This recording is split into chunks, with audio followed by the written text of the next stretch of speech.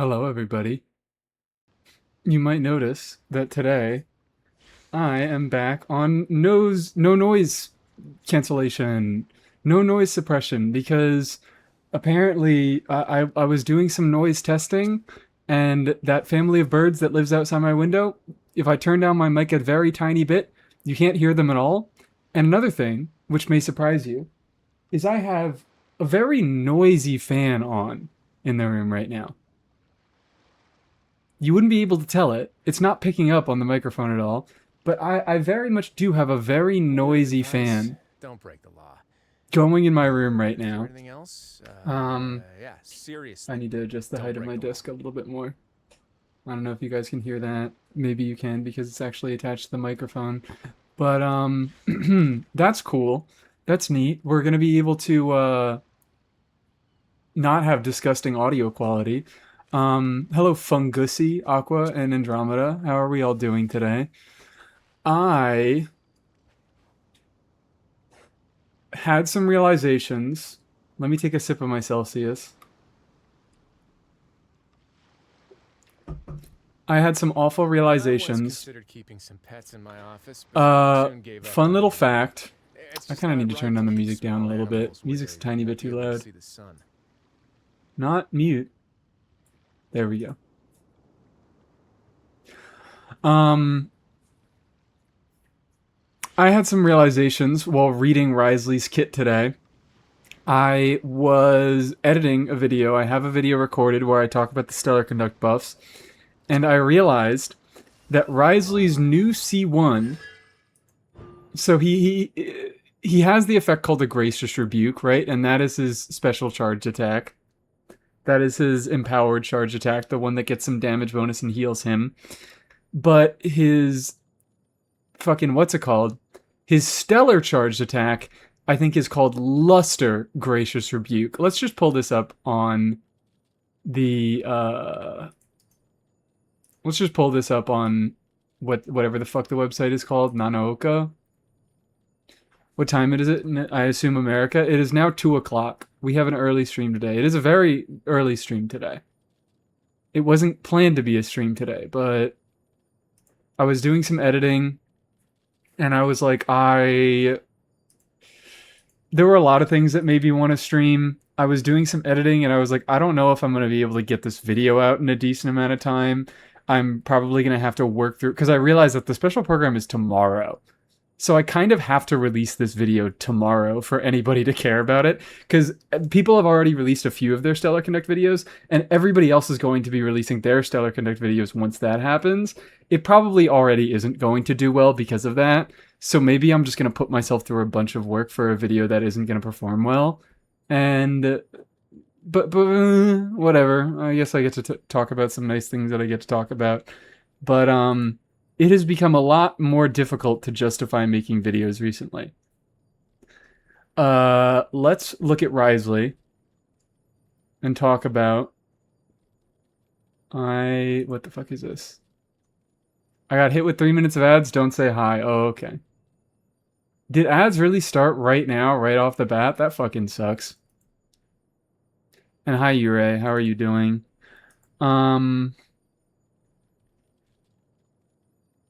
Where is it? So C1,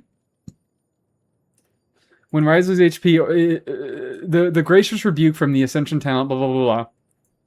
So fun fact, the effect from C1, where is the base kit one? Here it is. Luster Vaulting Fist will deal 100% of its original AoE cryo damage. So you get a Gracious View Unveiling, and this changes his charge attack into Luster Vaulting Fist, which is what does the Stellar Conduct damage. C1, if you look at C1, it says the Gracious Rebuke from the Ascension talent, there shall be a plea for justice. The main point of this is that it only affects his A1 passive. It doesn't affect the special charge attack that he gets from Stellar Conduct. So Risley isn't going to, oh my god, Mind Implosion, thank you for the gift of the Rat Smacker. Holy crabs, obliterate all ads, kill all ads, get rid of all the ads. In any case, his C1 only affects his damage bonus charge attack. It does not affect his stellar conduct charge attack. So he can't do 5 normals and get his stellar conduct charge attack. So C1 doesn't even fix his issues. Like, what did I... in my Wriothesley 101, I talk about how Wriothesley is fucking stuck between a rock and a hard place because he has an issue where he needs to go below 60% HP to get a special charge attack, but if he goes below 50% HP, then his normals stop getting buffed, and his normals are a significant source of his damage, and that is still true in Stellar Conduct. So the issue is that because he can only get a special charge attack once every 5 seconds, he doesn't have enough healing in his kit to keep up his health all by himself. So you need to run him with a healer. But if you run him with a healer, then he never goes below 60% HP and he never gets a special charge attack. And C1 fixes both of those things by giving him an alternate condition to getting his special charge attack, which is landing his 5th normal attack, and it reduces the cooldown of his special charge attack, so it makes him able to sustain himself on his own. So it fixes both of those things, but it seems that they are fucking breaking his kit again because they are removing his ability to get his special charge attack by doing 5 normal attacks. So now he can only get the special charge attack by going below 60% HP, and you can't run him with healers.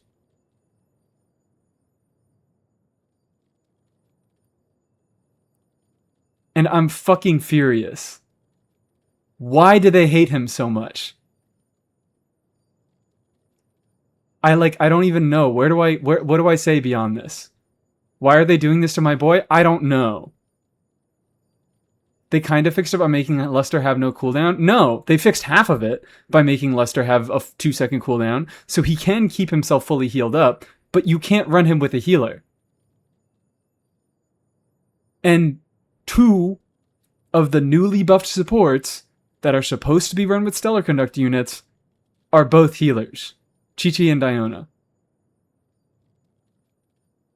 They only have a 2-second cooldown. The Stellar doesn't hit, so if you go below 50 and spam charge attack until you're above 60... Like, yeah, but you can't run him with a healer is the issue there. So they just fucking broke his kit.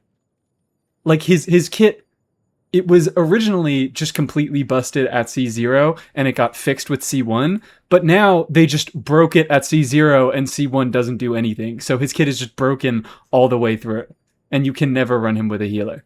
Because if you don't run him with a healer, or if you do run him with a healer, he's never going to be able to go below 60% HP, and he's never going to be able to get his Stellar Conduct charge attack. I better be fucking wrong about this. I better be fucking wrong about this. But I assume testers haven't actually bothered testing this, because who gives a fuck about Wriothesley? But, will it be locked to only Stellar teams? Yes. I mean, I guess you can just use his normal charge attacks outside of Stellar teams, and that's fine. Like, they didn't break his normal playstyle, and his C2 is actually a little bit better now. But I'm just fucking...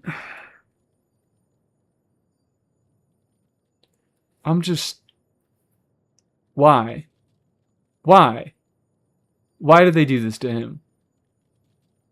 I'm losing my fucking mind over here. Anyways, my Celsius is leaving a ring on my desk, so let me quickly wipe off this little bit of water and put it on my mouse pad. I don't want it to leave a ring. There we go. That'll be okay. Is Ryo bricked? Should I still pull C2? Ryo's not bricked. Ryo's fucking fine, but like, you just run him with Beto and he'll probably do okay. But it pisses me off. It pisses me off how they fucking made his base kit worthless, and they made you pull his C1 to fix it, and now they're just breaking his fucking main kit and his C1.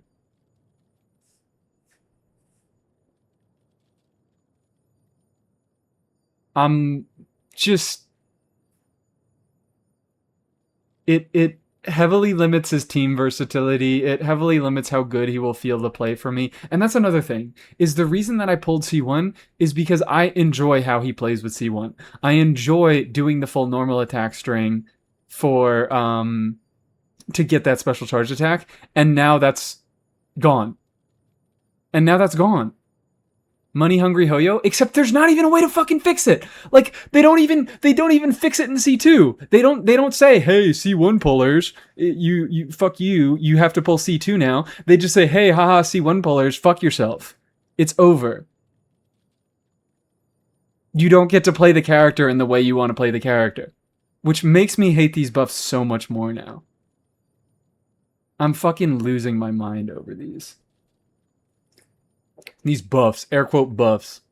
I'm like not going to be playing any Stellar Conduct Wriothesley. I already like assumed that I wasn't going to be playing very much Stellar Conduct Wriothesley, but now I just know I'm not playing any.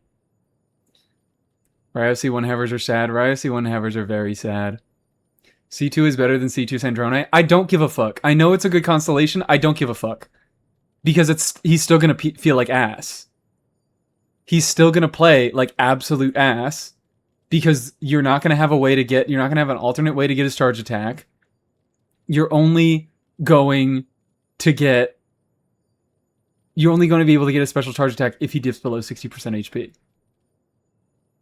I'm going to take my Yai turret duration and Chi-Chi cooldown and leave. He can't do his N5 and charge attack anymore? No. In Stellar Conduct, it doesn't work. Because this specifies that this C1 effect only applies to the Gracious Rebuke from his Ascension Talent 1. And his new special charge attack has a different name. It is Gracious Rebuke : Unveiling. I hope I'm wrong about this.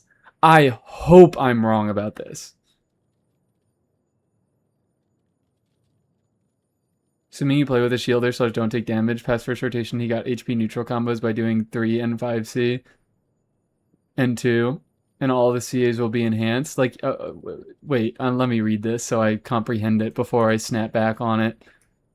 Past first rotation he got HP neutral combos by doing 3 N5C and 2, and all the charge attacks will be enhanced. It's still like the limitation that he can't be played with healers is still awful. I hate it.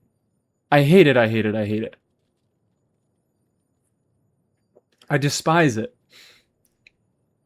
wriothesley players can't catch a win. No, fucking... I hate it. I hate everything about it. Yes, he does if you try to heal him. What he does what? He loses his ability. Like, yeah, you can still do the same combos. That sucks. Oh, okay, cool. We're on the same page. I had to be sure about that. Why am I connecting to chat?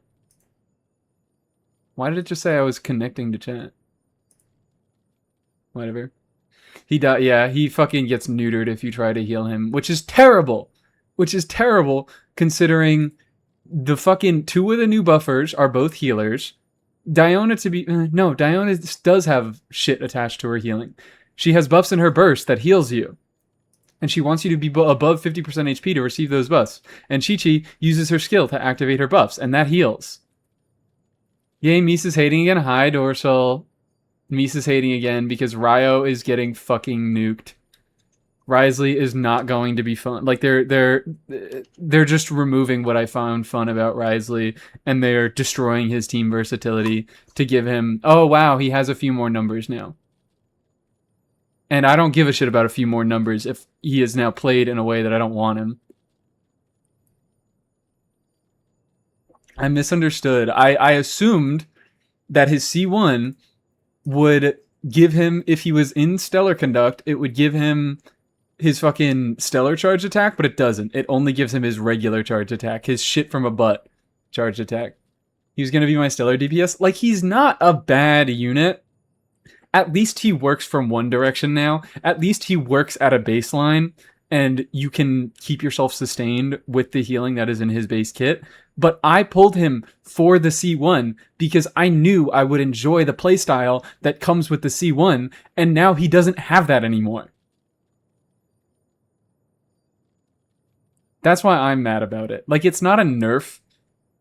It's kind of a nerf. It limits the stuff that his... It limits the supports that he can be run with. But like he's obviously going to be dealing a lot more damage than he used to be. Just in stellar or no? So what it is that landing his fifth normal attack, they didn't remove anything from his C1, but landing his fifth normal attack gives him a gracious rebuke, which is specifically his like old current charge attack, the one that just does a little bit of extra damage bonus and heals him. Whereas his stellar conduct charge attack is called gracious rebuke unveiling. And his C1 doesn't give him gracious rebuke unveiling when he hits his fifth normal attack. I don't care about doing more damage. I want the kit to be fun. Exactly. Fucking exactly. I hate it. I hate it. I hate it. I hate it. I hate it. I hate it. Anyways, about the other evil leaks. There are some evil leaks that I can look at. Because I actually opened... I opened Genshin Impact leak subreddit recently for some reason. I was compelled to. And I started reading through stuff. Everything is obviously questionable accuracy, but there have been some things about how off-fielders will not get access to the new reactions. 5-star off-fielders might not get access to the new reactions. Here it is. Here's one of them. Again, suspicious information. We don't know how true it is, but to be fair, at least Cryo Traveler, it's that time of the month where everyone is saying different shit. Yeah, I think everybody's saying all different things. Because we're probably like there probably is some information, but it's very, very, very early into the beta cycles. Like a lot of the information is not concrete.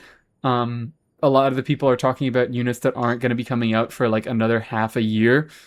But there are a few people I think who are saying similar things where certain characters will not be able to enable the new reactions. And that heavily limits the amount of characters that can enable these new buffs on these characters, which is awful. Because people skipped Flynn, Sibai, and Nefer for the off-fielders. That was my thinking, which is... Again, this is suspicious. Like, we don't know if this is what's going to happen, but, like, maybe this is Hoyo's way of getting people to pull for on-fielders. So currently, I think, it's like people are listing Cryo Traveler and Saritsa. Did you hear about the allegory of the Harmony Cave? No. Do tell me about it, Ramen. I'd love to hear about the allegory of the Harmony Cave, as long as we're not talking about this. What's poppin', Mies? My heart. That's what's popping. It's shattering into a million little pieces. Let me sort by new. Stellar sounds messier than Lunar, and that's saying something. I'm not going to say that right away, because it at least is going to be less predictable, which is fun. Eternal Beta on Cryo Traveler. So where is it? Main character. So this is Cryo Traveler. Has bonus critical damage. Can activate the fucking field, so can activate Stellar Conduct. And has Constellation that grants a shield. Stats are just average. Overall, not sure what to say. Somebody translated this to be like, the stats are just average, so we don't know how good they're going to be. They're not going to be good. I think we can all say that pretty safely. The Cryo Traveler is going to have some slight buffs, but they probably won't be that good. They will just be okay. That is how these things go. The free character is always just okay. We're talking Dendro Traveler, we're talking Pyro Traveler, we're talking Aino, we're talking Kachina. They're always usable. Not great, but usable. Kachina's probably the worst out of all the ones that I just listed. But even Kachina is still okay. Fuck ass, we're not getting these things. It's a lot of like, we're not getting X, Y, and Z. Which, like, okay, could you please tell us actual information? Have they considered making their on-fielders more fun and less niche? That's a really good point. Someone should tell them that.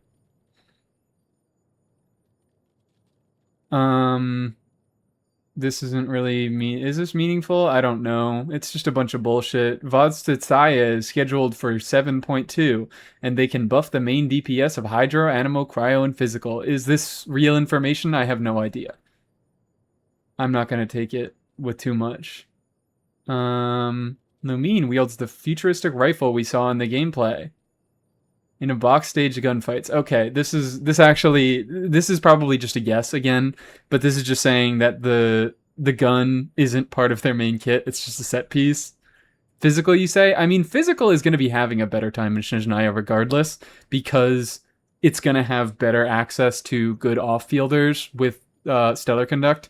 Stellar Conduct still shreds physical res, so like even if there isn't going to be that much done for physical itself, they're at least like we're going to get a physical Anefa basically. Like an Anefa that is usable with physical units, because it's a character that is maybe I shouldn't say that so like straightforward. I shouldn't say that we will get that, but it's likely we'll get something of that sort where we can get an off-fielder that deals a reasonable amount of damage that also needs Stellar Conduct to be activated, and therefore you can just throw a physical carry in the team and have them benefit from the res shred that happens. Kind of like how Anefa works with overvape stuff. Like Anefa needs overvape, so you can get a little bit of extra value out of your overvapes by putting on a pyro carry and letting them get reactions off of that. Similar types of stuff like that. Based on the elements, I have zero team what she plays in. What, this character? Or my bad. Fucking Vodyanitsa? Vodyanitsa? Did I get that right? I think I did. This is not meaningful info. None of this is meaningful info. It's just listing off some fucking elements. Like if we just got this information about Durin. Hydro feels like the Durin release in Nodcry. Yeah, kind of. This is kind of what I'm thinking. Like maybe this is a Durin-ish type of unit, but like if we just got like this kind of buff translated to Durin kit would be like Durin can buff the main DPS of Pyro, Electro, Dendro, and he will the following reactions can benefit from Durin's supportive buff: Overloaded, Burning, Animos, or fucking Pyro Swirl. It wouldn't be meaningful information. Like, oh, maybe this character will have some functionality with these elements and with these reactions, but we don't know what that functionality is going to be. We don't know, application. We don't know damage. We don't know if we don't know if it's going to be attack buffing. We don't know if it's going to be damage when it's buffing. We don't know if it's going to be res shred. Is Wriothesley Stellar Charged Attack still blunt damage? I don't know. I have no idea. Yulon Monster Chronicled slowly farming Pale Flame, praying she becomes some Bitcoin. I don't think she'll be Bitcoin. Like, I don't think she's going to be crazy. If I had to guess, she'll probably just be like kind of how Hu Tao and Arlecchino were supported by Lunar. They have good off-fielders that deal a lot of damage while also enabling them to deal a little bit more damage. Or I guess maybe more like how Durin and Nicole. Maybe not Durin and Nicole, because they are a much more supportive duo that do a lot for your on-fielders. I would say you can maybe assume that you are going to get an Anefa that works decently well, an Anefa type unit that works decently well with Eula.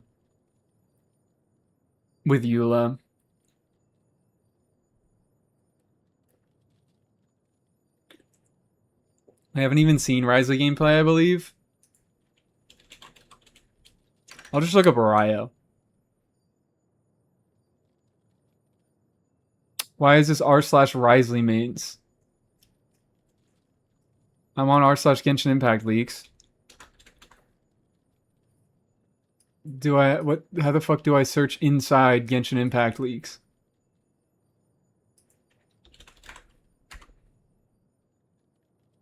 Communities, no. How do I fucking look at the Genshin Impact leaks posts? All we saw is VFX? Yeah, because nobody cares about him. I was trying to find Mizuki footage and Mizuki calking today, and I found one post. One singular post. People really don't give a fuck about Ryo.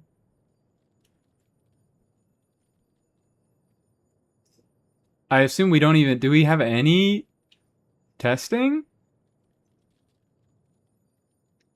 cryo support for stellar reactions and can function as a universal support. So much information. Wow. Oh, here we go. Here's something.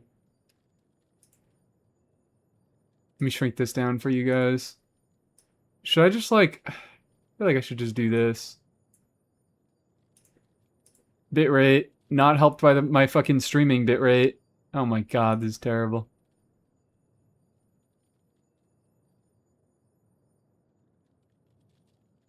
Is he just not critting? Oh, this is a C6 Wriothesley as well. Alright, he's not critting because I forgot. Like, you don't get any stats on these custom servers and things.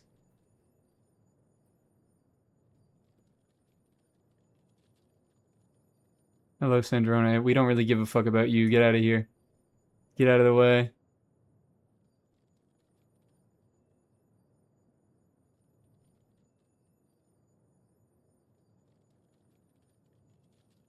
The extra 0.5 seconds off of his cooldown is going to be nice, I admit. Alright, whatever. Yeah, I'm just looking at that. This is a C6 Wriothesley. You can see his charge attack hits twice. Oh, fuck. Can I please just play the fucking... Look, you can see his charge attack is hitting twice. But he doesn't get his normal attack. It's hard to tell because he's just getting it naturally from going below 60% HP here. But I don't believe he naturally gets his special charge attack from doing his 5th normal attack anymore, even with C1. And that's fucked up. Hello, Nova Aaron. I got that one. I caught myself. I was going to butcher the pronunciation, and I didn't do it. But, yeah, they fucking hate him. Yai doesn't snapshot? No, Yai doesn't snapshot. Yeah, I don't snapshot. When would she snapshot? She uses 3 different skills. Would she snapshot for each one of them? Maybe. But she also, like, upgrades her skills over time.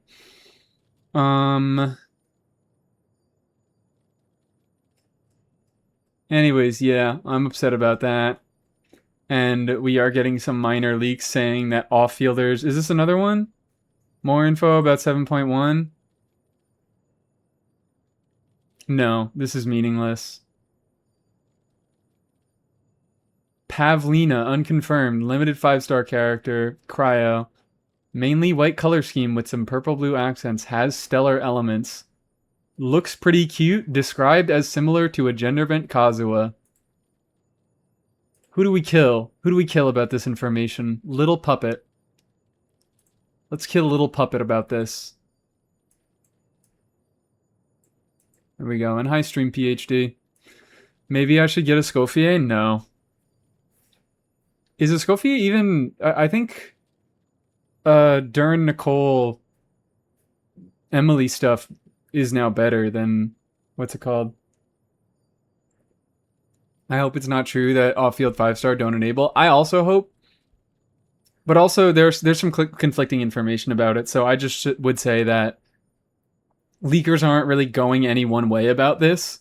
So I would say it's more likely that we get off-fielders that enable their element, or that enable their reaction, because they likely want to do the same thing that they did with Nod Cry, which is have off-fielders that boost the base damage of the reaction, so that the on-fielders can deal more damage and they have more synergy with each other. I fucking hate that. That's such a lazy way to create synergy. You just say, oh, well, all these characters do this specific type of damage, and when you play them all together, they all boost each other's base damage. It's like, really? You couldn't do anything better than that? I thought it was a little interesting when Anefa first came out, and it was only Anefa's thing, but then everybody got it. And I guess I shouldn't have been surprised about that. But it just became so fucking boring so fast. I have neither Durin nor Nicole nor Escoffier nor Shenhe. I would probably say Durin is a better investment into the future than Escoffier is, considering we're about to get a new cryo region, and there's probably going to be some minor free stuff going on there. I mean, at least, you know, wait until you have to wait. Escoffier is not running right now. Next, we get an off-fielder that disables reaction, Hydra that disables vaporize. Honestly, that sounds like a more interesting dynamic. Getting an off-fielder that disables a specific reaction, if that like allowed you to have conflicting auras on an enemy, so if you can't trigger vaporize anymore, but that means you can have a Hydro and Pyro aura at the same time, I fuck with it. They won't do that because that like breaks the basic aspects of the game. But it could be fun.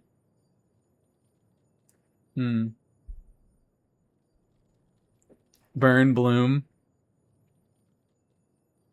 Perhaps. As far as I know, there's no child SP, so... Oh, wait, reliable? Why is it reliable? Because it's from DK2. The most reliable leaker of all time who's always right and has never been wrong about anything.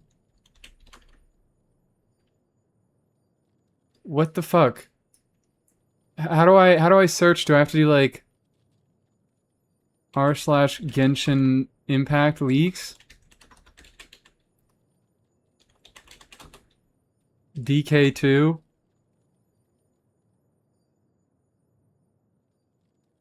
About the relationship of two characters experiencing... Oh, wait, I haven't done the 6.6 Archon quest, so that's actually spoilers for me. Future Harbinger appearances. DK2, White, HXG, and Flying Flame claimed that Columbino will be playable in Natlan and will appear in the story. DK2, the most reliable guy of all time. Who's never gotten anything wrong. Leaker track table pinned in the mega thread on the subreddit. I don't need it. I don't need it. Chef girl name is Mahogany. DK2, the most reliable guy of all time. HXG on the Genshin 2 leaks, not fully correct. No 6.6 Hexarai buffs via DK2. I guess he was right about this. Wait, no, never mind. We weren't surprised about this because he said this after we already knew there weren't any buffs in 6.6.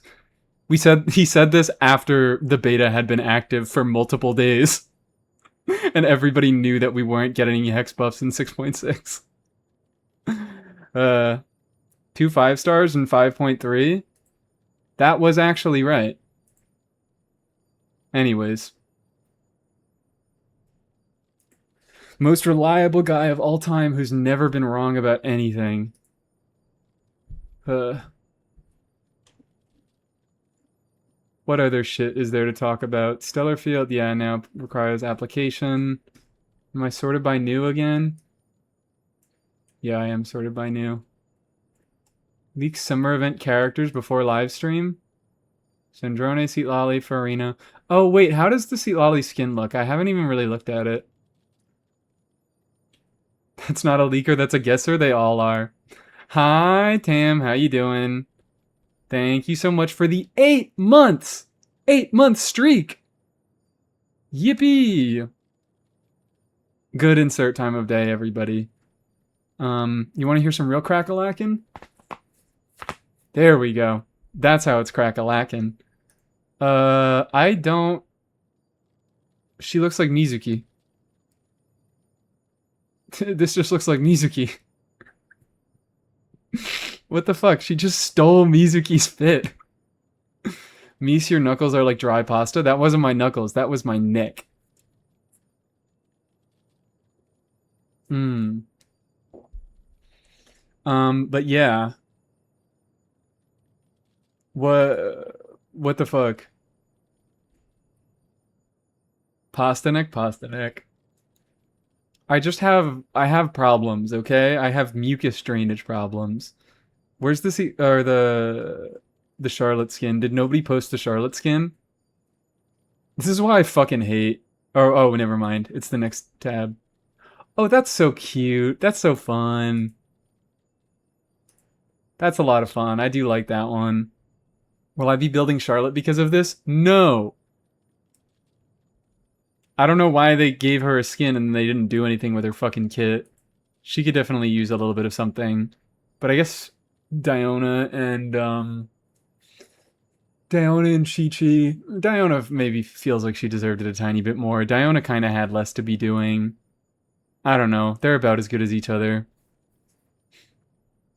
Yes, you will? I don't think I will.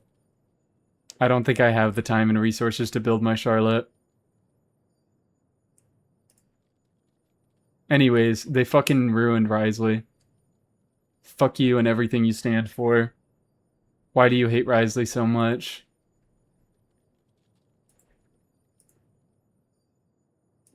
Let's do this. She's my best in slot for Ganyu? What is the team? Yesterday was Kaya.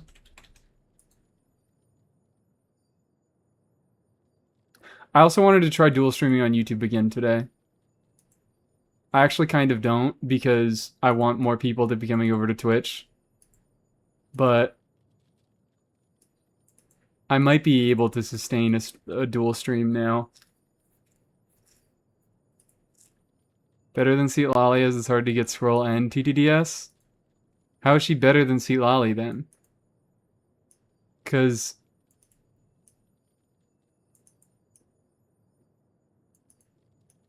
is it just that she now has the healing so that you don't have to ER Escoffier? She helps get the consistent cryo app for cryo crit rate for me. Sure. Escoffier Farina. Oh, okay. Well, I guess. I don't fully understand how she's best in slot, but I'll trust the process. Starshade doesn't like Twitch as much as YouTube. So I've heard. I have indeed heard this. But unfortunately, live streaming on YouTube kind of fucking sucks. Live streaming on YouTube is kind of ass and doesn't get me any money and has very poor interaction. And it's genuinely just better for me as a like I'm sorry if people don't like Twitch as much, but like if I want this to be sustainable, it makes much more sense for me to only stream on Twitch.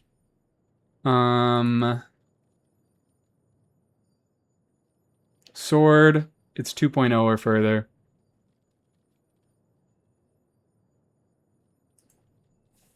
I'm gonna go Shilonen. I'm just feeling Shilonen.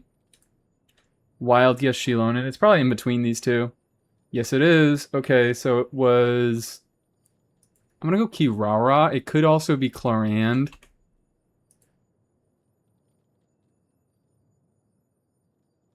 Oh, wait, Kiara was 3 point... I don't know why I fucking forgot she was 3.7. It could also be Farina now. Fuck, I think I have a few guesses of who it could be. And there's not an easy way to narrow it down. I'll go Chlorand first. Is it Farina? I think it's Farina. There isn't another one it could be, right? Yeah, there's not another one it could be. Exorcism uses...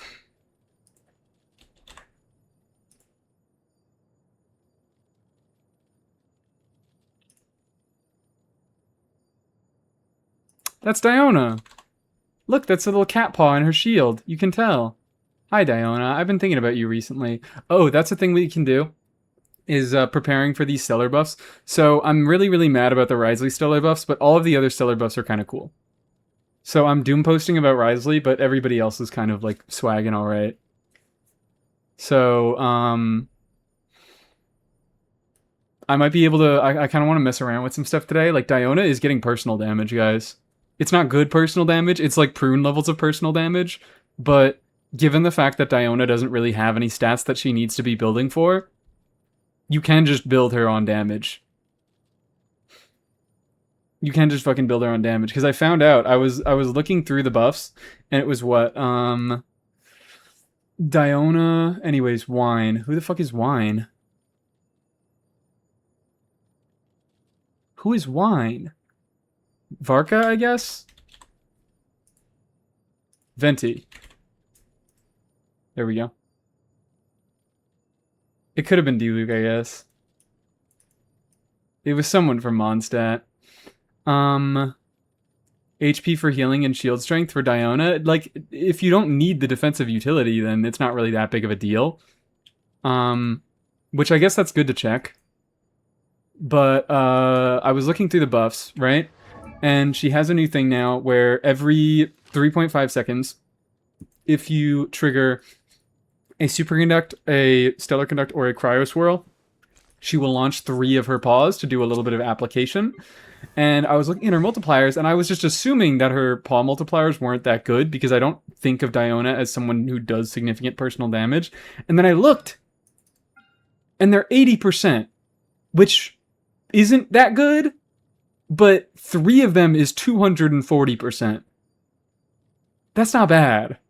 That's not too bad. Every 3.5 seconds, 240%. It's not good, but it's also not bad.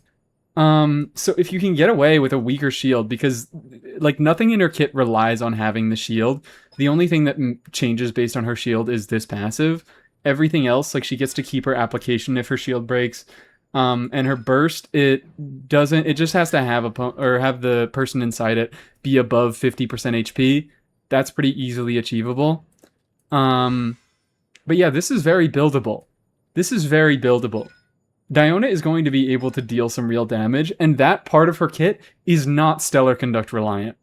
There's very little in her kit that is Stellar Conduct reliant. The only thing that she's getting is her 40% buff to Superconduct, Stellar Conduct, and Swirl when you are standing in her burst. That is the only thing that you need to trigger Stellar Conduct in order to activate in her kit. Everything else is base kit, which everything else isn't that much. It's just 25 extra HP from C6, and it's the new passive where she can fire out those new claws every 3.5 seconds upon triggering a reaction. They removed the swirl. I hear that. I can't see it. I haven't been seeing it. In all of the databases that I found, that hasn't been updated.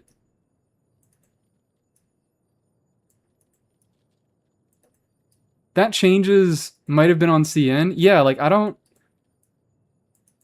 Where can I find this information? I'm willing to believe it, but I'm not going to until I see more information about it. Because I haven't seen it mentioned in the leak subreddit. I haven't seen it mentioned in any of the databases. But I assume they're going to add it back eventually. I saw it somewhere. I mean, I'm sure you saw it somewhere. But I would like to know where that somewhere is. Also, I missed the hydrate fucking 6 minutes ago. But I'm hydrating now. Probably added back when Stellar Swirl is a thing. Like, probably. But that's just going to be annoying to have to wait for that. Because I was gonna be Cryovarka. I was going to be so Cryovarkaing with her. She's just like Layla too, essentially, in that slot. Where she isn't as reliant on keeping the shield active to do what she does. She's just able to deal a little bit of damage and have a shield and be a cryo teammate. New claw hits are only in Superconduct or Stellar. Bunny said it was removed on CN. Okay, well, I'm going to wait until that's a thing for certain. Yeah, I influenced Mies. Oh, I mean, I was just going to be doing that anyways. I was going to be doing Stellar Swirl stuff with Varka anyways, and I was like, ooh, this is a funny thing, because Diona gets real personal damage, and I can actually build crit on her, so she can make use of Shenhe quills. I want to do more Cryo Varka stuff in general. But sure, I'm bandwagoning. We'll call it that. Kachina fan is an influencer. Surely eventually you'll get me to, you'll influence me to actually build Kachina. I am kind of up in the air.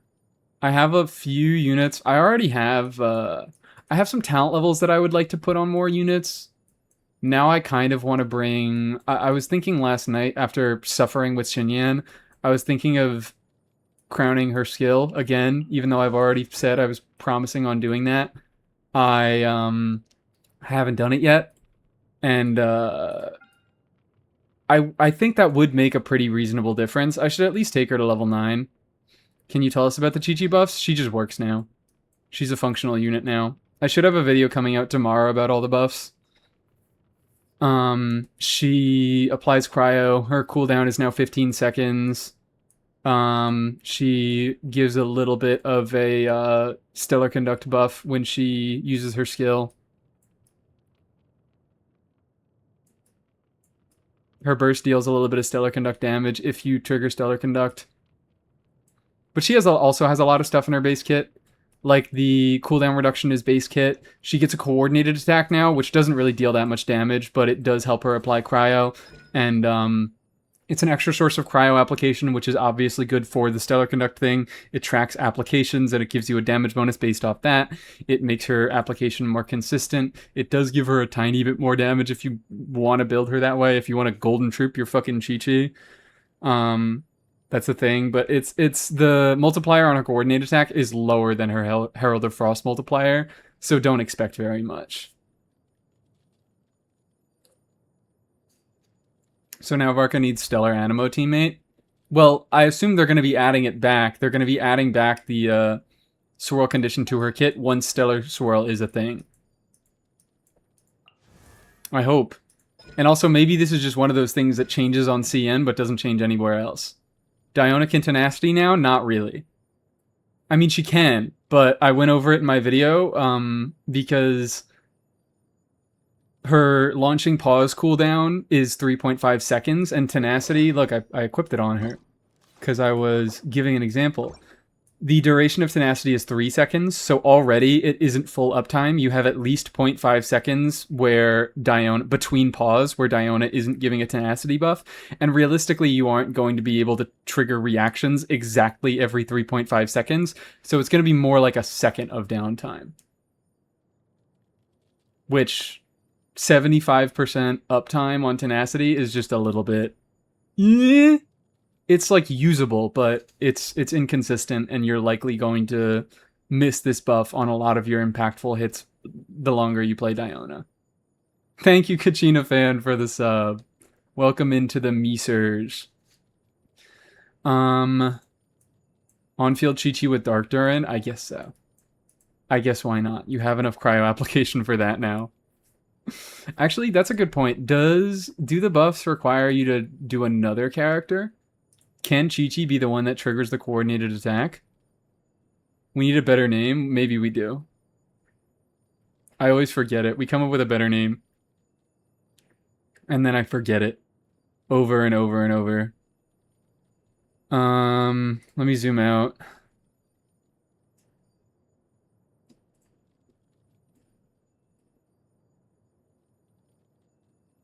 If your current active character hits an opponent with an attack, no.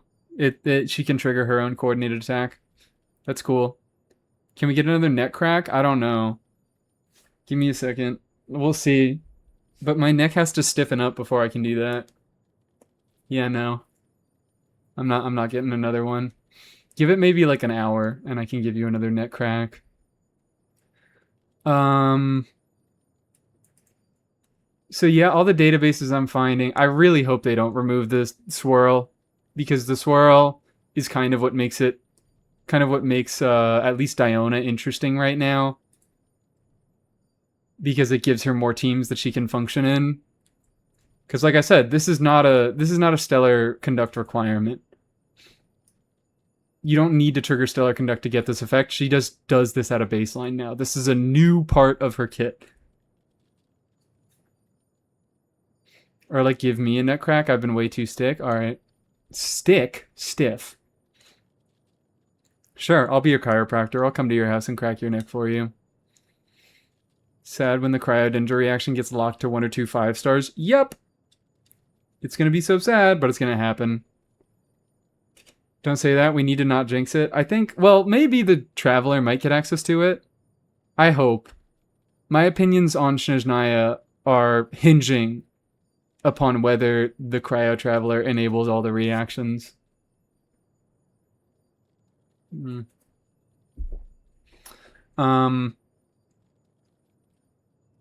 yeah, I was just excited about doing some more stuff with Diona, but if they removed the Cryo Swirl thing, part of her kit, that does heavily restrict the amount of things she can do, because there are not great superconduct teams outside of stellar conduct, so if I'm not planning on pulling Sandrone, there aren't many good opportunities to actually get decent use out of this passive because it's restricted to Superconduct or it's just limited to Superconduct.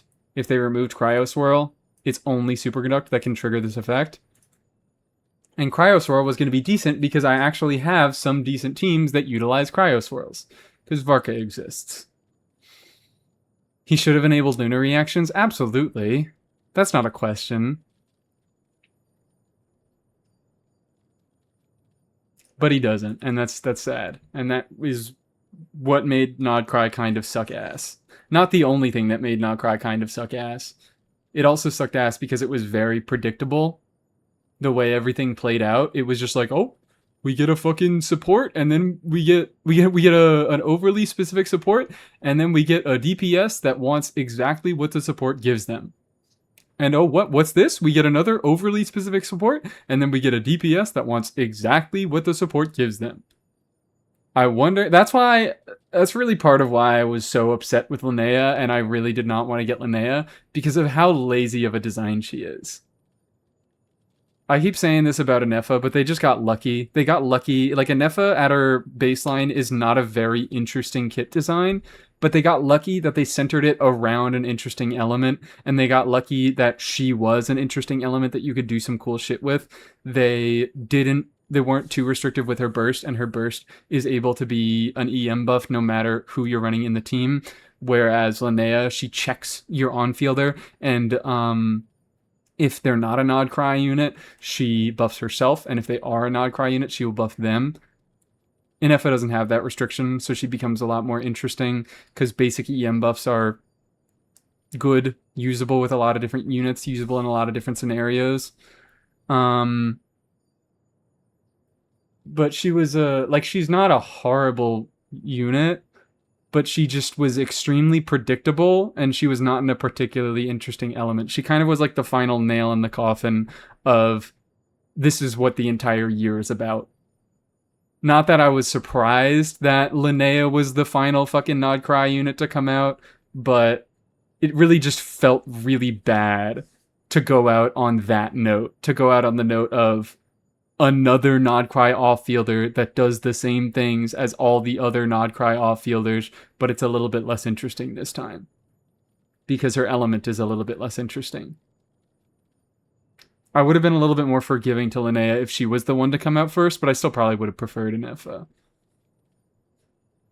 Linnea is a great standalone,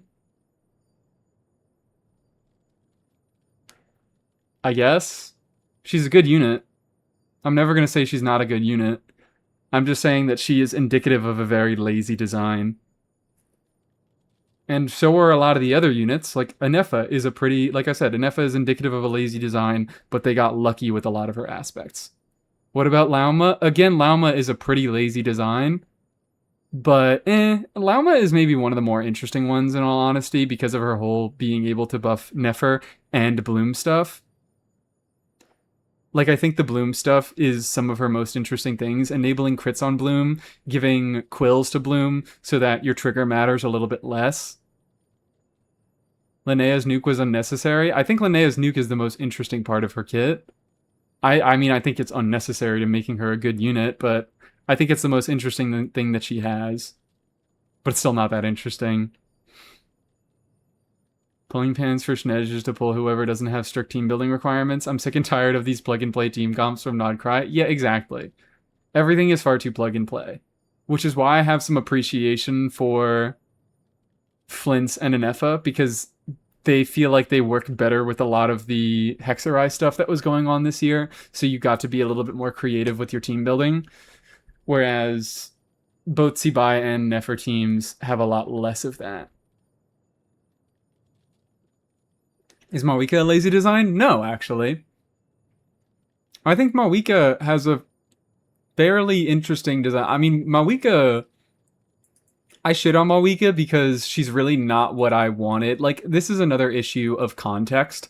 This is another problem of context where the reason I don't like Linnea so much is that she came out at the end of a long line of units that were exactly like her. And just like with Mawika, historically, we had off-field supportive type of of Archons, even fucking what? Even Raiden, even though she is an on-fielder, she does supportive stuff in her on-fielding kit. And then Mawika was another Pyro on-fielder in a long line of limited Pyro on-fielders. Durin was the first premium dedicated Pyro off-fielder in the entire game. That is what is noteworthy about Mawika, is that she could have existed to fill a role that I was interested in, but she didn't. She was just another Pyro on-fielder in a very long line of Pyro on-fielders with the ability to off-field, which I think that ability to off-field makes her a lot more interesting as an on-fielder than far more other on-fielders. I think that really adds a lot of texture to her kit. It affects her rotations. It affects the teams that she can be played in. It makes her a decent supportive unit. Like if Mawika, if we had more Pyro off-fielders before Mawika, I probably would have ended up getting Mawika and enjoying her. But because she wasn't something that I wanted, she was frankly a bit of a disappointment for me. She just was more of a thing that I wasn't really interested in, which is more Pyro on-fielders. I'm not a big on-fielder puller in general. That's why I had such a negative opinion about her. And yeah, her combos are fun skill expression. I think she's a very interesting on-fielder. She has good skill expression with her combos. She has interesting aspects in like her front-loaded damage and being able to pass on a buff to another unit. She can be off-fielded. She has access to a good supportive set in Scroll. I think she is definitely one of the more interesting on-fielders, but she was another on-fielder. And that was my main issue with her. Linnea is stupid because she is Shilonen but personal damage. Yeah, she's Shilonen, but she trades some of the flexibility in Res Shred for personal damage, which is just one of the least interesting things I think you can bring to a team. I wouldn't pull Mawika if she wasn't a Kanichi support. I didn't because she wasn't a Kanichi support. I was like, I'm fine with PMC. PMC basically does the same shit for Mawika that Mawika does. Did I say PMC does the same shit for Mawika than Mawika does? PMC basically does the same shit for Kanichi than Mawika does. It's a pretty negligible downgrade. But, yeah, PMC would have gotten so much more if they came out in 5.0. Exactly. Like, they designed the game around that. They clearly designed the game around making us wait for PMC, so people wouldn't have time to learn to work with PMC, so they would feel more compelled to pull Mawika to get a supportive Pyro off-fielder. But, all I wanted was a Pyro off-fielder. I didn't want an on-fielder, so I was like, fuck it. I don't need Mawika. Why do I need Mawika? I have PMC, and PMC does most of what Mawika does in a supportive role. So I just worked with PMC until I was able to get Durin. Hamstrung PMC by cons only being in the boss fight. They did, I mean, they have constellations, but they were just time gated. That was a real reason how they hamstrung PMC. Like, PMC, they really, really fucked over PMC, and I feel like they made people want Mawika more by the fact of we didn't get PMC until Mawika came out, so people didn't get to play around with PMC and see how they worked before getting Mawika. They didn't get to figure out for themselves whether PMC would have been a substantial unit, and then they didn't need Mawika. Like, if I was able to play PMC up until Mawika, I was a big Mawika skipper, but I would have skipped her even fucking harder. I would have been like, whatever, I've had PMC this whole time, I've been playing PMC this whole time, and Mawika doesn't do much meaningful in PMC's role. Like, if I don't want Mawika to deal damage, it just... there's not much of a meaningful difference between her and PMC. But they also hamstrung him by forcing us to wait until the final region released in Natlan to get his final constellation and make him into a Pyro on-fielder. Because now he's just fully a budget Mawika.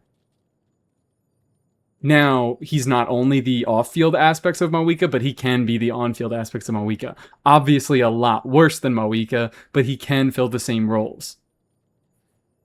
Similar supportive utility, much worse on-fielding utility, but he still could do both of those things. At least the strongest element so far, yeah. And I think that's cool that PMC is still going to be good once Cryo MC comes out. I'm happy about that.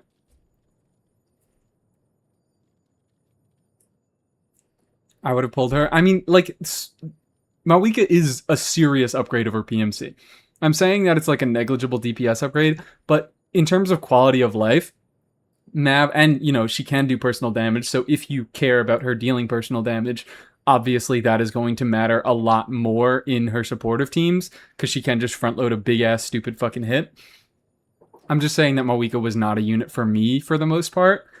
But there absolutely were people that would have been playing with PMC for months and still wanted an upgrade and gotten Mawika because she was an upgrade over PMC. But I think they were being unnecessarily scummy by making us wait for PMC. And not letting people decide for themselves whether they would be okay with just a PMC or want to upgrade to a Mawika. Hoyo hates men and Traveler. Well, that's because fucking Aether's the canon MC or whatever. So that's why they hate him. That's why they hate Traveler. Goddamn. So, yeah. What am I saying? They destroyed Lumine just because they hate Aether? Yup. They let Lumine steal Aether's fit to make her more fly. They wanted people to pull Mawika despite PMC. They just had to make her interesting. I mean, I think that there is real reason to pull Mawika over PMC as a supportive unit. She's easier to play. She takes a lot less effort. She has better application. She has longer uptime. She can deal her front-loaded damage. She gives more of a damage bonus buff than PMC does, who, what? Like, PMC only gives that, like, 12% or whatever. It's fucking stupid. What is it? C1 is 6% to everybody and then 15% to Natlin units, whereas Mawika has that decaying 40% buff. So you can average that to like 20 or 25. And that's obviously more than Pyro Traveler, and it's to every unit. It's not restricted to just Natlin units. Good, but she's not interesting in the way you play her. I mean, yeah, that's why I don't care.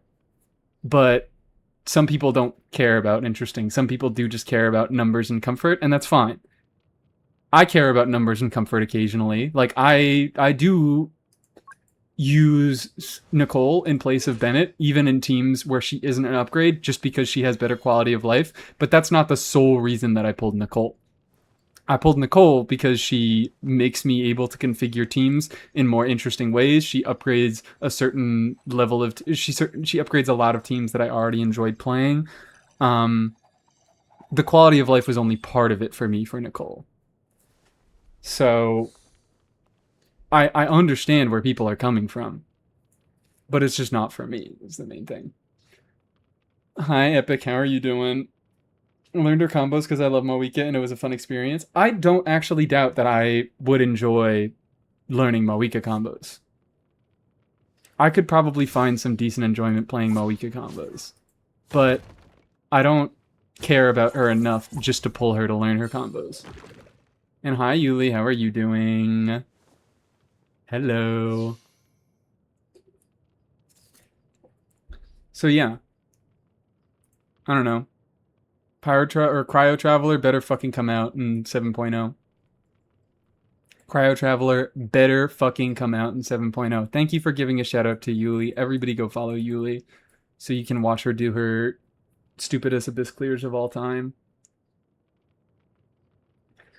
7.2 Electro Stellar Superconduct 5-star DPS male. pressuring people to come out in Pride Month. My bad. I'm so sorry. I didn't freaking mean it. We are getting a lot. We are getting some conflicting information, it seems. Because what's her name? I forgot how to pronounce her name.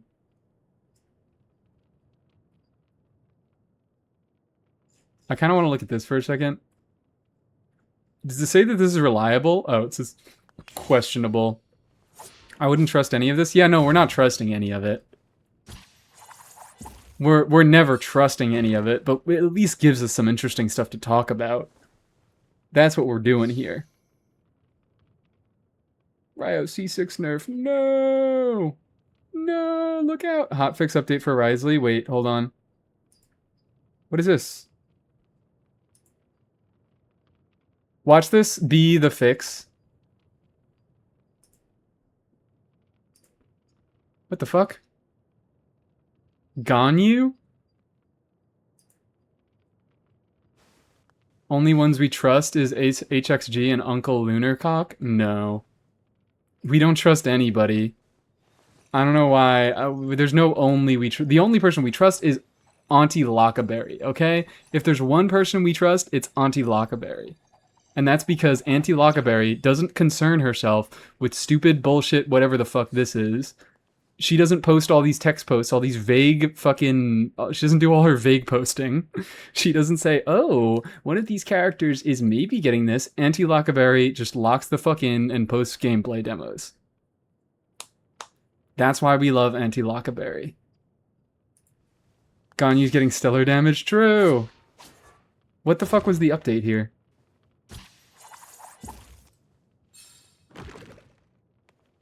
Does she get like a thing that says if you trigger Stellar Conduct? Is that what got added? Did she have a constellation or something that gets affected if you trigger Superconduct and they had to add Stellar Conduct? I assume that's what happened, but I could be wrong.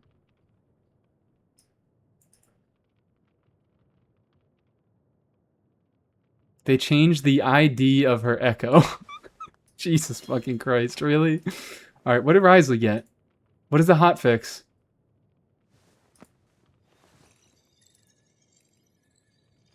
His C2 is still untouched. Broken obtainable con is a lot of people probably already have C1. I'm okay with this. I'm okay with C2 being broken because I assume that everybody has C1 Wriothesley. I say that as if I haven't said before, I assume everybody has C6 Wriothesley. I think the hotfix is the C6 nerf. Fucking come on.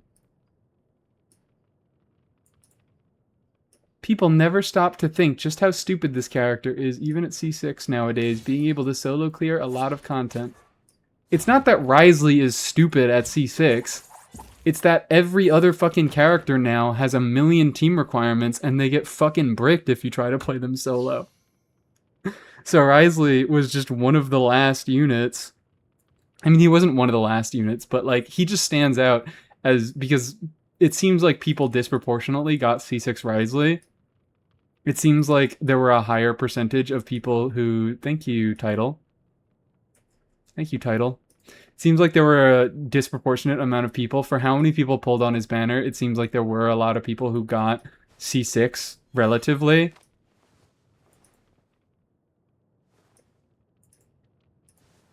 And that's why people talk about C6 Wriothesley clearing. Like, he's not actually that much better of a unit than any other C6 on-fielder. By themselves. Even Mies got C6? Even Mies got C6. Everybody got C6, guys. Okay, I think it was just the nerf of his constellation. That sucks. I am really, really hoping that this works. I'm really, really hoping that C1 works, but I do not have high hopes. Same thing happened with Varka 2. Successful banner, but because everybody got C6. Lovely. Incredible.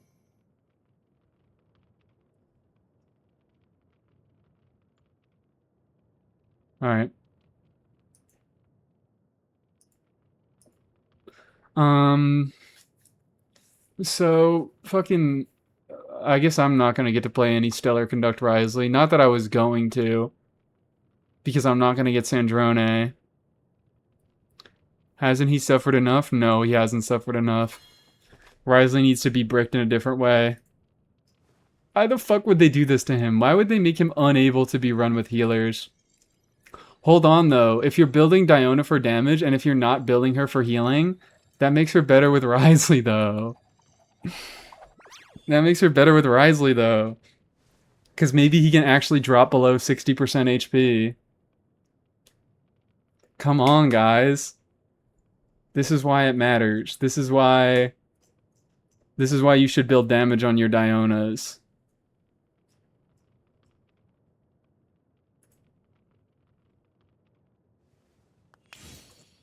I'm just pissed off. I'm just pissed off today. Let's do some artifact farming.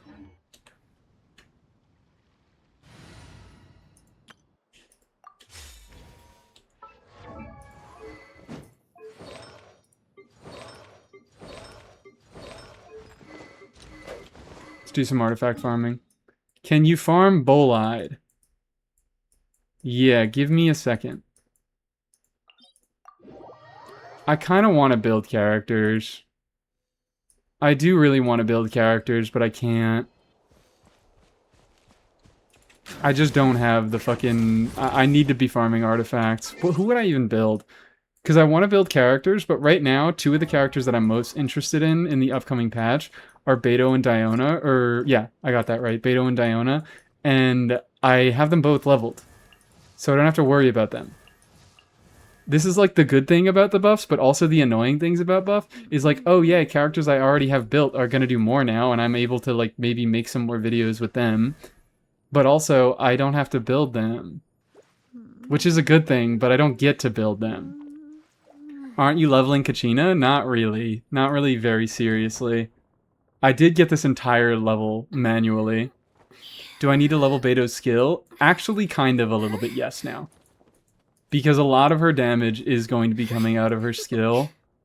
I think the majority still... It depends. Because this can proc every 1 second, right? Yeah. But,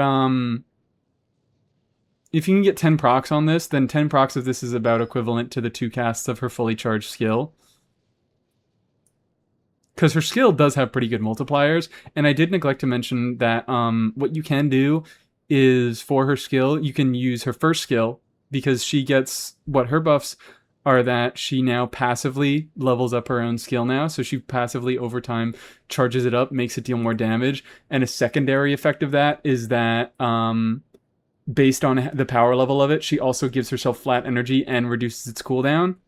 At maximum charge level, she gives 16 elemental energy, and she reduces its cooldown by 8 seconds. Given that her cooldown is 7.5 seconds, that means she can immediately get 2 skills in a row. Although likely you aren't going to do 2 fully charged skills in a row. You're probably going to do 1 fully charged and 1 minimum level charge, unless you can actually get the parry to get a full level charged one. But that still is like 1,000 almost motion value off of a high level Beto skill at full charge level. So that is going to make up a more significant portion of her damage because she's going to be able to charge it up easier, and she's going to be doing 2 skills. But yeah, you probably still are going to be getting more damage out of her burst now. So I think it's still more important in general, but her skill is going to be a more compelling path to dealing damage. And also, because her energy needs are a lot lower, previously she pretty much always ran what's it called, Emblem, and because you need a fuck ton of ER on her, and she can convert that ER into damage bonus, but the downside was that damage bonus only applied to her burst, so you'd be sacrificing a lot of skill damage. Now that she gets to cast 2 skills and she gets a bunch of extra flat energy, you are able to build a lot less energy recharge, you're able to build a lot more into her crit stats, a lot more into attack, so the skills are going to be dealing more damage. So that's cool. That's fun. I think that's neat. Do we know if next patch event is permanent? What do you mean event? Do we talk about Sino yet today? No. Because I think a lot of the more interesting stuff with Sino is in his constellations. Sino, I mean, I don't really give a fuck about much of the actual stellar conduct damage stuff, but the interesting stuff is now just Sino can enter his burst by using his skill. He doesn't need his burst to actually enter his special stance where he gets infused normals. He just uses his skill and he gets in there automatically, which is kind of fucking awesome. After buffs, what set is best for Beto? Most teams she's probably just going to be running Noblesse. There really isn't a great damaging set for her. The Superconduct set isn't great because a lot of its value is in buffing Superconduct damage, which she doesn't do any Stellar Conduct damage. That's a good question. What the fuck does she use? Other than Noblesse.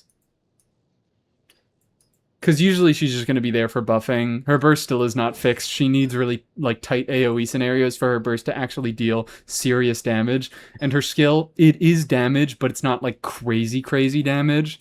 We could do a little bit of a simulation because it's not like she's getting any like additional motion value on her skill. But we can do like a simulation where if we don't have to build as much energy recharge on her, and we can spec more into her damage. Let's do a little itty bitty. We'll do some Noblessing. We will do some Noblessing. What if I just stole? No, I can't steal from Durin. Because he's using an onset Pyro Goblet.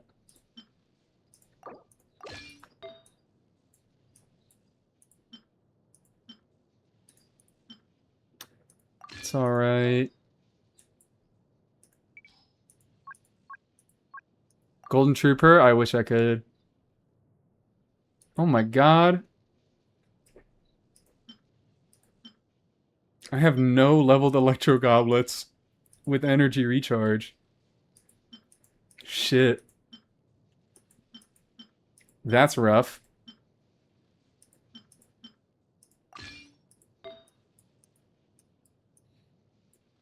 She still has energy needs, so is this going to be a little bit fake? 133 is maybe going to be a little bit fake. If you ever want to trade tactics, I'm always ready. Did you turn off the highlights and glowing artifacts? I never had them. They were never active on my account. I think it's because I just didn't have artifact recommendations on. But that was never a thing for me. I didn't manually turn it off. I think I turned off some other related setting before they implemented it into the game, and it never turned on for me.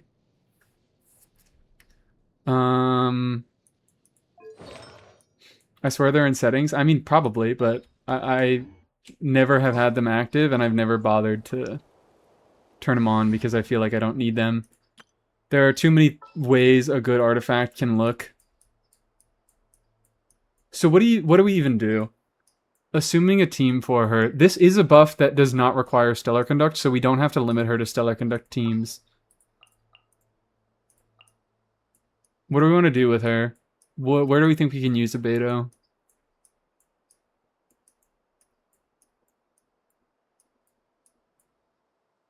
Where do we think we can use a Beto? Right, let's go. In for review. Alright, we'll look at that. Bottle Rocket Astronaut by Bug Hunter. Okay. You got it. Aloy Superconduct. True.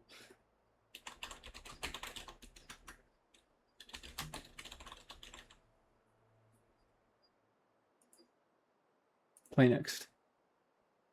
Oh. Just fucking jumped in head in the queue. New Valette, I guess? I kind of want a team where we, like, have good red shred shit going on. I want to kind of try an overload team. I'm Durin.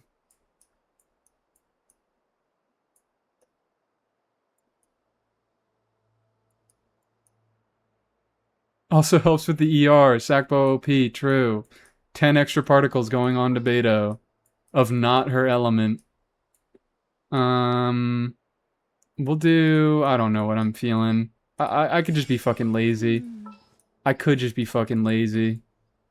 I could be very, very lazy and just do like the... Oh, wait, she doesn't work with Raiden. Fuck. She doesn't work with Raiden. I forgot. This would be... Would it be an alright Varese situation?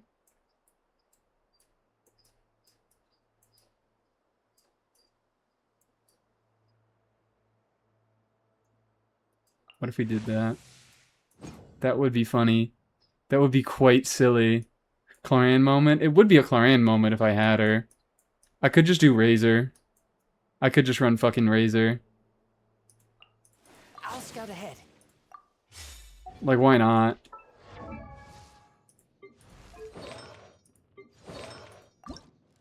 Why the hell not? Steal from Varka, rob him for everything he's worth. And I guess... You know what? It's fine. It's fine. We'll leave it there. Why doesn't she work with Raiden? Because she requires normal or charge attack damage to be dealt. And Raiden does not deal normal or charge attack damage. When normal and charge attacks hit, they create lightning discharge, and Raiden doesn't do that. 25% defense? What's wrong with that? What's wrong with that? Razor won't get killed. He's fine. He is fine. He's great. He's doing his fucking best.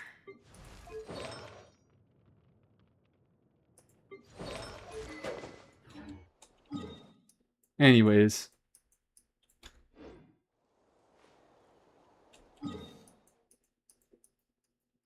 I'm just like trying to find out. We can't even DPS dummy this because she actually needs to get fucking hit. Lohan would go crazy with Beto. True. True and real.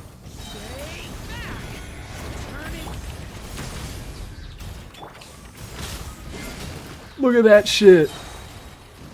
She just fucking rocked out with a 70k on that skill. On a level 8 skill on an unstacked Serpent Spine. DPS dummy has an aggressive mode? Yeah, it does, but I don't want to use it. This dude's easier.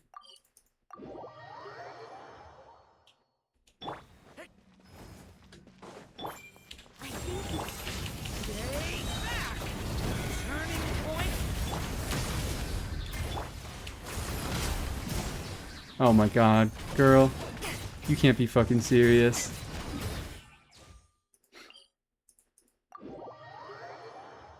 This is, again, a pretty favorable scenario for her. She's getting Red Shred. She's getting a bunch of damage bonus. She's getting a little bit of defense shred from Razor. So, like, is this really that? I mean, I guess she's on Noblesse. It could be worse. Oh, fucking come on.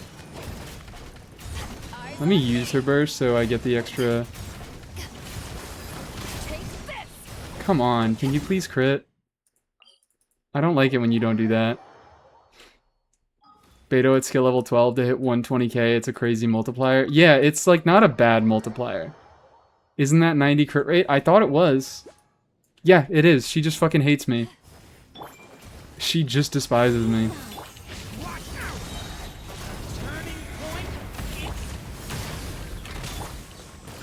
Oh, come on. Come the fuck on. That was not a fully powered skill.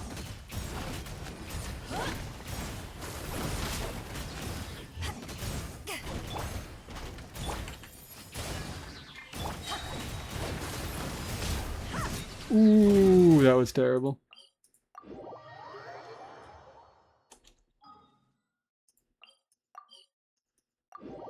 I just want to see a big number. What's wrong with that? Why do you hate me? Why do you hate everything I stand for?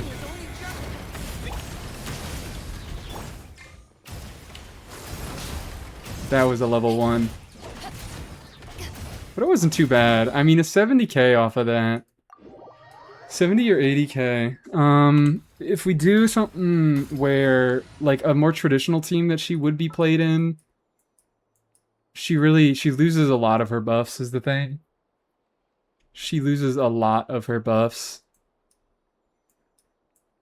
But like Yai Miko, if you play on her team with Yai Miko C1 is going to give 40% electro damage bonus. It mostly is there for the super conduct or the stellar conduct damage bonus, but like that's potential. We could do something with Yaimiko. She shreds her own res, so if you do like an E skill, or you could burst first as well, because she gives herself flat energy generation. So maybe that is the move, doing something like, I don't fucking know. This is gonna be rough, but Right here. it's not fantastic damage. It's not fantastic damage, but it's like she doesn't have anything else to be building for. Stellar Field will give some damage bonus. Yeah, Stellar Field gives a little bit of damage bonus. It'll at least be worth thinking about, because what else are you going to do with Beto? It's nice that if, you know, she really doesn't deal enough damage to really justify leveling her stuff all that much, but if you want to spec her into damage, she's going to be able to do it. Probably around a similar amount of damage as Diona is going to be doing now. Actually, a little bit more. A little bit more now that I come to think about it, because I think Diona multipliers across her full rotation are around 2,000, whereas if you get this up, just using 2 of these fully charged skills are 2,000 together, and that's ignoring her burst. So she could potentially deal some real damage, but it's not going to be much in the context of the team.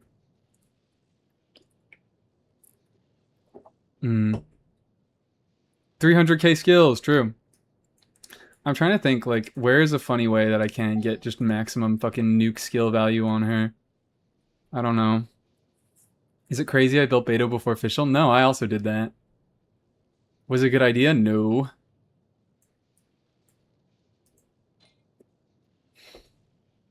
On-field Beto with Candace. True. That'll be so great. That'll lead to a fantastic team there.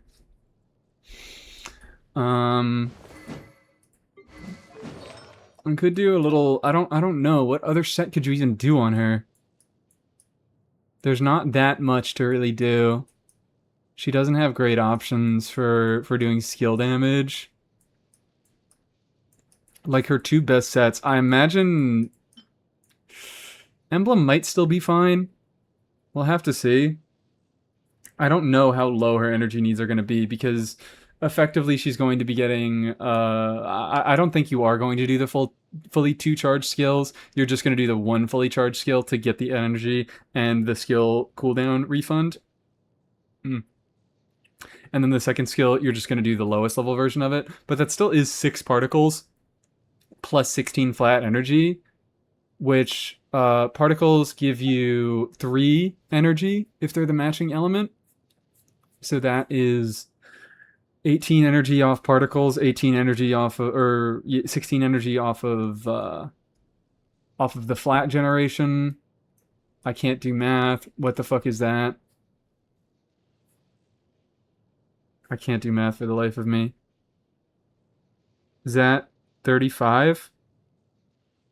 34.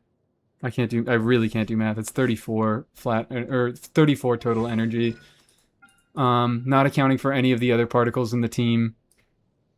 That's a decent amount, alright. That's functional. I can't be fucked to do ER calcs. ER calcs are so difficult. They're not that difficult, but they're fucking annoying to do. Math, exactly. Fav is still probably going to be a decent option on her. And that kind of sucks because Fav low base attack. I keep accidentally clicking off the window. Thunder Soother, real. Has anyone tried Fremi and Stellar Superconduct ideas? I mean, we haven't tried it yet because they're not here. But, hold on. Is that a fucking, is that a Diona context? Not really. It's not really. I'm a little bit interested in doing that. I still haven't crowned Fremi normals. I would like to do that eventually. Should we make a quick list of things that I need to crown?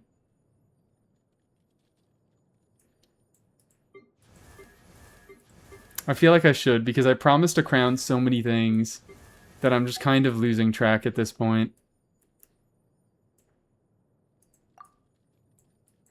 Aloy Triple Crown, yeah. So many lists recently. Lists are fun and easy. And people like watching lists. It's good content. It's great content.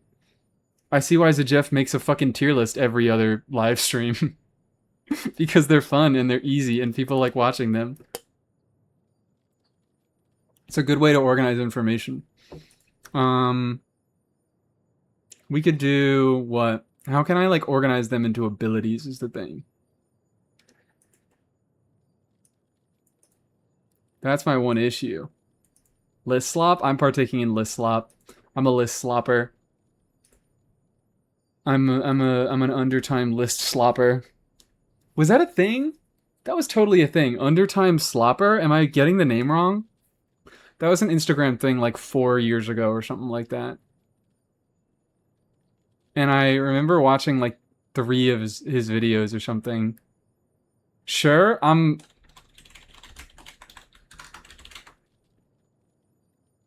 Look at this shit.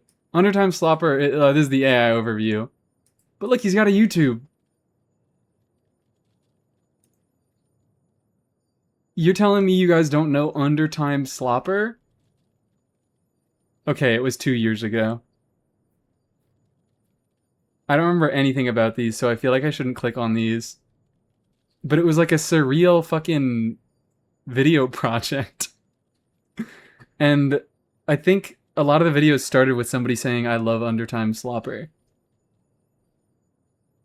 This is like, maybe I shouldn't be surprised, because now I'm looking at these videos and I'm like, yeah, these were not that popular. On 3. 1, no. 2, 3. Shut up, that's so loud.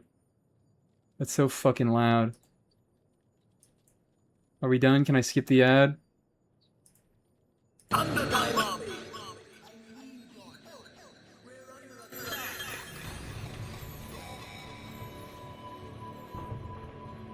Come on, this is great content, guys.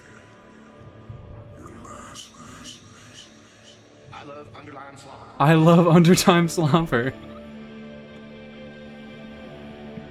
Don't tell me you guys know Undertime. You don't know Undertime Slopper. You must not be a real one if you don't know Undertime Slopper. It was just such a name. It was such a fucking name. That it's stuck with me all these years. What the fuck was I doing? I was doing a list. Can I even do a tier list? I like can't do a tier list. Who are all these people and why the fuck? This tier list hasn't been updated since Yehoda and Durin came out. They're fucking throwing up these pictures like we don't have icons for... Well, we don't have an icon for Alice. But we have icons for all of these characters. And no Prune. Prune is just gone.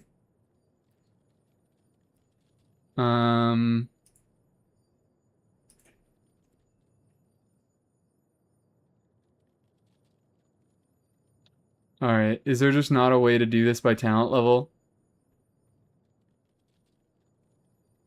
I feel like there's not going to be a way to do this by talent, to break it down by talent.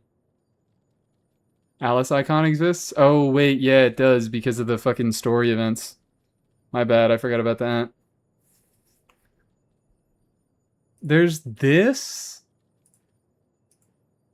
I could do this. It's just a build, it's an ascension planner that I use. And I guess that might be able to be usable. Or maybe, like, I fucking... Do I wish that the planner let me do more characters? Do I wish that the training guide let me do more characters? Maybe this is what forces me to prioritize. Isn't that what it's for? It is what it's for, but I won't get to save it. Fine, whatever. It's just I wanted it to be in list format because I want list slop content. I really wanted list slop content.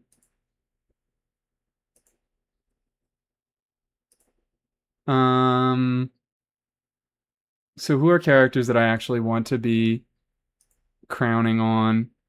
Who are characters? Fuck this, I'm doing list slop.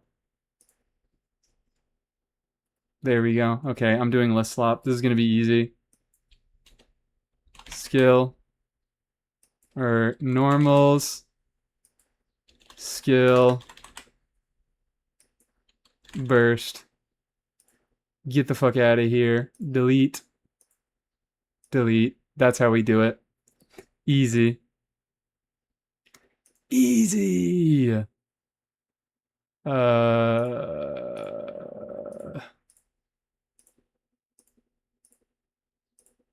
There.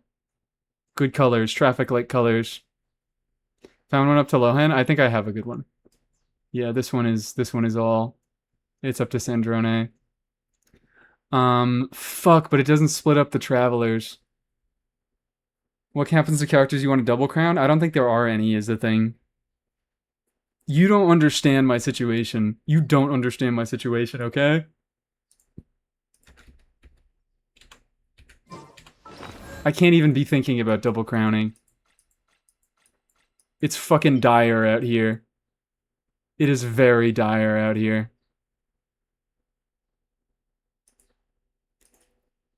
Did we do that in a review? No, we didn't.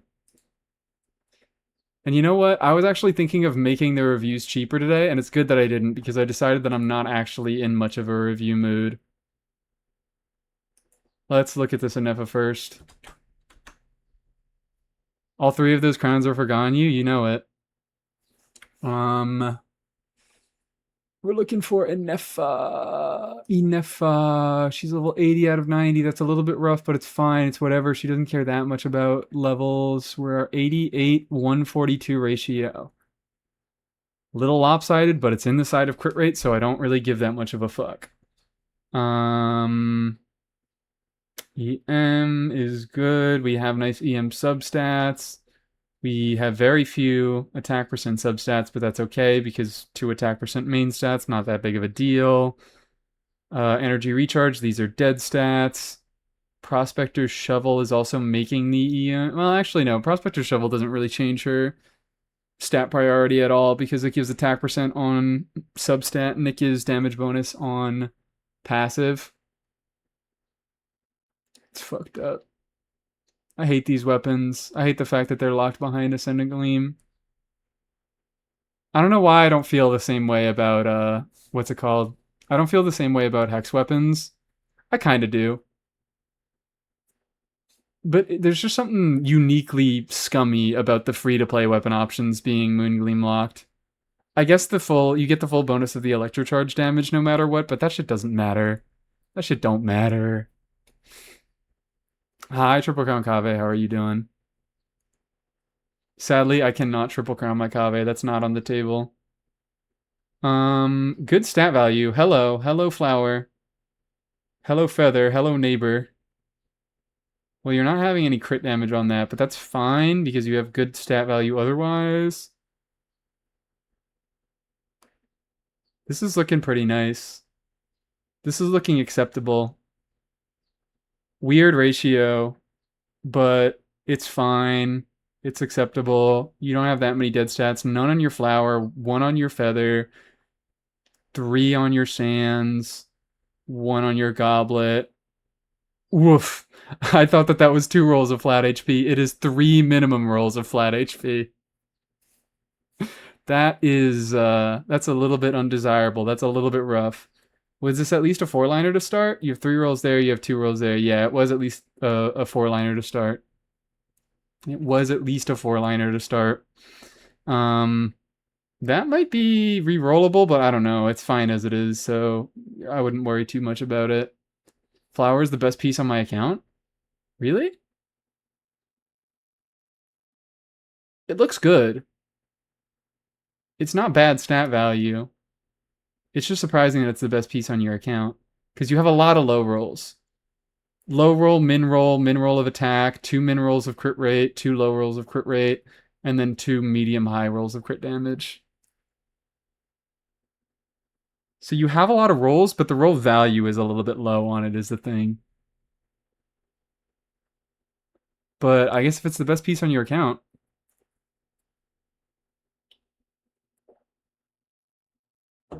Alright. Cool Anefa. Neat Anefa. Awesome Anefa.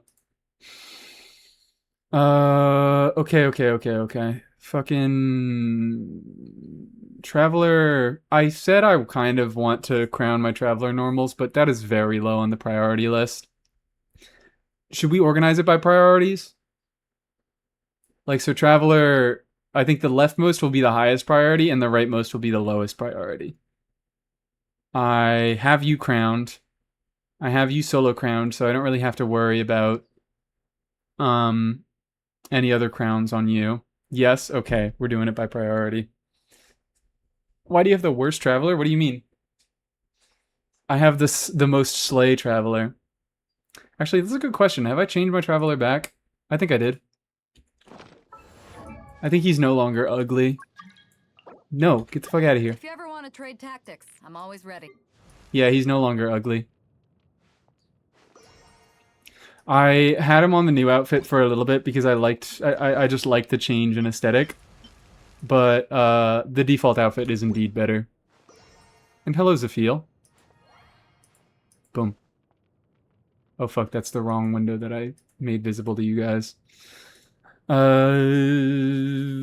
else do I really want crowned here? Mona normals. I have been very interested in crowning Mona normals since I have started playing more on-field Mona, and since I have realized that Mona doesn't really need to vape to make her normals deal a lot of damage. She kind of just can do charge attacks that hit like bombs. Vapes make them do a lot better. Vapes like fucking triple their damage, but if you don't have the vapes, she can still kind of just throw around nukes. And I feel like I am throwing away a lot of potential damage on the teams that I play her in by not crowning her normals. Like, just testing on that other on-field Mona team. I kind of want to go... Let's go pull this up. This list is going to take a million fucking years to make because I'm just going to keep wanting to go do shit. But it's fine. It's whatever. Who gives a shit? Who gives a frick? This is how it must be. So bad that we will need to level Cryo Traveler's talents again. Yeah, I'm praying that Cryo Traveler doesn't deal very much damage, so I'm not inclined to level their talents. Maybe I shouldn't hope for that. Maybe I should hope for nice things to happen to everyone, but I'm being selfish with that one. I am being selfish with that one. I shall be your guide. People like this team too. Whatever you need. I feel like whenever I use it, people want me to do shit and DPS test it. Make sure everybody is on the right stuff. I also maybe need to prioritize some leveling weapons, because I feel I am always in need of another Fav Codex. I have that other Serpent Spine that I think could definitely be leveled.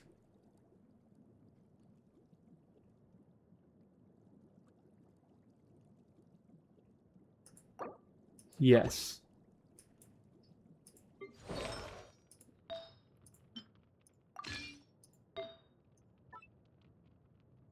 And that. There we go. I've been having fun with Lohan Albedo Shatter stuffs. Oh, that does sound fun. That does sound indeed enjoyable. Alright, Durin's overcapping by a tiny bit because we have mono crit rate, but big deal. Big fucking deal. Big whoop. You should triple crown Kave first? Alright. I'll see what I can do about it. I will see what I can do about it.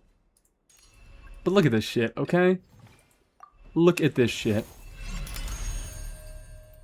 4 weapons per weapon type leveled max. Yeah, I really gotta get... Like, it's not that dire for me, but I gotta get on some better shit.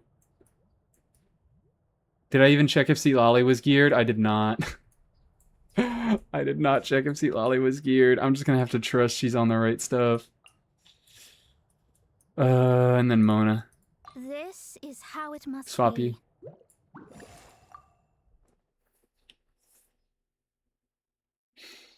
I feel like I do want to put some more levels in on Kave talents, so I can at least deal a little bit of normal attack damage with him.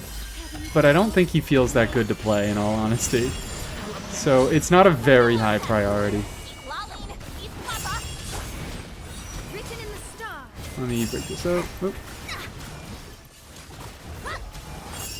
Like, look at this shit. I don't have to be vaping. I live within you. I do not have to be vaping these fucking charge attacks. Show no mercy. Okay, she's on scroll at least. Delve into destiny. Fate is upon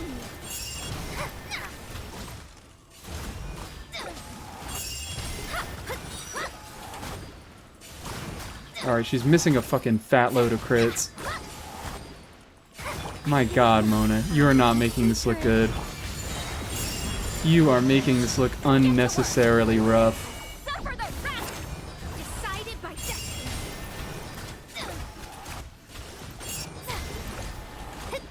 Look at that. Getting 120 Ks. Just raw. Alright, this is... I swear I can get this to perform better. What weapon is she on? Yeah, okay, she's on sac frag, so I could get her on a different weapon. If I play Mona better, I can make this peak at like 145. But very respectable damage coming from Mona herself, and I only have level 8 normals. And what her C6 does is it just increases the scaling on her normals. So, like, it multiplies the scaling on her normals. It doesn't give them any flat scaling on its own.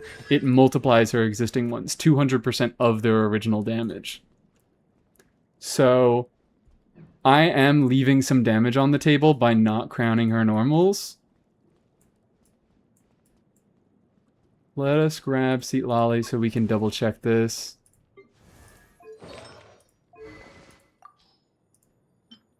Oop.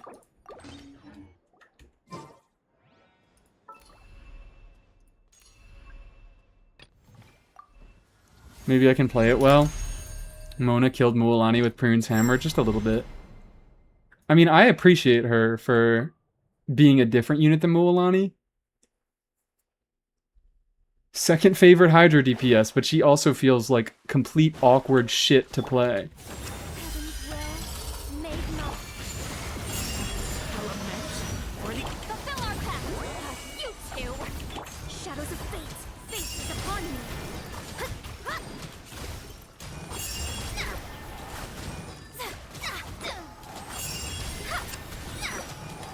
Oh, fuck you. Like, look at this shit. Look at the contribution. Begone, our little secret. Show no mercy. Suffer the written in the stars.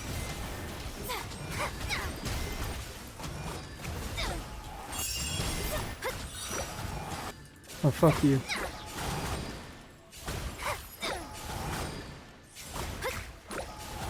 Why is her crit rate this low? I live within you. I just realized her crit rate looks very low to me. I've gotten such better performance out of this team.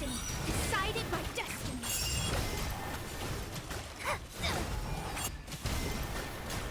She only has 80% crit rate with this fucking setup. Oh my god, but she should be critting more than this. Begone, heaven's will. She should be critting more than this. There must have been a different setup that I had, or maybe I just got lucky with crit RNG.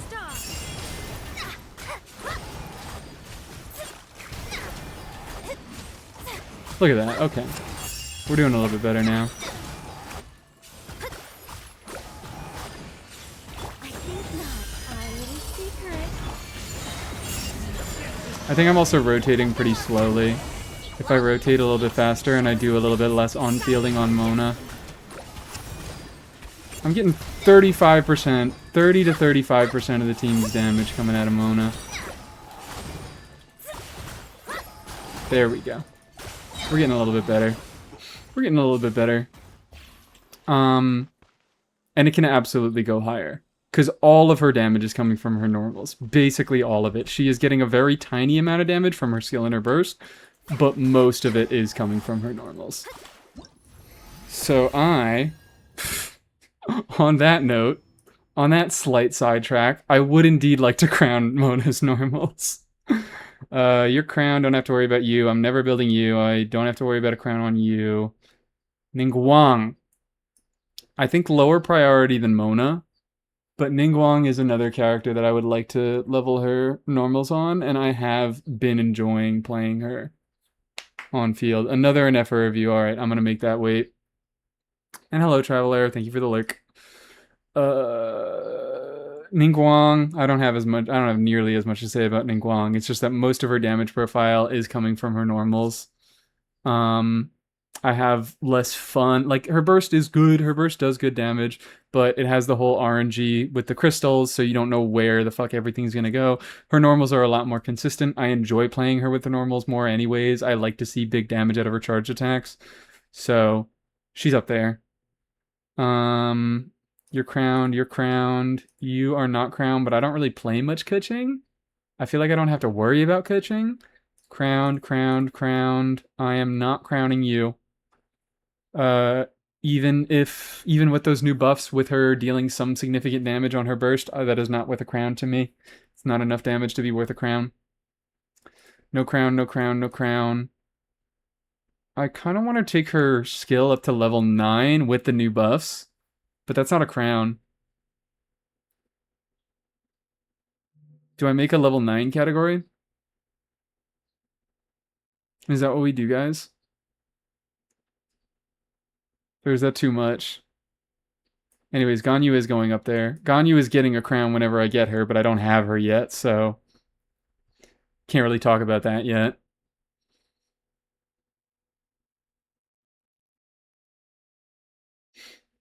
Oh, hold up. We got a Mualani defender in chat. Needs C6. Yes, that is a very fair point about Mona. She does need C6 to actually deal damage, and at least one C6 4-star to surpass what Mualani can achieve. With units can... I don't know who that is. But, Mona is absolutely not... Like, Mona is one of my favorite Hydra DPSs on my account, but she takes a lot of investment to be particularly good. She needs C6. She has a lot of teammates that are premium mostly in other 5-star Hexarai units. Whereas Mualani can be made to work with a paperclint and a paperclint? What the fuck? A paper clip and a ball of lint. There we go, a paperclint. And that's the great thing about Mualani. That's why we love Mualani. 'Cause she needs fucking nothing to get going. But we love Mualani here. Don't get us wrong. We're dunking on Mualani, but we love her here. We just love to tunk on units. It's too easy and it's too fun.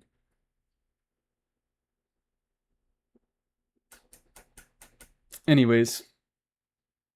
I don't know how I feel about Zhongli. I think I don't play Lunar Crystallized nearly enough to justify it. But I have really considered it. I have really, really considered it.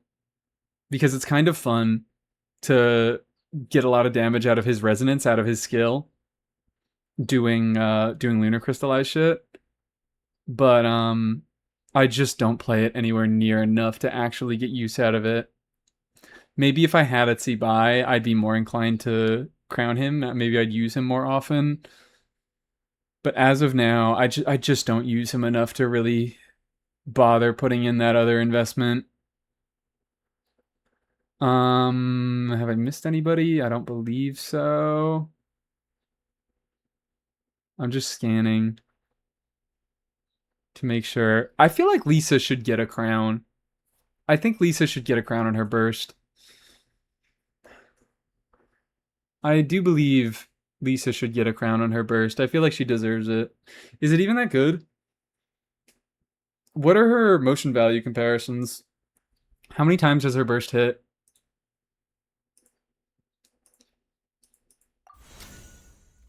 No, I've crowned Kaya. I've crowned a lot of units who deal a lot less damage.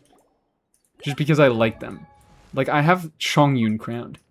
Chongyun was maybe one of the worst fucking decisions I could have had to crown a unit, but I'm like, I like Chongyun, and I'd like Chongyun to deal as much damage as possible, and if I can do funny nuke things with him, I would love to do that. But it's really not a high damaging ability at all. So let me at least see how many times Lisa burst hits. And I do have C4, so it does work in AoE. I don't need to put her on anything. She's gonna spawn in with her burst.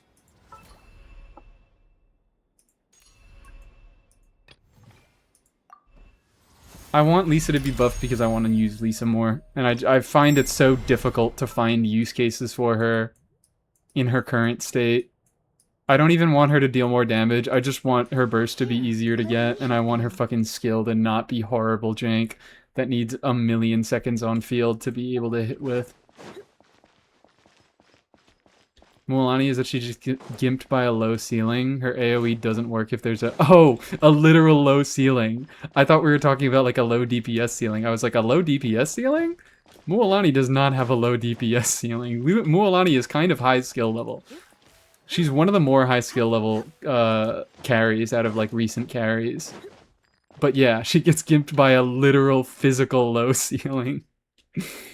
Fixed by her C1 or her C2. Is it actually? What does that?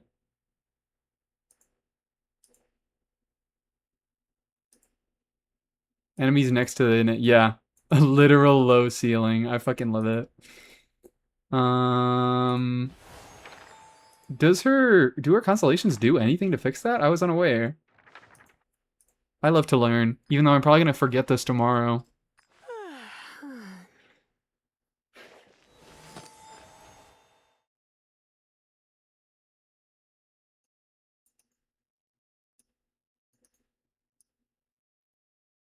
I don't see it. C1 buffs the shark missiles. It's nearly time But for does it afternoon change how they act as well? It changes how the attack hits? Oh, okay. It makes the AoE attacks come from the floor instead of dropping from above. Oh, okay, so it just doesn't say it. I assume that's C1 then. And is that only the first hit? Because I know C1 only buffs her first hit. But still, that's pretty big because it makes the first hit, which is the strongest hit, a lot more consistent. That's cool to know. I never thought about that. I guess I have seen that special effect, but I never figured how it would actually work with her kit. Because I have been gimped by Mualani's AoE abilities before. I think she's a really cool character in the way that she works with AoE, but with how fucking janky the shark missiles act, it's hard to really talk about that much. Okay, so she does one initial hit with her burst cast that is not listed within her motion values. Fun fact. Lisa does one hit when she casts her burst, worth 10%. It's 10% motion value, and it's just not fucking listed in her talent at all. And it doesn't get increased with talent levels. It's static. It's always 10%. So that's fun. Let's see how many times it hits though. 1, 2, 3, 4, 5, 6, 7, 8, 9, 10, 11, 12, 13, 14, 15, 16, 17, 18, 19, 20, 21, 22, 23, 24, 25, 26, 27, 28, 29, 30, 29. No 30. 29. Jesus fuck. What's her multiplier? Talent level 10. I'm going to bring it up to 11. We'll just round that to 70. I mean, no, that's 2100. That's a 2000 motion value burst. That's fucking nice. I mean, that's not that nice. It's really not that nice. I'm saying that, but like, especially considering the new stuff, it's eh. But it's pretty decent. And then what is her skill? I think her skill maxes out at like 1000 if you have it crowned at level 13. Yeah. And you need to build up stacks to do it. So I think the burst is definitely more deserving. 81 DPS, I've seen enough. Send her ass to Stygian. Don't send her to Stygian. Please don't send Lisa to Stygian. She can't fucking take it. She has bad enough energy needs without Stygian. So, yep, well, I'll put a little bit of respect on her name. I will put a little bit of respect on Lisa's name, and I think she might be deserving of a burst crown. But it's fairly low priority in my book. I know Amber Burst is a little bit fake, but I haven't even built Amber yet, so I'm not going to worry about that. Maybe I'll think about crowning her later after I've built her and used her a little bit more, but right now she's just not in a great place. You're crowned. I don't own you. I don't want you to crown. I have you crowned. I don't own you. I don't want to crown you. I have considered Sara Burst as well. I think that is lower priority than Lisa. It's a little bit easier to use, though. I know it's a little bit easier to use just because it all hits at once and enemies don't have to stand inside it to take all the damage. And 13... 870 ain't too bad. You need Sylveon here to make Elisa useful? Maybe. Is that Lisa even useful, or does she just have the stupidest investment ever? And so she can be used. I really hate to slander Lisa because I do like Lisa. I think Lisa's so silly. 1000% is a Scofier burst hit? 1000% is a Scofier burst hit, except that shit is fucking meltable. How many times is her burst hit, Amber? I think it lists it, right? Does it list it in her talent description? Or it doesn't list the amount of times that it hits, but it does list the total damage, yeah. Which is 900. It's 50% instances of damage. Bring it up to crowned at talent, talent level 13. It's 1074 with individual hits of just under 60%. So you can't really make very good use of melting or vaporizing. And I'm pretty sure it's kind of fake. Isn't it? This is another thing worth testing.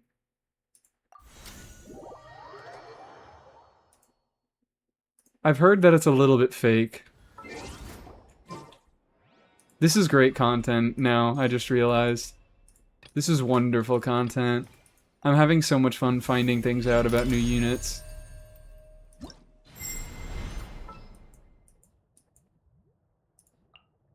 Leave it to me. I've heard that a lot of the hits miss. Like, even though it does list the full damage if the enemy takes every single hit, doing the math, what? It's 1074.1 divided by 59.7.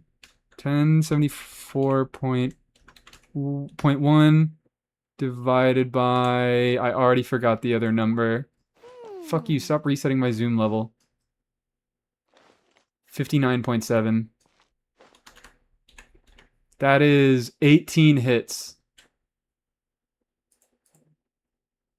18 hits that we did. Who's this? Hey. Oh, there's cool. I just got a something strange text over there. that Come I on, have a let's dental take look. appointment where I used to live. I'm gonna need to cancel that. Is it 24 hours? I hope it's 24 hours. Cancellation no less than 24 hours in advance. Wonderful. I have time. So apparently it hits 18 times, but yeah, I've heard that that's not really real.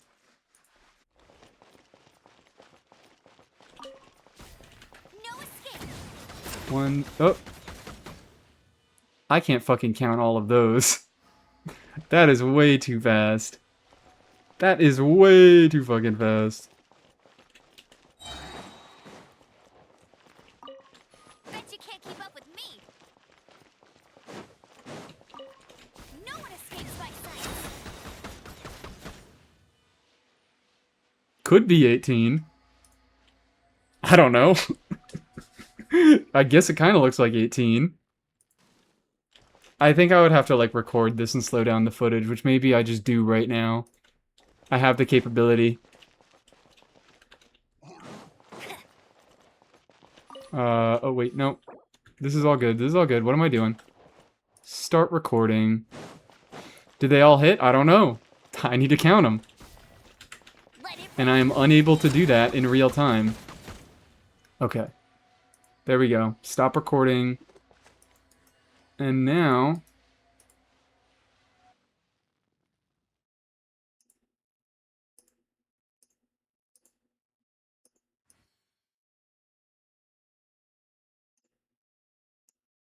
Let's do...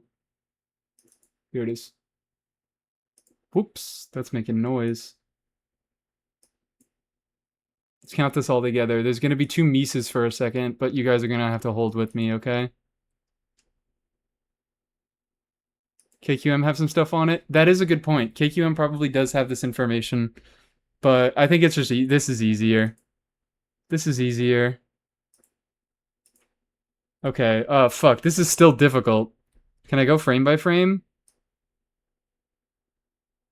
Do I have to open this up in my editor? I might have to open this up in my editor. It's going to be easier to go frame by frame there.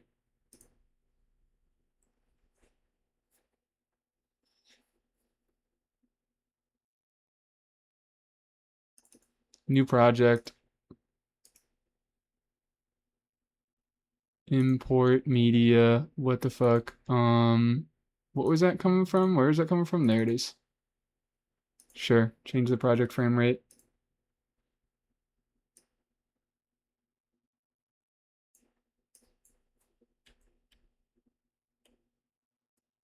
Let's delete the fuck out of that audio track. Bye-bye.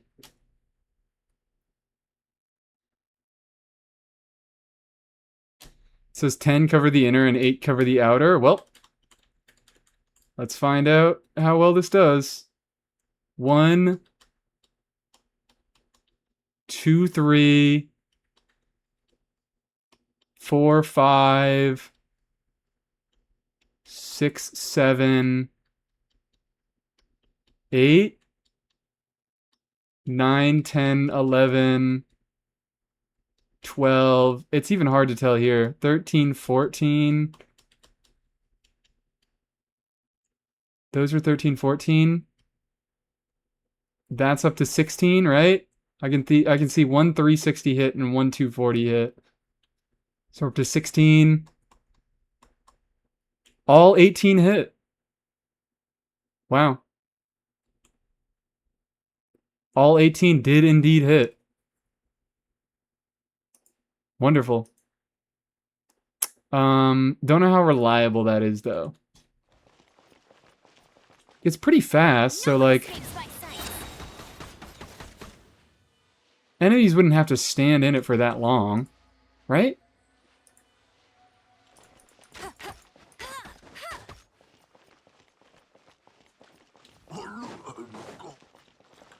So how is that fake? If it was able to do maybe smaller targets it doesn't work as well with. Yeah, let's try it with a smaller enemy. And let's reset title because title broke itself again. I didn't know. Oh, yeah. Apparently Mies does have teeth. I'm just finding this out for the first time. I had no idea. Fuck it. We'll listen to this song again. I like it. I'll race you there. Smaller enemy. We can try a smaller enemy. We can try a larger enemy. Hilichurl. We can eyeball these ones. That still looks like maybe all of the hits didn't hit, but the majority of them did. Does it break itself with larger enemies? I can't imagine. 6 power application for the small price of a burst. And it is an actual small price. She's a 40 cost. I can't imagine that a larger target would mess with the hitbox of this. So is the fake part of it just that enemies have to stand inside of it? Because it's not a very long period of time, so if you can catch them, as long as they're not, like, actively moving, like, as long as it's not the fucking hamster and he's actively in his spinning phase, I feel like most of them are gonna hit most of the time. It's still not that much. It's still 1,000 motion value in total. No one escapes my sight. It looks alright consistency to me.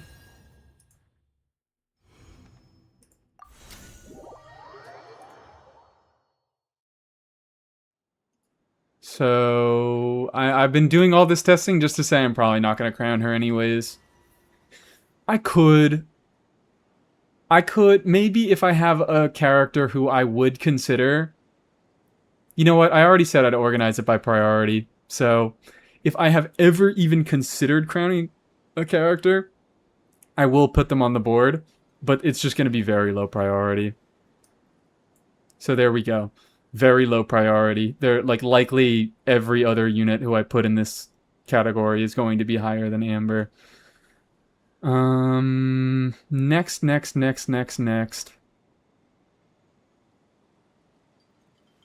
Posted all my crowns using the Discord if you want to judge me.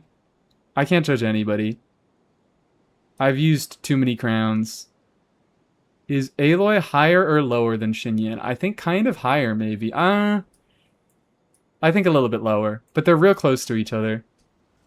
I think I consider Xinyan higher because stuff is attached to her shield, and if her shield breaks, the kit stops fucking working.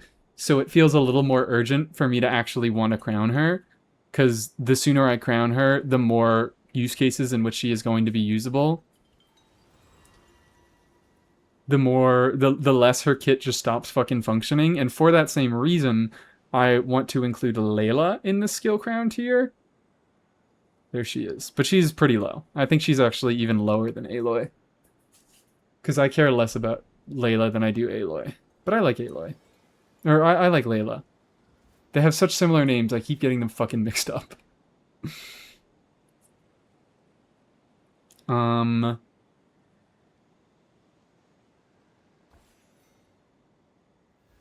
don't really need...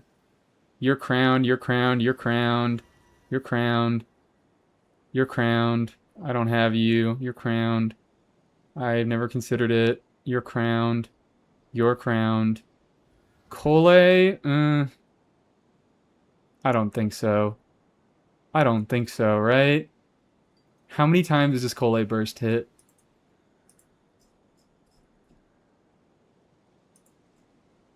Cole is just Dendro Amber. Cole is just... We took Amber, but we made her Dendro. Are you happy now? How much is the total motion value on her burst? Is that easy to be counted?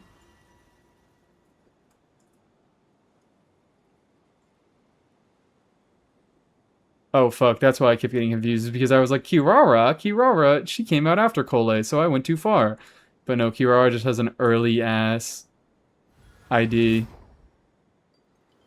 When are you getting Yoimiya to prove she's the best pirate on fielder? When I lose to her the next time I go on Inazuma Chronicled to get Shiori constellations. I'm not going on Inazuma Chronicled ever again, I don't think.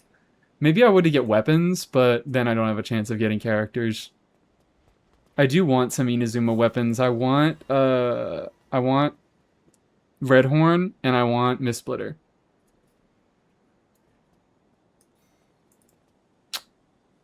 77 leap damage. And then she can extend the duration of her burst up to 3 seconds. When a character within the Culane Ambar zone. Okay, do I have that? I think I have that passive unlocked. You're right. Yanfei is the real Pyro Archon, exactly. I could never get Yoimiya because then she'd just be worse than Yanfei.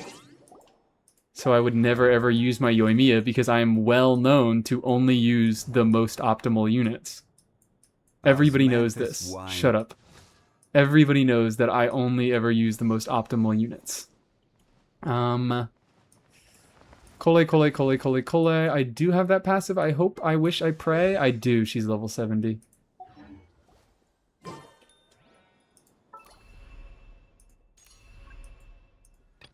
Is burning one of the reactions that passive is enabled by? Burning is. Burning, quicken, aggravate, spread, bloom, hyperbloom, burgeon, or lunar bloom. Any Dendro reaction, it seems. But I'm still gonna go...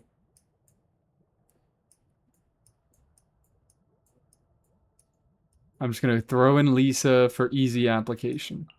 I'll keep an eye on you. Everything's ready. Let's go. Let's go. Everything's ready. She said it herself.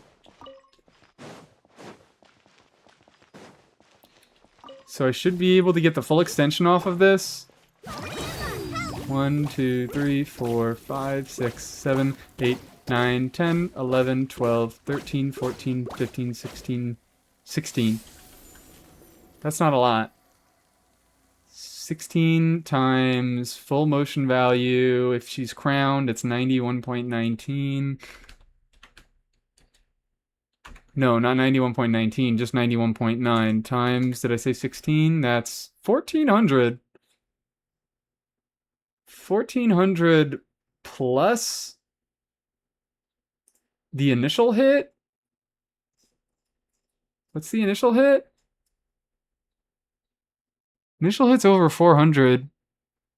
That's not awful, but still, I think she gets a lot of her damage from reactions, so I'm not so inclined to crown her.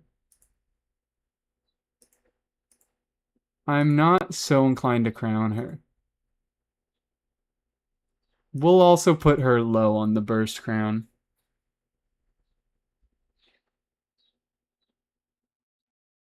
Who else? You're pretty low on the skill crown. But eventually I would, so I could play some DPS Nilu. I don't play any DPS Nilu, that's why it's so low. But maybe. You! Farazan skill, I am interested in getting Farazan skill crowned so I can have her deal some more off-field damage and actually on-field damage because her on-field playstyle uses skill into 2 charge shots and most of that damage is coming from her skill, I believe. So skill crown on Farazan would not be bad. I mean, it would be bad. She deals very little damage of most of the teams that she's in. I got Nefer going for C6 Cole. My condolences. A lot of good lore duos aren't actually good in teams. That's why they started making Nod Cry like that. I say that as if the only fucking pairing in Nod Cry that actually makes any lore sense is Nefer and Lauma. And everybody gets to use the funny title of lore accurate codependence. So they're never gonna do it ever again. But Nefer and Lauma exist. Hexerod kind of makes a lore meta relevant sense. I guess so, yeah. Yeah. I don't know why it feels like there's less of exact pairings for a hex.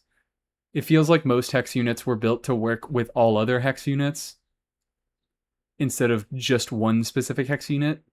So it feels like there's less of a case to be made there, but maybe that's just me. Maybe I'm the tweaker. Maybe I just like using non-meta pairings, and it's so much easier to do non-meta pairings with Hexerai than it is to do non-meta pairings with Lunar.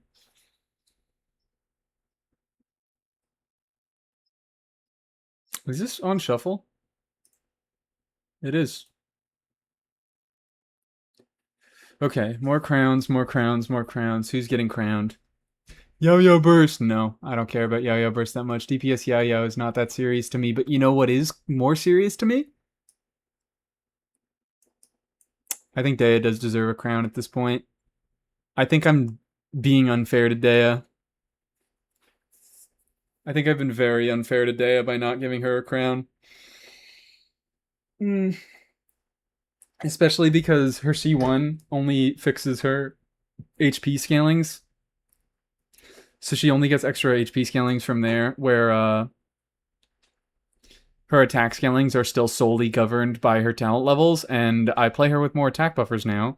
So I'm much more willing to do. I want to play Crown Dea. I've played her in the past and I enjoy her, and I think I should crown her so I can get a little bit more damage out of her. I can just squeeze that extra tiny bit of damage out of her. So she actually is a higher priority crown for me.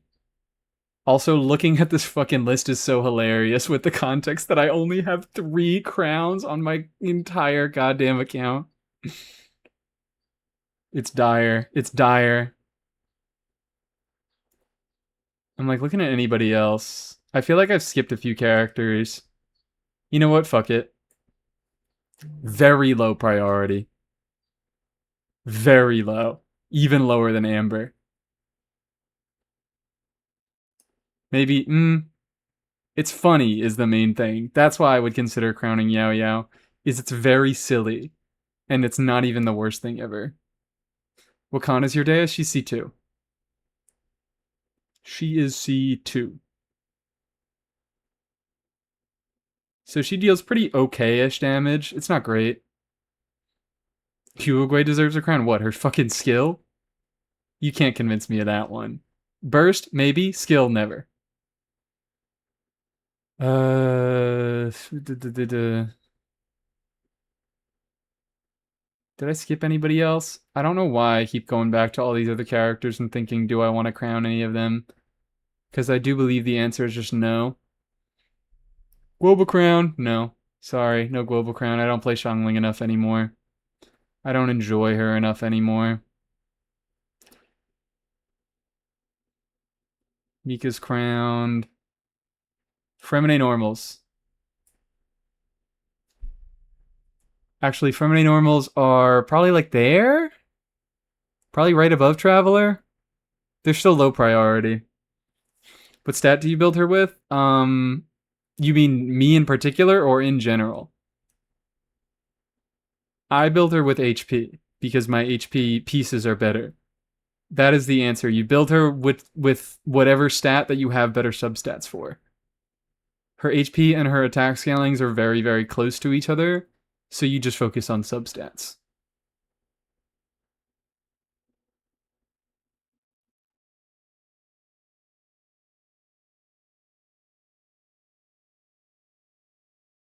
Shiori's already crowned.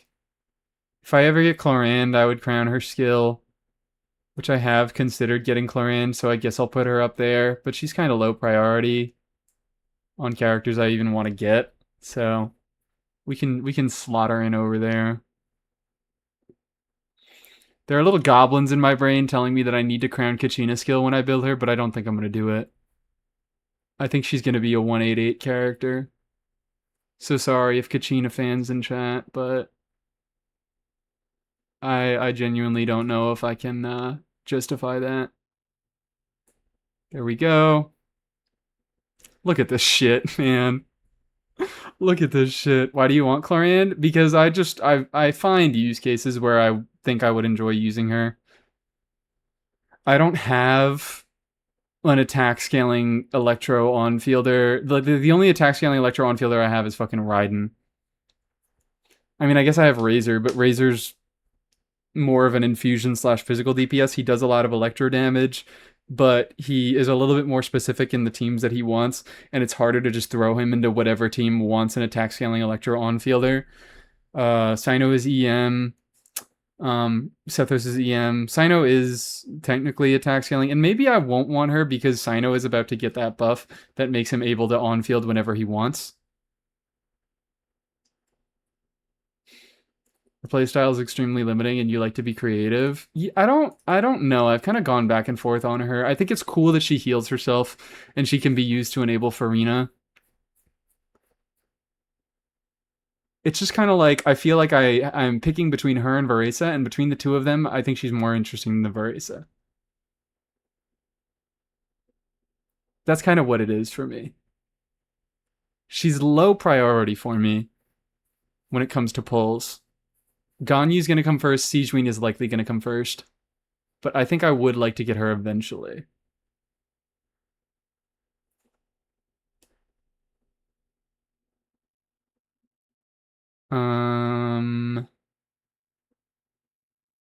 Other characters. Well, Gaming's going to get a skill crown once I build him. But that's not going to be for a fucking long time. Because I only have C1 Gaming. See, Lolly Burst I have also considered crowning, because funny big number. I do like Seat Lolly a lot as well. Karn is kind of like Varesa if you couldn't interrupt her rotation in the middle to do something else. Often feels like you have less flexibility with her. You do make a point. Varesa and Clorand have brain dead tech. Neither of them are particularly difficult to play. Maybe I would like Varesa better. I don't know. I might take her off the list. I might take her off the list. I've gone back and forth on her a lot, whether I would actually appreciate her. So maybe that is just a sign that I don't think I would appreciate her. Anyan's crowned. Mizuki, I feel like I wouldn't even need to crown Mizuki's skill anymore. Originally, I was like, I knew if I would have to build if I were to build Mizuki, I would have to crown her skill. But now that she does DPS shit, and she doesn't get a lot of her damage through her talents, I feel like I would not be compelled to crown her when if I were to build her. Cloran testing stream, true. I wouldn't mind that. I wouldn't mind stealing an account to do a little bit of Cloran testing.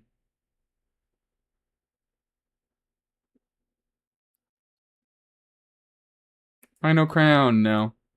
Part of the bit with Ino, I do love Ino dearly, but part of the bit with Ino is that she has to be at 111 talents. It's not going to work any other way. Yehoda skill I have considered, but again, this is a very low priority one. Because I just don't find myself using Yehoda all that often, partially probably because I don't have her C6. I'd be a little bit more compelled to use her if I had C6. But I've never been that compelled to do damage stuff with her anyways.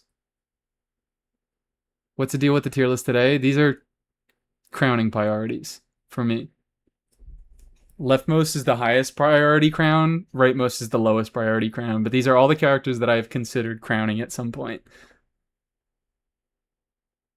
Eatlua, if I were to get Eatlua, I would crown his burst. So he's kind of highest priority, but I also don't have an Eatlua.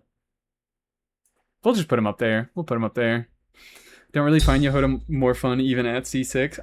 Should I do some more testing with her? I don't know.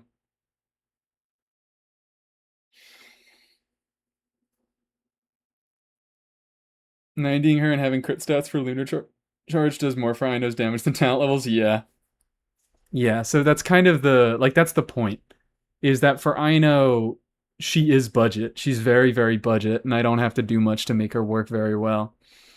Xinyan deserve her crown? What did I say? What did I just say? Leftmost highest priority. And who is on the leftmost there? And then prune normals. Prune normals are like here, I think. I like prune. Prune silly. Prune goofy. And then I don't have any of these other characters. Awesome. I like getting back into a skip phase. I do enjoy not always having a new character to level. It's fun to have resources and it's fun to focus on older characters. Actually, that's the fucking problem. That's my problem. I never have resources because I always, whenever I don't pull a new character, I just focus on older characters. You made me actually enjoy playing Xinyan. Thank you so much. You're welcome. I think Xinyan's skill, the reason why Xinyan is so high priority is I think leveling her skill, giving her a crown, is significantly going to increase how good she feels to play. Because right now, one of her biggest issues is that not only is she incredibly sensitive and you need her burst to get good pyro application going, and you can't skill and burst. You can't burst and then skill because she deletes her old shield. Also, wow, crazy fucking DPS, guys.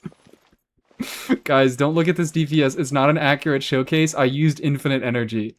So this DPS really isn't achievable. Does Sino have his talents? Yeah. Sino's double crown. He's 110-10. 3 DPS. This is such a cracked team. I want Mualani so I can play more non-DPS Xinyan. Thank you for the 65 stream streak.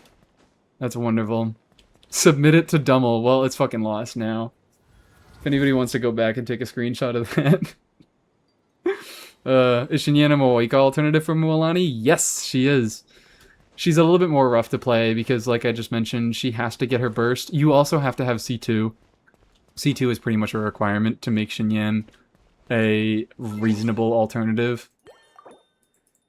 Without it, she cannot regularly get her level 3 shield. Because what? She needs 2 enemies to get her level 3 shield. Where is it? Over here. Is it here? Yeah. Rave requirement reduced to 2 opponents hit or more, and she only applies Pyro with her level 3 shield. And her C2 makes her summon it automatically when she uses her burst. So it's really rough. And like I just mentioned, she has to skill into burst, because if you burst and then you use her skill, then she'll end up creating a level 2 shield, and then that won't apply Pyro, and that'll replace your shield that does apply Pyro. She's really, really fucking rough. And I feel like I oversold her a little bit in my original video about her, but she is usable, and I am like she's good enough that I do not feel compelled to pull from Alwika. Make a golden troop Shinyan this abyss, very funny. 63 damage over time. Wait, hold on. I have 15 craftable books here. I might just take her skill up to level 9 right now. Let's go give her a little bit of respect. Oh my god, thank you, Mona. Thank you for your alternate dash that everybody loves. Wait, was it... It was gold, right? It was gold?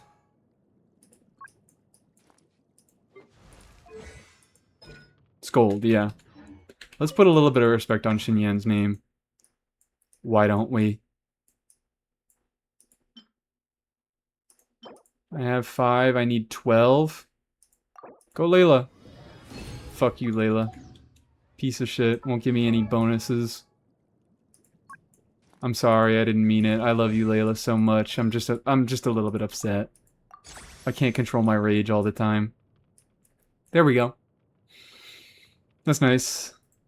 I could technically farm out the rest today, but my Mora situation would really not like that. This is the longest that I've stayed above 1,000,000 Mora, and I feel like I don't want to change that today. But we got a little bit of extra scaling on her skill now, so her shield is a little bit stronger. What does the DOT come to? 71% if I crowned. But 300% defense, that is nice and juicy. Honestly, I feel like the flat amount of shield health that she gets is also pretty important from every talent level. I feel like I always undervalue the flat amount that you get from healing and shielding from stats. I feel like I always undervalue it just a little bit. Stockpiling more in books now for 7.0 so the little influx of units to build doesn't feel so bad. Yeah. I feel like I have to wait until beta to really know who I want to build. But it's probably not a bad idea to start saving stuff up right now. Do we want to do a little bit of... I haven't even done my artifact farming for the day. Sheesh. Yeesh. It's rough. Unnecessarily.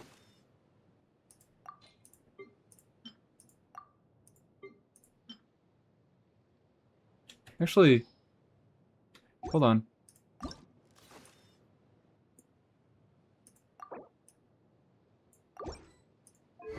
How does this look with this? Will you be watching the live stream? Oh, yeah, I will be. I'll be doing that tomorrow.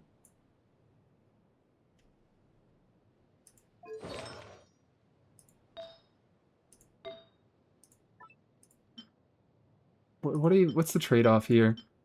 I get 3% more crit rate. And that's kind of it for the relevant stats. But swapping from this, I think I get like the same. Yeah, I get a tiny bit less crit rate from this, but I lose a bunch of attacks. So maybe this is better. Maybe the auto-equip is putting me on a superior build to what I usually equip. Oopsie daisy. Okay.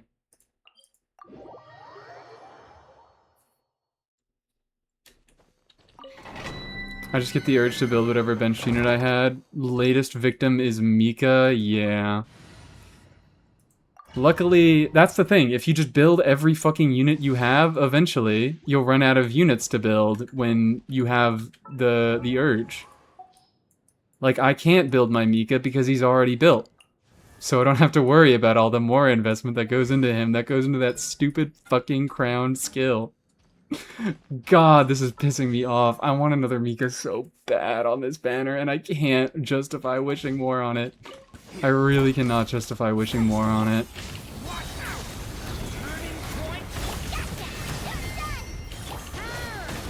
5 left to build, fun is almost over. Not like they're not gonna add new units. The fun will start again. And also, I'll eventually just start doing this. Like, even when the building is done, the building is not done. Then I'll get to crowning random talents, yeah. How much pity do you have? I believe 20 now.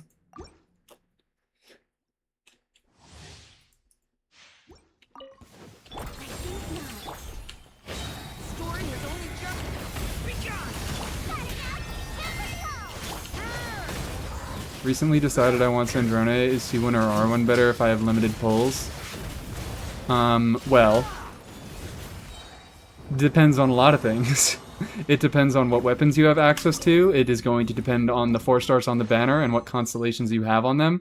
We can safely assume Diona and Beto, and I don't know if you have their C6s, but their C6s are likely, their C6s are going to be relevant for Sandrone.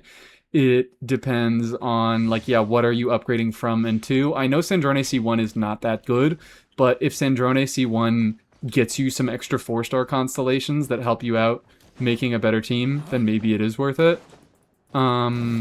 She doesn't really have great weapon options, does she? Because Serpent Spine is the usual go-to, and obviously that's damage bonus, so it's not particularly great on her. I have Red Horn. Red Horn is just a stat stick. But it is a 5-star stat stick at the very least. 4-star pity? 4-star pity, I think I'm on 0. Do a 10 pull and I quit vaping. We have a lot of weight on our shoulders. You'd never guess what her second best in slot is? I guess, yeah. Just because everything else gives, like, damage bonus and shit. I think I have them both C6. I have a Serpent Spine. It's the usual offender. What? Red Horn? Or Moika Signature? It's Moika Signature, isn't it? It's fucking Moika Signature. Blazing Suns, yeah. Moika Signature... What does it do? Using an elemental skill or a burst, she gets 20% crit damage and 28% attack for 6 seconds. Okay, so that's actually pretty usable on her. And she deals charge attack damage. She deals elemental charge attack damage, so that does work on her. So yeah. That is pretty decent on her.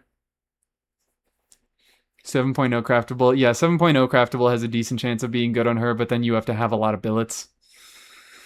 I have a gut feeling that Sandrone will not be the NF of 7.0. Well, considering she's an on-fielder, yeah. Considering she's an on-fielder, she is absolutely not going to be the NF of 7.0. I don't think it'll happen again. I doubt it'll happen again. People should regret not pulling Emily because of how fucking good Emily is now. But, like, realistically, I feel like Emily had the exact same path as Anefa, where she started out alright, and then she got way fucking better as she got more stuff that worked better with her.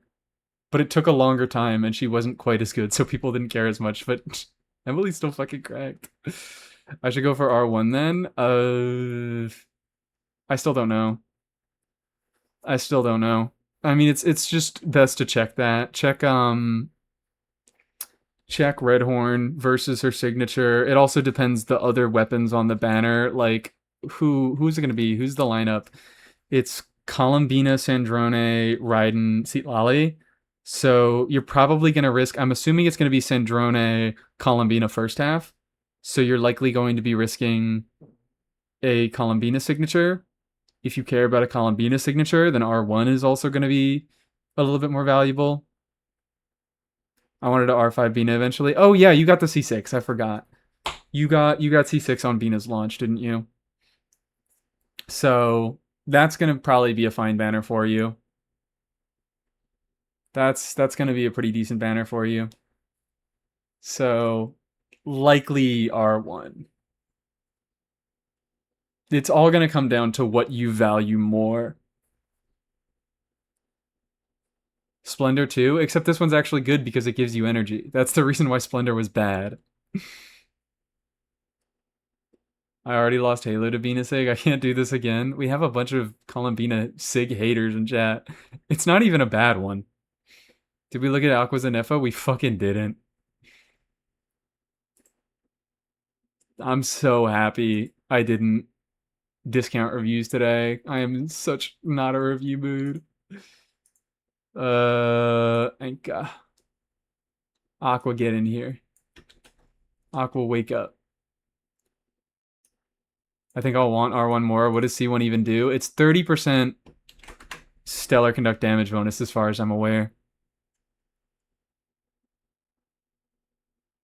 What the fuck happened here? What carnage happened here? I'm back. Perfect timing. 99, 182, crazy ratio. No ER, fine. No dead stats there. You have 5 rolls of defense, 3 rolls of HP, and that's it for dead stats. Jesus. Jesus fucking Christ, that's a good info. You're lacking a lot of crit rate on this, but does that matter? Not a bit. Not a Excuse me, I got the hiccups. That does not matter a single bit. Fuck yeah. What the hell is this build? I'm looking for a better goblet. I guess the goblet, yeah, the goblet is the worst thing here. But it fits with the, like, I can't even be that mad about it. Because it's an onset. And it enables this fucking piece. Which, it has so many good stats on it. 40 EM, 16 attack. Jesus Christ. Yeah, now 90 her. Just get her to 90 and you're set. You didn't have to bother with all these talent levels. Her talents are so fucking bad. Which is awesome. That's why we love Anefa. Just take her to 90 and she'll easily, like, all those attack stats will be a little bit better. Obviously not that necessary, but good Anefa. Real nice Anefa. Love seeing it. Anyways, am I doing a 10 pull to make Riscatum quit vaping forever? You're not gonna do that. Even if I did a 10 pull, you wouldn't do that. You're lying to me. I've thought about doing another 10 pull on this banner, because, like, I'm at 20 pity. It's not that high. But then I think about it, and I'm like, but...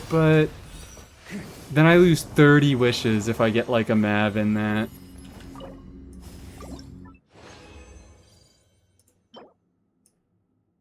Crit rate, energy recharge. It's probably not terrible, but I'm probably have better things as well.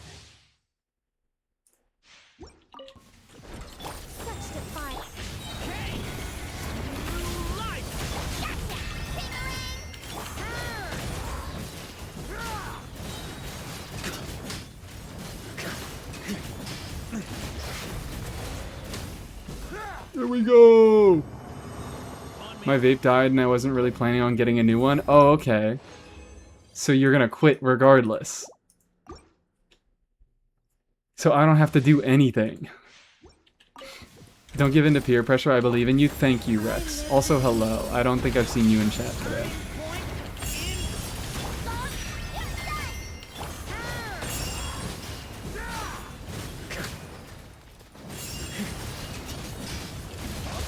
I have considered it, but now... What is my 4-star pity? I saw it be asked.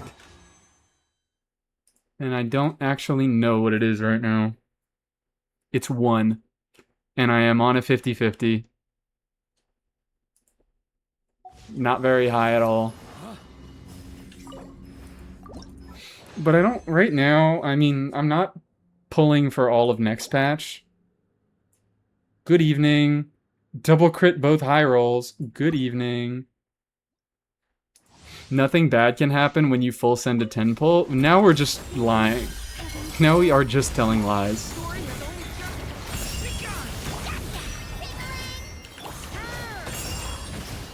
Started saving standard pulls. Maybe I should start saving my standard pulls too. Because now I think my next standard 5-star is guaranteed to be a character. So maybe I should wait for this Nizhnaya standard unit? I don't know. Although maybe we're not gonna get a standard unit again. Maybe Hoyo's gonna do some fucking bullshit and just not give us another standard unit. Even though they promised they'd be giving us one every... I want to find their wording. I want to find their wording. Because it's fucking ridiculous that we didn't get a standard unit this year. Watch Sandrone be the standard unit. Watch us get fucking blindsided and Sandrone becomes the standard unit. Just out of fucking nowhere. That'd be hilarious.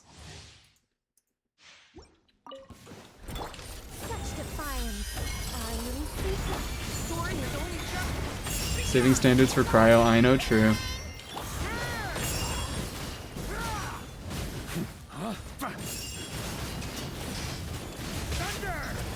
Imagine, if standard Sandrone, everybody, nobody would fucking expect it. But they did say, we're gonna give you a new standard unit every major version cycle. So I thought that their explanation was just that Nogpri wasn't a major cycle. And they chose their wording very specific for that reason. But maybe, no, secretly the entire time it was a major cycle and Centrone's the standard. Chi-Chi feels like there's a new standard unit? Nuh-uh, that doesn't count. That doesn't count. That's not what they meant, and you know it. Alright. Lohan not being standard was crazy enough? Yeah. Fucking imagine. Imagine you get a free Sandrone, the patch after she comes out. That'd be kind of hilarious, because then it would be like you... Even if fucking Cryo Traveler didn't enable stellar reactions, it would be like, oh, you can pull Sandrone now to get access to all these new buffs, and that's the reason people would pull her. They're not doing that. They're not fucking doing that. There's zero way they're doing that. Sandrone is selling. I mean, she's selling as well as a unit who is going to rerun with a popular Archon right before the next region is going to sell. Yeah, this is not the right place. Maybe Albedo will get to standard. Add Astra. I could take it. I mean, they're not going to do that either, because Albedo's cons are too fucking good. Or his C2 is too good, I should say. The rest of his cons... What are the rest of his cons? I know his C4 is the funny plunge one. Current active party member within the solar isotoma shield, 70% damage. Destroys all silver isotomas present on the field. This is of elemental burst damage. Increase the damage of the Fatal Blossom by 250% of Albedo's defense for the next 20 seconds. Yeah, that is kind of good. I don't immediately know off the top of my head, but looking at this looks alright. Use of the elemental burst. So you have to go back to using his burst at C6. Right? Yeah, you do. It doesn't count for the C2. C2 is also good? Yeah, C2 is very good. C2 is basically a 50% increase on his personal damage, as well as a full party EM buff permanently. C2 is quite nice. C1 is kind of bleh. C5 obviously sucks. C4 is, I think, more just a funny thing. Yeah, it's more just a funny thing, but it is very funny.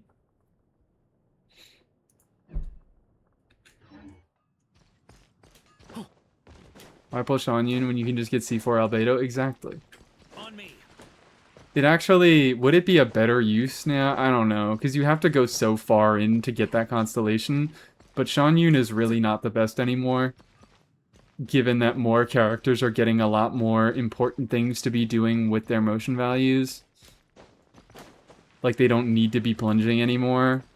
Like, Navia feels like kind of one of the last characters to release where you plunge just because her normals aren't all that great. Kill. Who are we killing? Better let us select the same characters cons again. I fucking hope. I do hope. I do indeed hope. Selector for the buffed characters? I mean, they did that with the 4 stars. I don't know if they're going to be willing to do that again. Welcome to Mondstadt.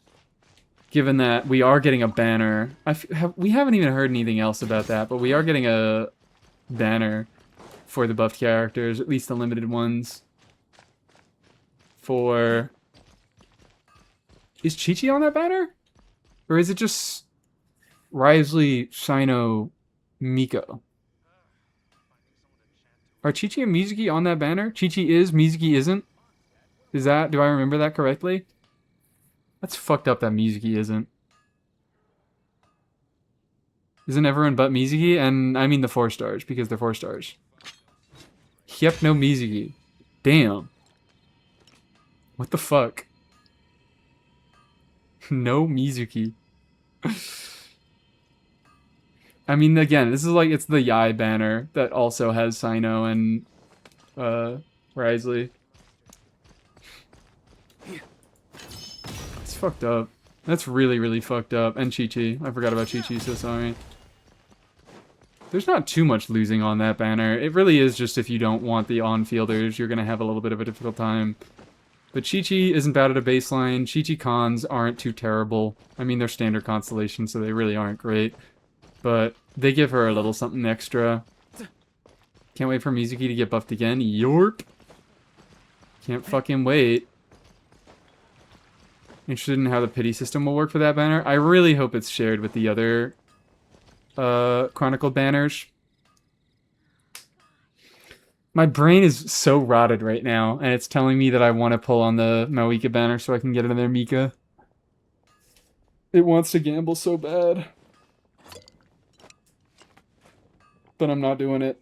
I'm controlling myself. I'm controlling my desires.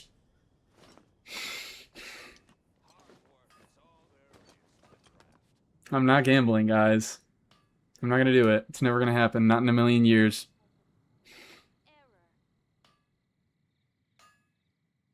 Exactly. How do I say that message out loud, aggro? I don't know how to pronounce that. Ma'avuika. It's like Mika, but it's secretly Mawika. What the fuck am I saying? I like hoarding an unreasonable amount of Primogems, so it's never gambling. Yeah, I don't want to have to gamble. I want to have guarantees. What do I have right now? I have 90 wishes, just short of 90 wishes.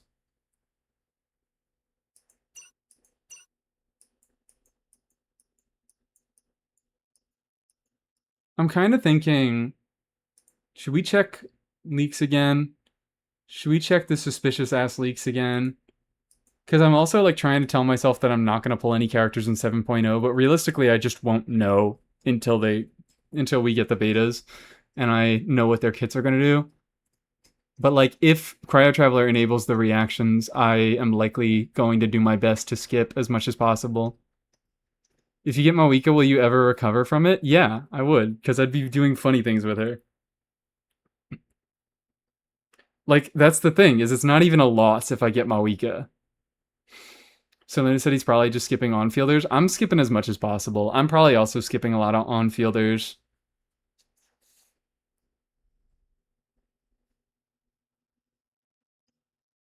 But what? That's what I did with Natlin. I just skipped every one of the on-fielders for Natlin, and what off-fielder? I think I only skipped a Scofier as an off-fielder. And I mean, I guess if you count Mav. Yeah, I didn't get Shaska, didn't get Varys, I didn't get Skirk. Didn't get Mav. I just grabbed my off-fielders and I said, let me get the fuck out of here. Originally, I only went for Kanich and then I got Mualani on a rerun. But I eventually just ended up, like, I didn't even have a surplus of Primos in Natlan because I was just picking up older characters that I wanted. Like, I got Yai that year, I got Shenhe. I got, who else did I get? I totally got other people. Who the fuck did I get?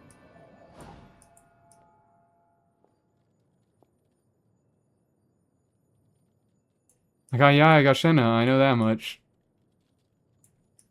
Oh, I got Shan Yun as well. Got her on a rerun. I had 250,000 Primos in Natlan. I so badly want to be in a place like that. I so badly want to be in a place like that. But I simply like too many of the characters. I'm interested in too many of the characters. Thank God they've been releasing characters that I don't give a fuck about recently. And they seem to be continuing that pattern.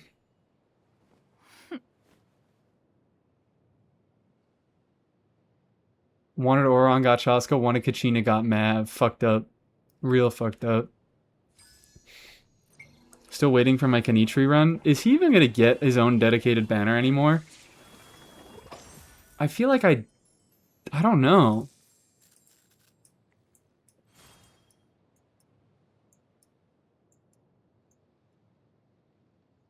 Is he gonna have to wait for a Natlan Chronicled? I don't know. He's better now with, especially Nicole. Nicole just did so much for him. Like, not only the full team attack buff, like, offensively, Durin and Nicole did around the same amount for Kanich. But for quality of life, Nicole is just so much better. Not being circle impacted and having good defense. So Kanich, they might be able to sell Kanich again now that he's better with Nicole. I would like the free unit a little too much once again. Why do you fear that? You guys just pull for 4-star constellations, and that's the problem. That's the issue. I don't pull for 4-star. I say this as I'm, like, debating whether I do a fucking 10 pull on the Moika banner to try to get a Mika. I don't pull for 4-star constellations, by the way. I'm big. I'm better than all of you because I don't pull for 4-star constellations. Jesus Christ. Natlan Chronicled will be weird. Yeah. I kind of also want to... Maybe I will eventually decide on getting Varesa over getting Cloran because I just want the 4 stars on Varesa banners. What's your pity? It's 20 right now.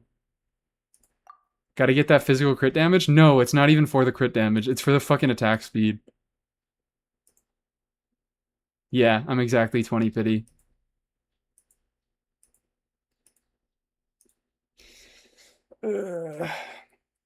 Just say Mamika really fast and no one will know.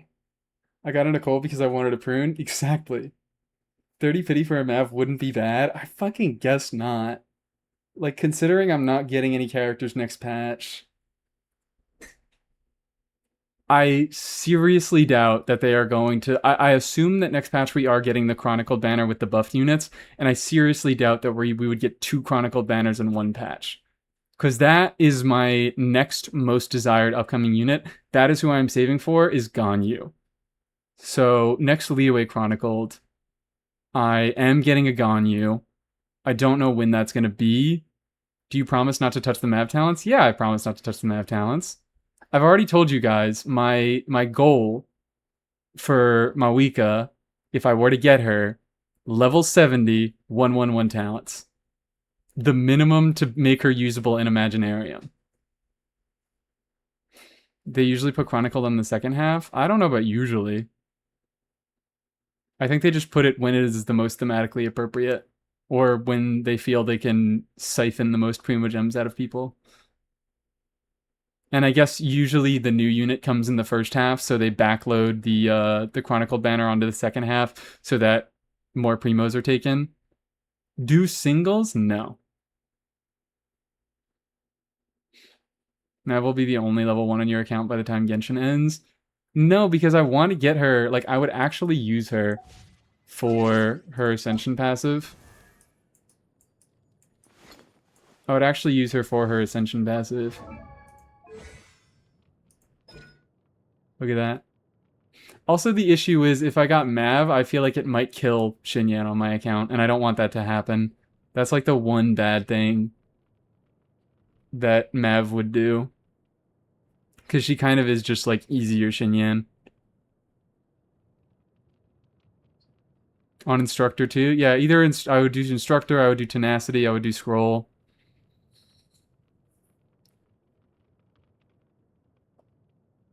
Would it kill Xinyan on my account? No, I would just use Xinyan anyways.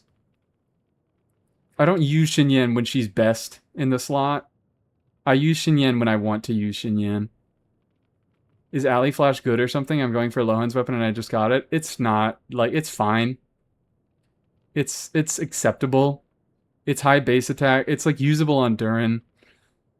It's kind of weird.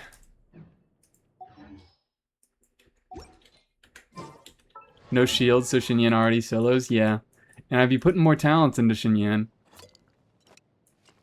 Durin already kind of kills Xinyan. You do make a point. You do really make a point. Durin really already killed Xinyan on my account, and I don't use Xinyan unless I want to be using Xinyan because I have Durin now.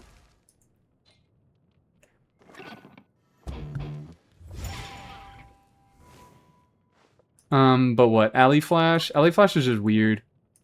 It's usable, but it's weird. Because it's what? The effect... It's mostly the high base attack is good. Like, I use this on Bennett occasionally. Like damage, it's not a bunch of damage bonus that you get from the passive. It's obviously not very much EM because the base attack is so high. It's kind of hard to use all of these stats in conjunction with each other. Like, off-field damage mode Durin is one of the best use cases for Alley Flash, and I like can't even think of another one. There aren't many off-fielders that deal damage. There aren't many sword units that deal damage off-field. Like, I guess it's usable for a Kaya. Kaya can melt some of his damage. If you could, would you refund your Hu Tao for a C6 Xinyan? No. I already think I have all the Xinyan constellations I care about. I would like C6, but I like my Hu Tao. Why am I refunding my Hu Tao? Just use Moonweavers? Probably just use Moonweavers. Yeah, just use Moonweavers. Never mind. Moonweaver's too good. Especially if you get a few refines on it. And if you don't have any refines on your Alley Flash, just use Moonweavers on them. Is Farina's Drain disable the bonus? I don't think so. I don't think that's classified as taking damage. Because I think Dea also has some like taking damage stuff in her kit. Like Vorukasha's has a taking damage trigger. Beacon has a taking damage trigger. And I don't think Farina activates either of those things.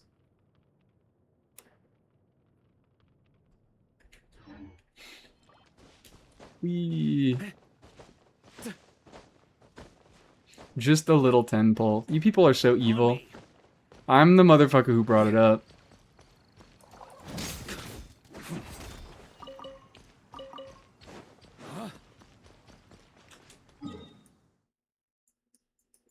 You people are so evil.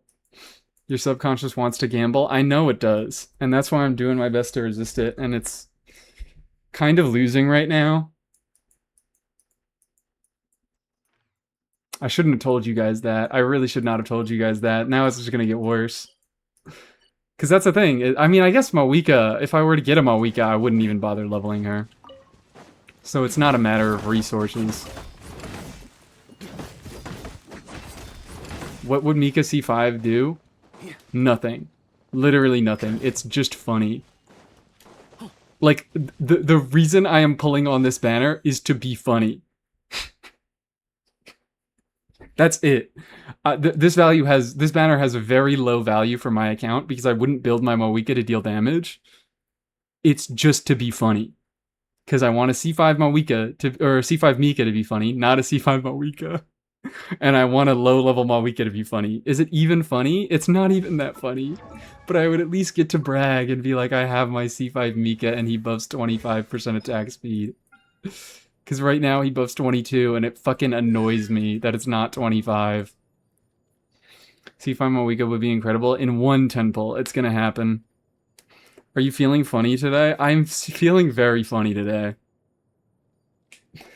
I'm usually feeling pretty funny. Ugh.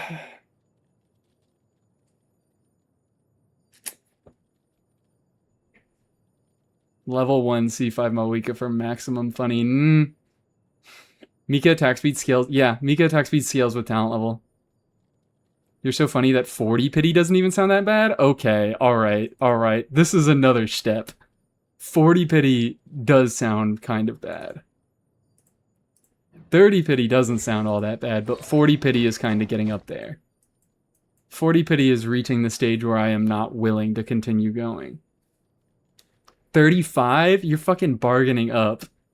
This bargaining up is reducing my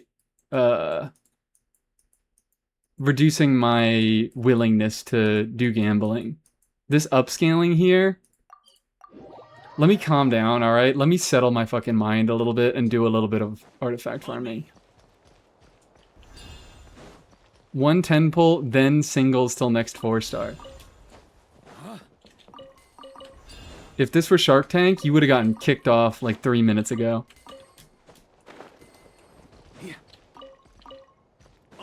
Let's just calm down, everybody. Let's chill the fuck out. Let's do a little bit of artifact routing. Why don't we? How fast would Razor be? What is the attack speed bonus that he gets? Is it 40%? It's a lot. It's a fucking lot. It's 40%, yeah. 65%. That doesn't hit cap. What is the cap? I always forget the attack speed cap.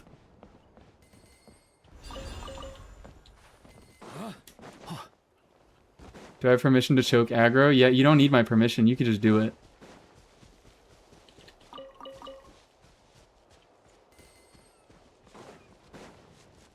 Let's calm the fuck down.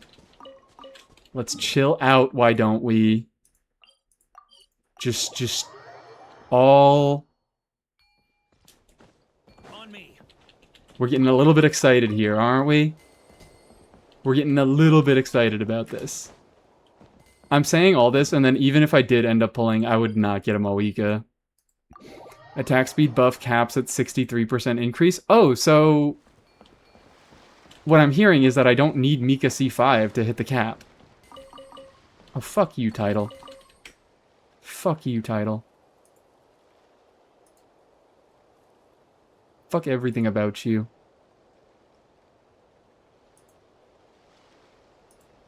There we go.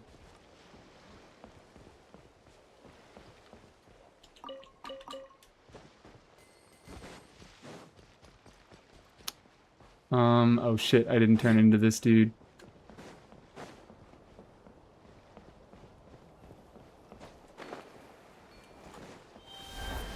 Correct? Wonderful. The desire to gamble is slowly going away. Is slowly receding. Look, why gamble on banner when you can gamble on artifact? Is that what it is? Do people satiate their desire to gamble by farming artifacts? Oh my god, I just figured everything out. I just figured it all out. Correct, often. This is why everybody farms artifacts all the time. Because they just want to gamble, but they don't want to use their primos. I fully understand now. What is my current cap?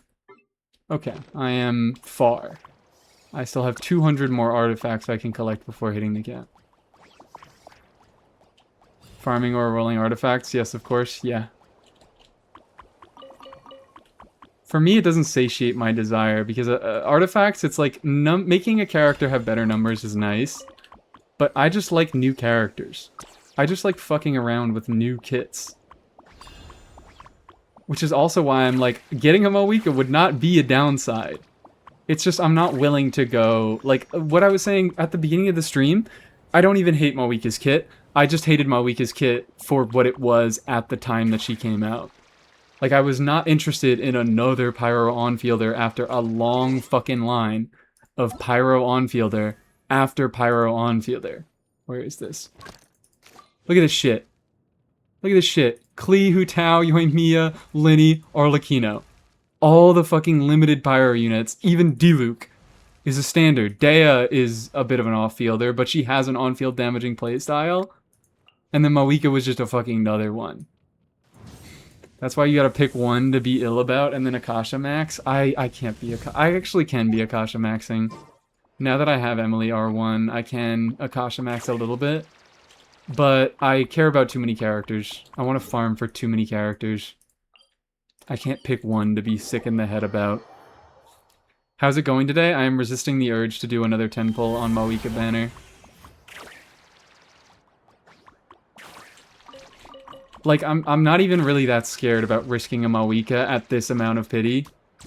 I think she has an interesting kit. Out of all the Pyro on-fielders, she probably has the most interesting kit, except for maybe Dea, if you count her as an on-fielder. But I am just not willing to put the primos into getting the kit. That's what it is.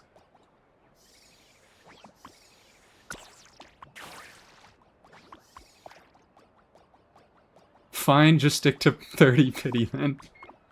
Alright, we've bargained all the way down to me doing one more 10 pull, which I haven't even done yet.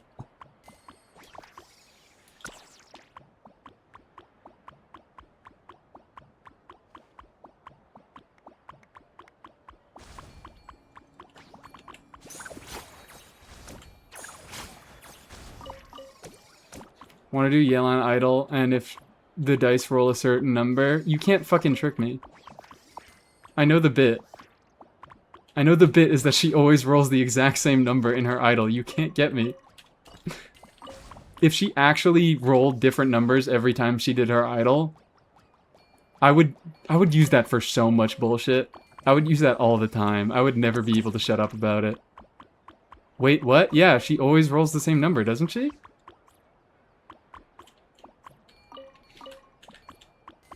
Worst case scenario, you could engagement bait with 30 pity Mav with no talents. I know, I would engagement bait so bad with it. So that's why I'm like, it wouldn't even be bad. I would use the Moika and I would fucking get people angry with it. It would piss people off. And that's why it's taking everything in my soul.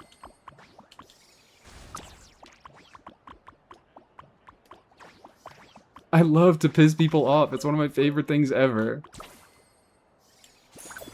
Aggro gives subs? True, if I get an early Mav. To pay me back for all the primos that I lose. But that's just what I keep thinking about. I keep thinking about the fucking primos. As I go back and I'm like, I don't know. I don't know. I want to save as many primos as I can so I can guarantee all the characters I want. I don't know who's coming out next year. I don't know when the banners are going to happen. I want my Ganyu. Also, somebody before asked why I'm pulling Ganyu. It's because Ganyu is like Moika if she was fun to play. Genuinely, like it's kind of a bit, but it's not really. Ganyu is an on-fielder that can be off-fielded and has reasonable stuff to be doing off-field. I like charge shot characters. That's it. It's the combination of those two. She is an interesting unit because she can be on and off-fielded, and I like charge shot characters, because I'm sick in the head. I'm very known for subbing to literally anyone. Keep talking about Ganyu? Okay, Ganyu's awesome. Ganyu is also like another potential double crown, because just like, Venti, her burst has real off-field utility.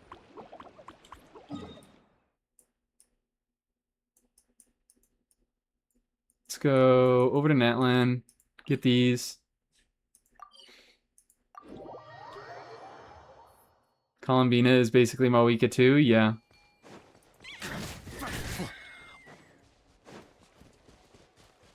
Except Columbina's a lot more fucking boring because you need to put one specific character in the team for her to on-field. Ayato is Mawika, yeah. Except Ayato I just do not have as much of a desire to play. I don't have anywhere near the same desire to play as Ganyu. Like, I always say this, my number one concern when pulling for an on-fielder is, do I enjoy their moment-to-moment gameplay? And when it comes to Ayato, the answer is no. The answer is just, I'm not really interested. And I have other sources of off-field Hydra application, so if I don't enjoy the on-field, the only real reason I would pull him is for off-field, and I feel that's unnecessary. Emily Dern, Ganyu, Venti, and AoE, so all the bursts hit every mob in Venti burst. I know, right? Wrong answer, sorry. I don't like Ayato. I don't like holding normal attack button. I know I say that, and then I play fucking Aoife. But Aoife's different. Aoife's totally different. Oh, Aoife is totally meaningfully different. Navia is Mawika too. I don't know about all that. I wouldn't say Navia has a meaningful off-field presence. Have you looked at those fucking scalings? It's in the double digits. 70 fucking % at level 8. Aoife can move, true. Aoife flies. Aoife's Animo, so I think he's a little bit more fun to do goofy shit with. Aoife has better access to different artifact sets. Aoife buffs Lunar Charge, and I have, like, it feels like there's more of a reason to run him with, like, Binefa stuff.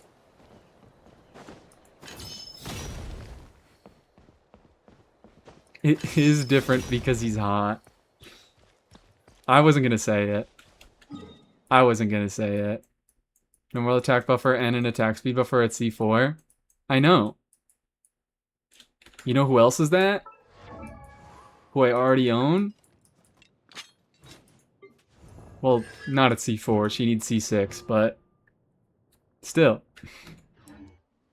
I think I should use my Yunjin a little bit more. It's so hard to get use out of her, and she just is so mediocre that you really do need another, like, good set of teammates to carry her.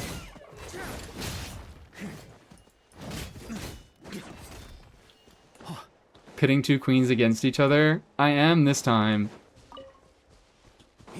Because one of the queens requires 5 copies of a limited 5-star that I don't really want.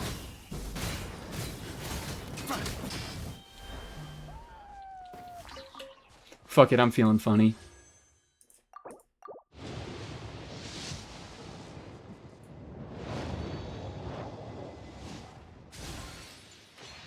This is it. This is it. This is it. It's over. It's over, we lost. It's over, we lost. There's nothing to be done. On me. We got no Mikas, we got no Vuikas. It's over. Just do another.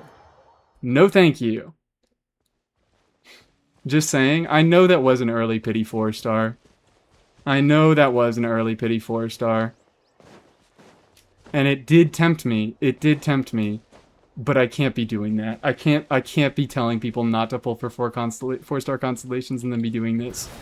To be fair, a Mawika is very funny content. A Mawika would be very funny content. So I am not solely pulling for the Mawika. If Yelan rolls a 6. Gee. 2 single pulls gets you a 4-star? Is that really true? Is it 2? If it's 2, 2 is a very low amount. I wasn't counting. 2 is a very low amount. If I don't get the 4-star within these 2 pulls, we're not doing more.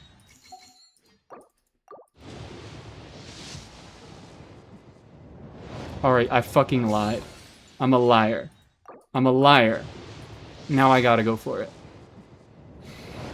It's still not happening. It's still gonna be some bullshit. What did I tell you? Now we have a guarantee for the next banner.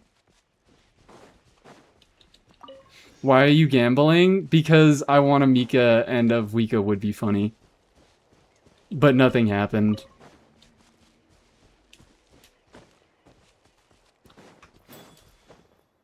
On me. It isn't even the worst decision.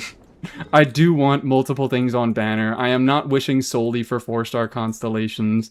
I do kind of want the 5-star in a fucked up and evil way. But I'm not willing to go beyond that. I just saw Sexy Back is playing, yeah. A liar, a cheat, and a fraud. I know, right? I'm a liar. But this is a different scenario. I'm making that 100% clear. Is I am not just pulling for 4-star constellations, so I'm not doing the thing that I tell everybody not to do. I am pulling for 4-star constellations on the way to maybe having a funny happen. How can I hear the music? Let me help you out. It's because you are now on Twitch. The better platform. Lucky you. On me. Thank you, Mies, for saving my soul and my lungs. You're welcome. Where are the artifacts here? And now I have 35 pity and I have a 4-star guarantee saved up for whatever next banner I want to end up pulling on. But now, legitimately, I'm like, I can't go beyond that. 20 pity was not a lot. 33 pity is a decent bit more. 4-star pity is now 9, and you only have to do one more single. Thank me later. What do you mean it's now 9? It's 0. I got the 4-star. We're just lying now. We're telling more and more lies. Shots fired. I low-key agree. What are we agreeing about? I know everything I say is always right, so, like, there's a lot of things that you can agree with when you're talking about me. But I don't know. I keep lying because it worked on you the first time. It did work on me the first time. You got me. I wasn't counting the pity. It did work on me the first time. I'm the fucking moron here. That Twitch is the better platform? Oh, yeah, because Twitch is the better live stream platform. There's just no argument there. What are you telling me about? I don't give a fuck. On me. But, like, now I've used those wishes, and they effectively weren't even, like, lost value. I've spent the wishes, but now it's pity. And that's pity that's going towards another character that I will want. So, it's okay. But if I were to now get the Mawika, it's not funny anymore. I'm just low on pity. I have just used all those wishes to get a character that I didn't want all that badly. Ah! Such defiance.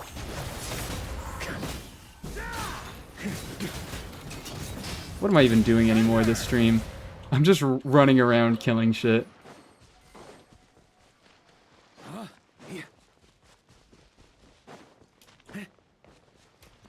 Not going towards Ganyu? It wouldn't be going towards Ganyu, but there are going to be limited units that I want. I'm probably going to have some interest in Saritsa. Maybe not. I don't know. We'll have to see. Maybe it'll be another PMC situation where I'm just fine with the Traveler and I don't need the Archon. But I already have, I think, 40 pity going on the Chronicle banner. I can't check because we do not currently have a Chronicle banner available. But I do have a decent amount of pity built up because I was trying to go for a Siegeween, an early Siegeween, and that didn't happen. Again, more wishes than I would have liked. Unless the Saritsa is cunty, I can appreciate cunt from afar. I'm capable of doing that. Who can I appreciate from afar? Chlorand. There we go. Ganyu review. Wonderful content. Wonderful content. Fuck. Wrong window. You guys get to look at your own chats.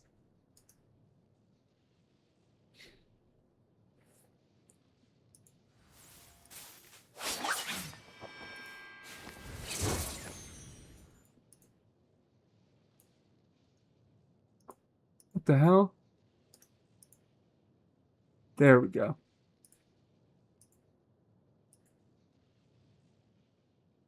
Said the cunty thing without having Sean Yun, so I understand. Exactly. You can appreciate Slay from a distance. You don't always need to have it on your account. Can you crit rate caps at 49 and freeze from recharged attacks? Oh dear. Is it only crit rate that affects recharge attacks? Is that really it? I wish I could see her Ascension passives. Why the fuck haven't they fixed this? Why am I unable to see her Ascension talents? Why do I only see her constellations and her active talents? I know she has that 20 crit rate when she does a charge attack, but I forgot if it was just for the charge attack or not.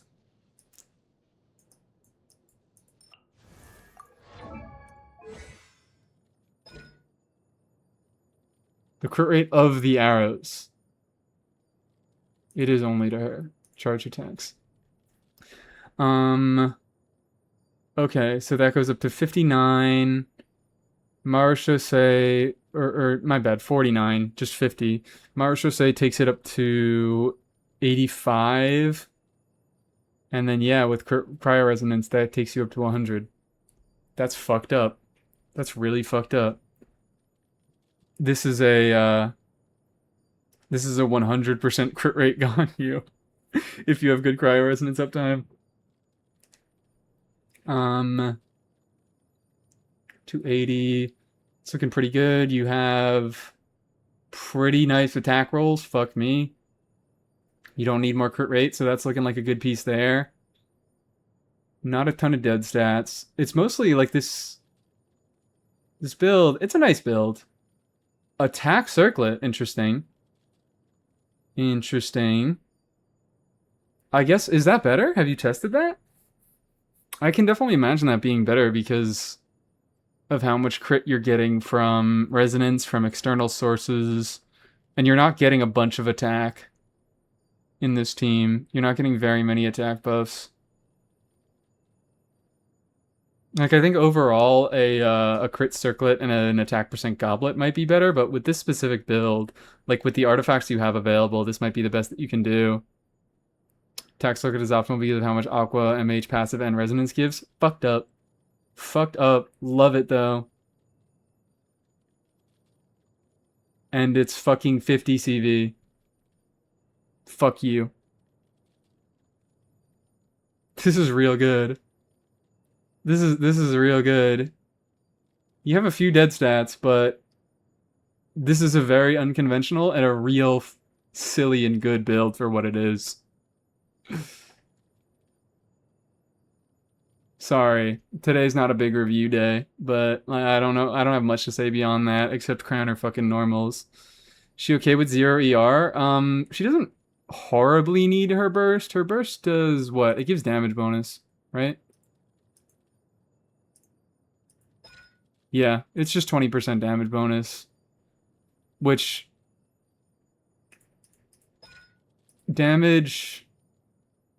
Well, I could just go check the scaling on your level 9 talents.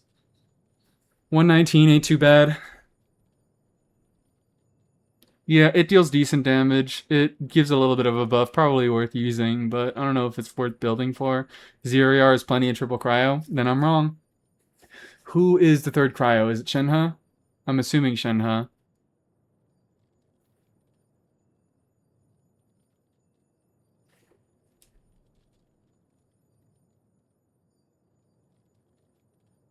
But fuck yeah, funny gone you. It's to the entire party? No, it's only to the on-fielder. Right? 20% cry damage bonus to active party members in the AoE. Active means on-fielder. See, Lolly for shield. Okay. Alright, makes sense. Is that good? I mean, you just have the same Skirk problem where you can't get TTDS and scroll at the same time. Don't moan on me, please. Don't fucking moan all over the screen. Do we want to do I want to go onto the alt and do a little bit of grinding there? I don't know how much longer I want the stream to be going anyways. You can get TTDS and scroll. What's your setup?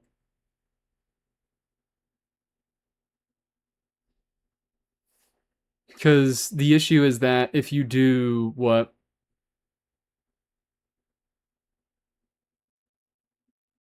TTDS wants her to be last in the rotation, but if she is last in the rotation, all your other cryo units are going to make it much harder for Farina to get a Hydro Aura.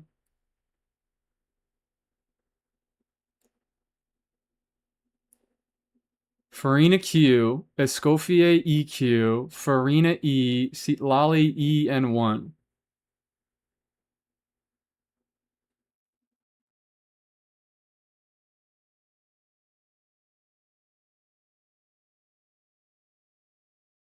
Sure. I feel like that's very suspicious.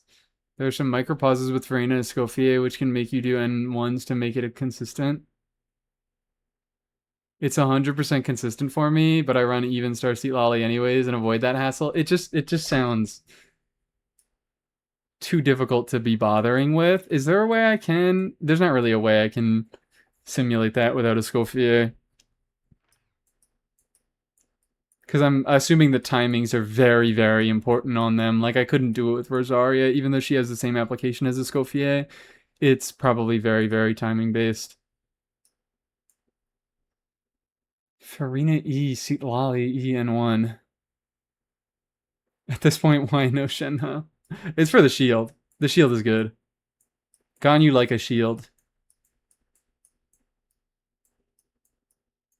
It's very, very easy to do.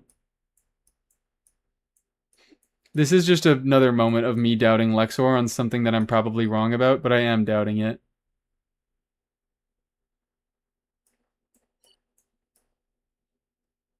Do we do alt? I think we do alt. I think this is a good time to alt. I'm gonna run to the bathroom real quick. And then once we get back, we will do alt stuff. Wow, Mies actually logged on to their alt the same twice in one fucking month. Unbelievable. Alright, piss time.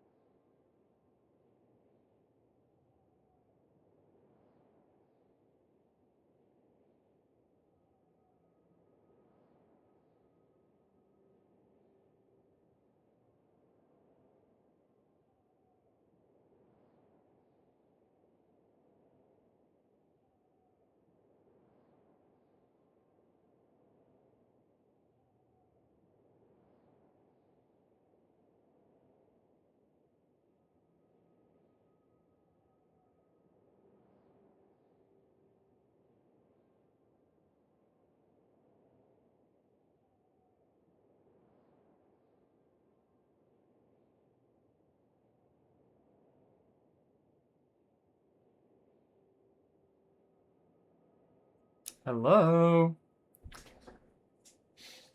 I got a question.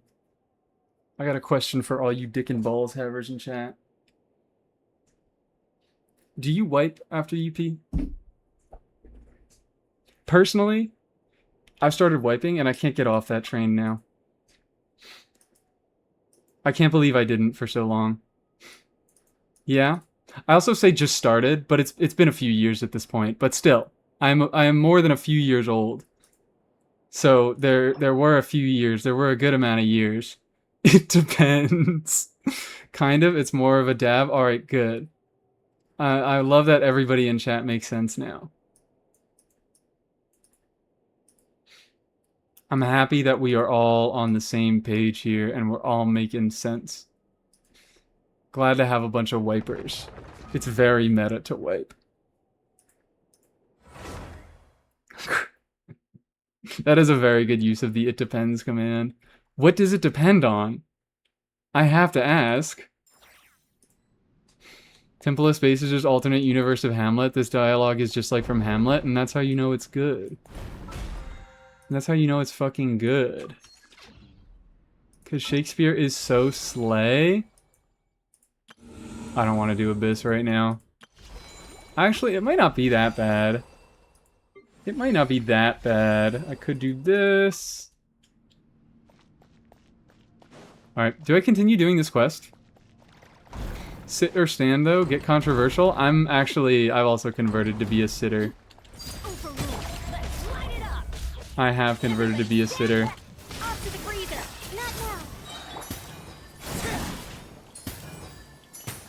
Come on. Oh my god.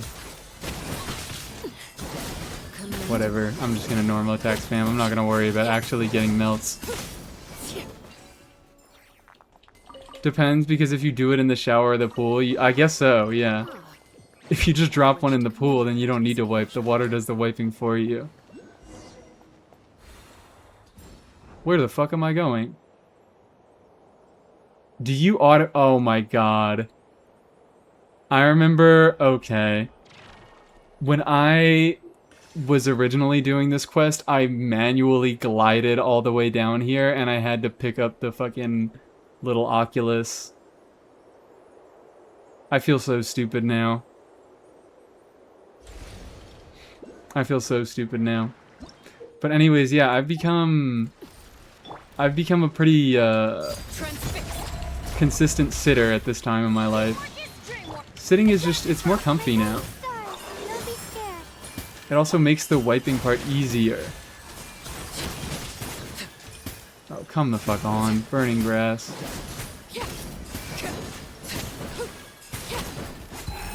I'm just healing.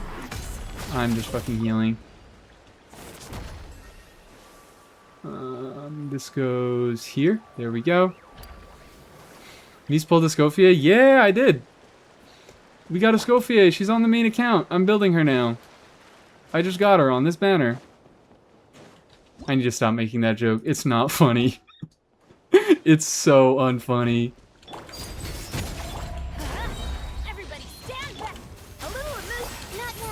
Who the fuck are you, dude? You just came out of nowhere.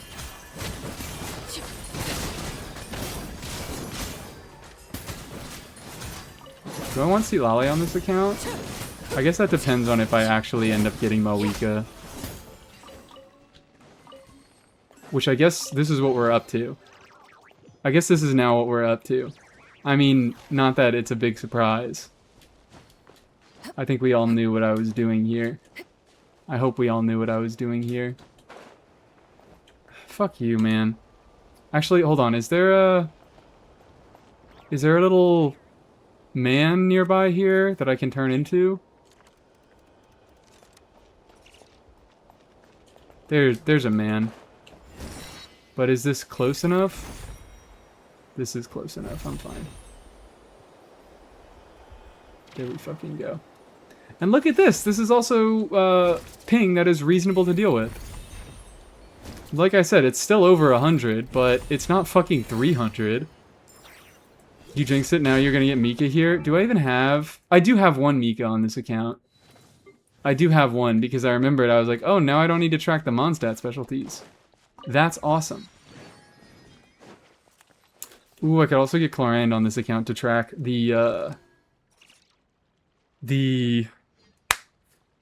what's it called? Fontaine specialties. There's a chest over here. I don't remember how to get it, though. Are you living in the middle of a forest or something? No, I'm just living another continent away from the servers. Oh, you know what? You just showed up. It's fine.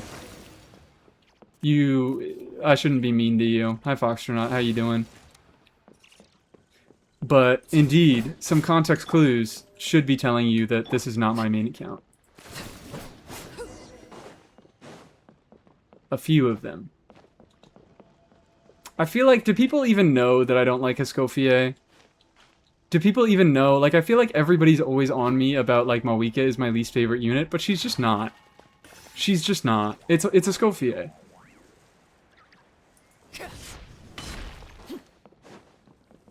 Intentionally pulled her Sig to give it to Mika instead of pulling Escoffier to run with my Skirk. That's kind of something that I considered doing. But again, the Primogems is just too... The Primogem investment is just too high. At this point, like, maybe once I, you know, have a few more resources and I have less characters that I want and I'm able to do sillier things more. I love to press E to make an entire element playable. Truly a fantastic design of a character. Pull this character or fuck yourself for a whole fucking 10% of the cast. Where Inkman? Where Inkman? There, Inkman. Hello, Inkman. What is the best Horns ship? Personally, I like Horns X Antlers. I have no idea how to respond to this message.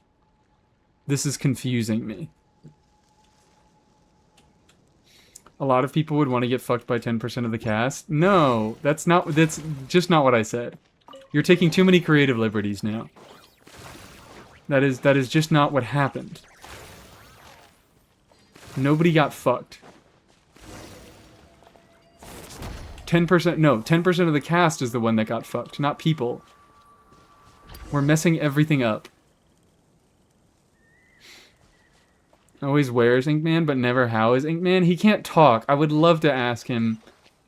Ignore the fact that he literally can, and he has been this whole time. He can't talk, and I don't care about his opinions. Fuck you, Inkman. If horns were people... I still don't follow. This has clarified nothing.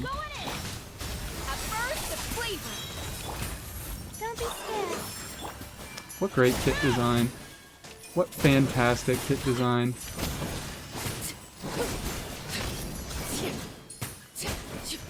I really want another fucking Bennett. That's what I need. Like, I should be grinding on this account a lot because I really do need another Bennett on this account. Because I don't have C1, and C1 less Bennett with Arlecchino is fucking evil. It's evil.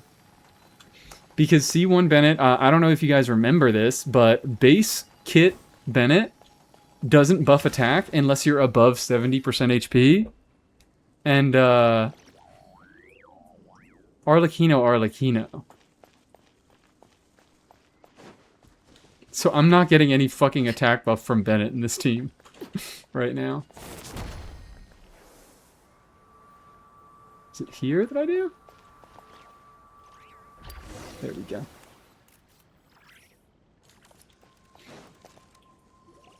Never is Inkman good after the divorce. Did he get a divorce? I'm sorry about what I said about Inkman. I was unaware. The trials he was partaking in. The awful things he had been through. We do need an exclamation point Escoffier command. We really do need one, but like, has there been a moment? I think exclamation point Escoffier, maybe there's an easy solution. Do we just make exclamation point Escoffier link to Escoffier 101?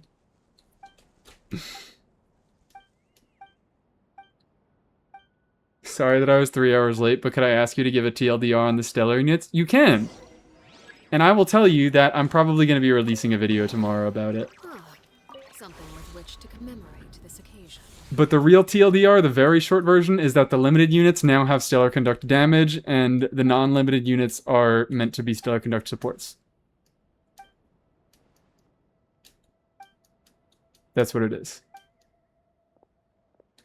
And Wriothesley gets fucked and dies. Wriothesley just sucks shit.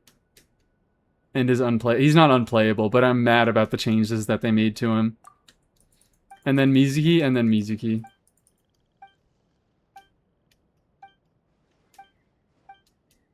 Emily, 102 win.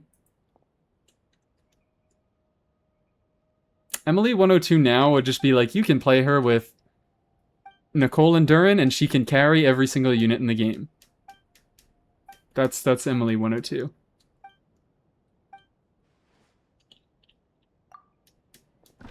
Unless, like, maybe I'm willing to revisit her if she gets some shit with Rhymegrass, but I kind of doubt that anything is gonna happen on that front. Because it's so asynergistic with burning stuff that it's pretty unlikely she'll get much compelling. We might... Should I get a Wriothesley? I don't think I would ever make a Wriothesley 102, because I really don't like the changes that they made to his kit. Oh, hold on, it's the funniest fucking picture ever taken. We can't ignore this, guys. Come on. Skip. Let me see the picture! There it is. I love it. Fucking head just poking out of the bottom there. I need several Ganyu videos. I don't know if we'll get several. We'll probably get one. But I don't know. Like, people won't... Maybe I could get away with making a Ganyu video.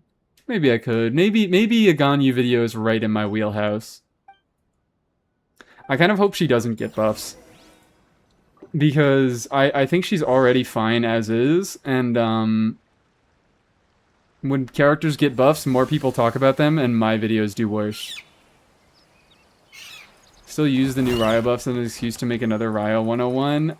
Yeah, I don't know, but I really don't like how Wriothesley's teams have evolved that much. I still just play Burn Melt. Like, he's gotten some more options. He's gotten Freeze now, and he's about to get Stellar Conduct. But I am not going to be a fan of either of them.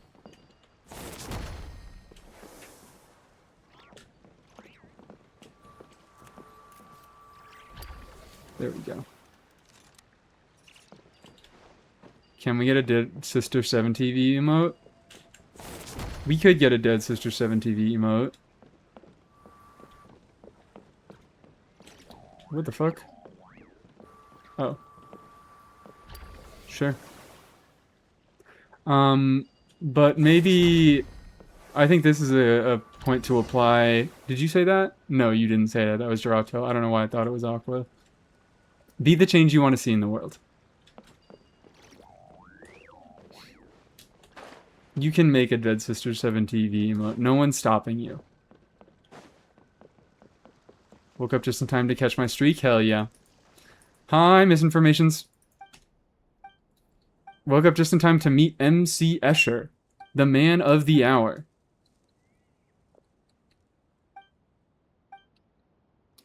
Oh, never mind. Starshade is going to stop you. Starshade will stop everybody from experiencing joy. Is this? Yippee!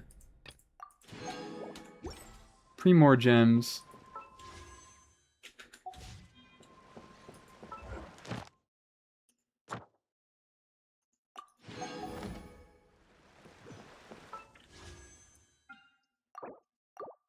Three more gems. Bennett?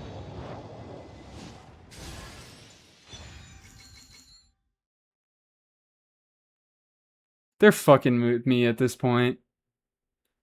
They have gotta be fucking with me at this point. It's a sign we're not going back to the main. We're not going back to the main. It's over. You're so lucky. Give me Mika. This is on my alt. This is on my fucking alt where I'm never gonna use him. I want Mikas on my mains, and I have not gotten Mikas on my mains. I want Mikas on my mains so bad, and I can't get them. That fellow's a fake. It's another ambush. Fake fellows. All around. A fake fellow, that's that shit I don't like. I made the exact same joke the first time I played this. And it wasn't funny there either. It was never funny. We don't have a Broly? What? What did Paimon just say? We don't have a Broly handle? Like from Dragon Ball Z?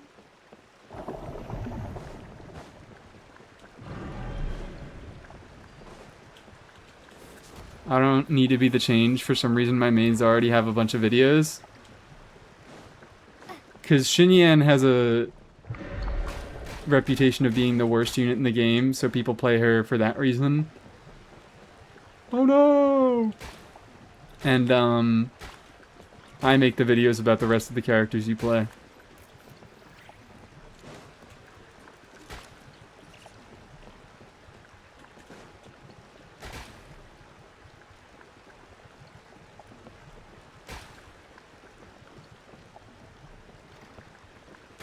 Can you confirm from Mies that Yelan does indeed randomize her dice roll? They don't believe us? What the fuck? I couldn't dodge that because I was reading chat. Is that really true? I don't believe you guys. I don't believe you guys. Not for a second.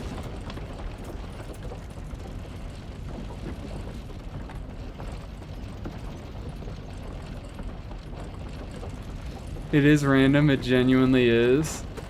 Pretty sure it is. Just check it out. Give me a second. I can't pause here, right?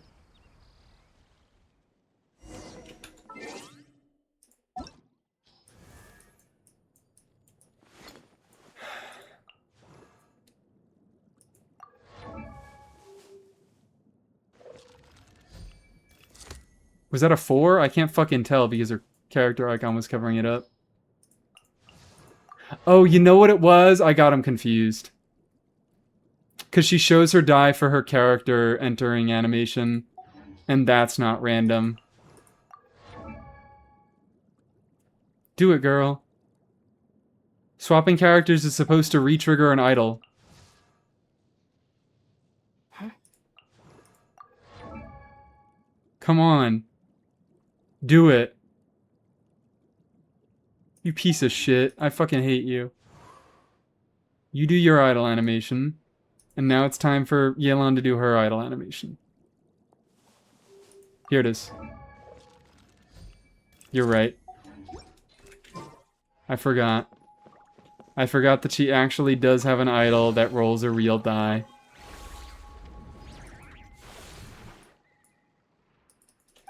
This has been another instance where I am doubting the fuck out of Lexor, and Lexor is just right.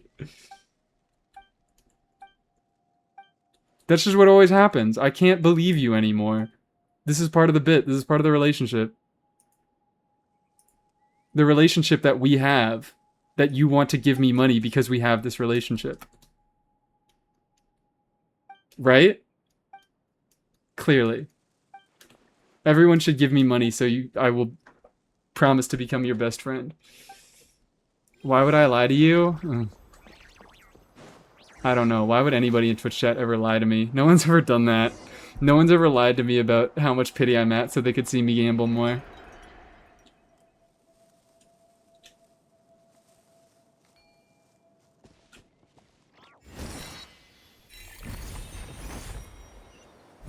Come on.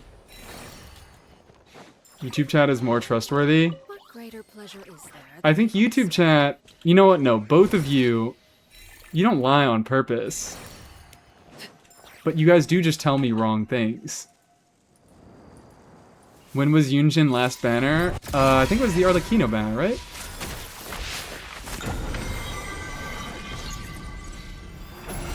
Check Genshin General. I sent the video of the scroll TTDS easy setup. Fine, I'll look at it later. I'll look at it later. I'm not gonna look at it right now on stream, but I do believe you. It still slows down your rotations. Like, it's a weird setup, and it's still, even if it isn't difficult to do, it probably is difficult to do. It probably is timing sensitive, and you are discounting the amount of difficulty done there. Like, if you get practiced with it, it's probably not difficult. Which I guess maybe at that point, I don't know. I don't know how I qualify difficulty in things. It's auto-timed with the N1.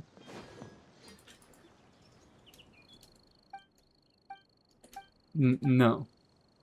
I did it the first time I tried it. I need a Scofian now. It's impossible to mess up, at least on lowish ping. It still slows down my rotations. There still is the point that it slows down rotations. Because you have to swap back to Farina. And you end up wasting extra time on Farina Burst. Probably still worth it to get both of the effects.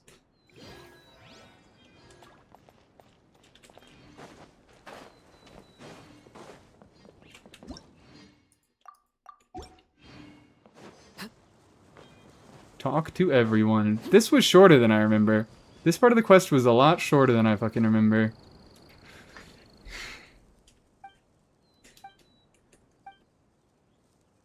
Shut up, Astoria.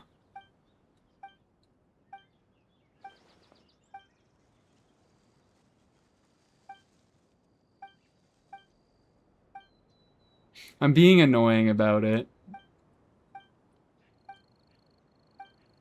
I'm being annoying about the fucking scroll TDDS seat lolly. Turns out straining your voice added 3 hours. Would you believe it? Actually reading the dialogue and doing specific voices and fucking around and getting distracted added 5 hours to this quest. This is why I'm holding off on doing the Archon quest. I also am just stalling it. I don't want to do the Archon quest very badly. I don't think I would enjoy it.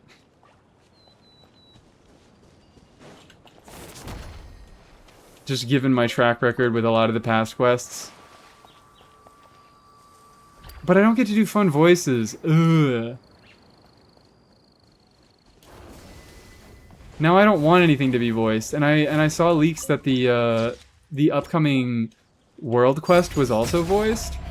And it's like, cool. I guess that's nice, but now I don't get to do silly voices. Should I mute it? Should I mute it so I can do funny voices?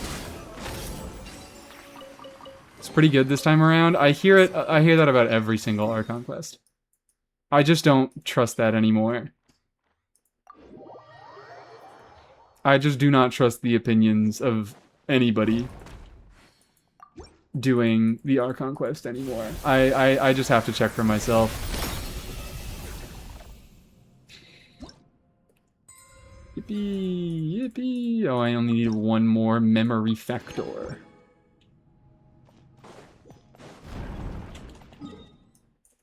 The only area left is this one now, right?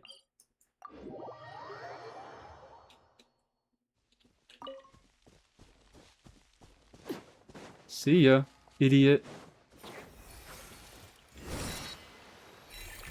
Oh, oops, I never activated my Mika C1. What even is that? Oh, wait, hold on. I think that's the one... Is that the one that speeds up your healing based on the attack speed buff that he gives? So there we go. Yeah, it is. The decrease percentage is equal to the attack speed increase provided by Soul Wind. So there we go. There's my reasoning for getting C5 Mika. Is he's going to heal 3% faster now. Huge. Massive. It's not just funny, guys. It's real. It exists. It's not just a bit. It's not just one convoluted bit to let me gamble more.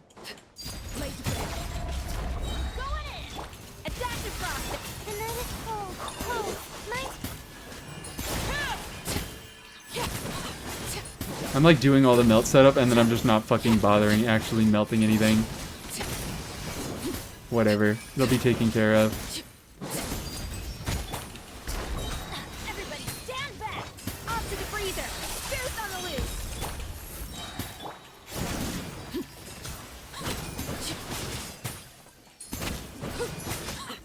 There we go. Easy.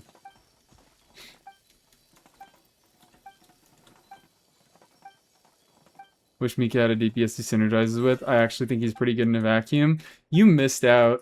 You missed out. Near the end of Natlan especially, I was such a Mika defender. In one of my early videos, I think I did a fucking like account tour thing for my for 100 subscriber special. And come on, open that up. And I talked about Mika, or I talked about Eula, I guess. And I was like, Eula's the problem here. Mika's not the problem. Eula's the real issue here. Mika has good numbers, he just doesn't have anybody to give them to. And everybody thinks that he sucks because of it. Swapped my Albedo from Golden Troop to Husk and I need to know if it's better. I don't remember your Golden Troop build. But we can take a look at that. There's quite an easy way to test if it's better. Albedo does indeed do big single instances of damage, and you can just check. You can do your proper setup and test if one of those hits deals more damage with either kit. Anyways, what emote am I looking at?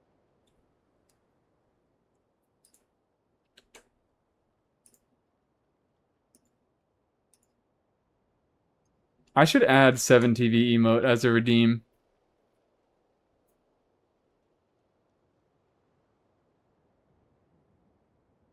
Yeah, I'm with it. I mean, this isn't Zeitland. This is Raumhilda, but people aren't going to be talking about Raumhilda. So, yeah, we can throw that in there. That's reasonable. Train? Train? There's a train? Where's the train? I guess I probably should have... Hold on, let me put this on auto, and then I will also look at this Albedo.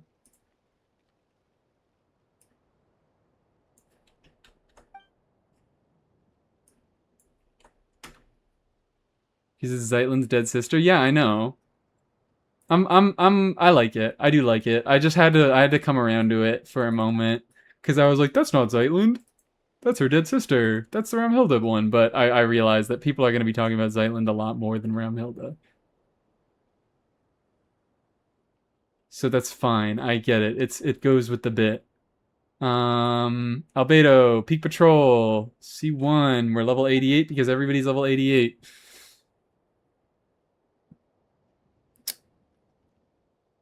Acceptable amount of defense.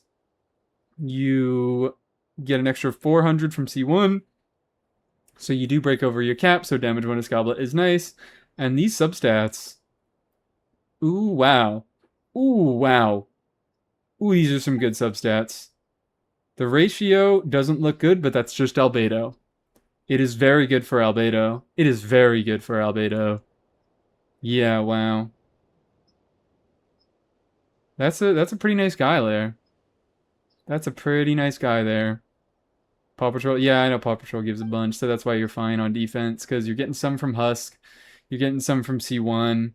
Oh, I forgot that it gives 8%. Yeah, okay, never mind. That was what you were talking about. It gives the 8% when you, after normal or plunging attacks, hit an opponent. Heh. That's a total of 16%. Hell yeah. I like it. You're reaching your targets, you have good crit stats. It looks rough because it's Albedo, but it's not rough at all. That is quite the nice Albedo build. Just because Raum means space in German? Yes. Timeland and Space Hilda. The girls. The queens.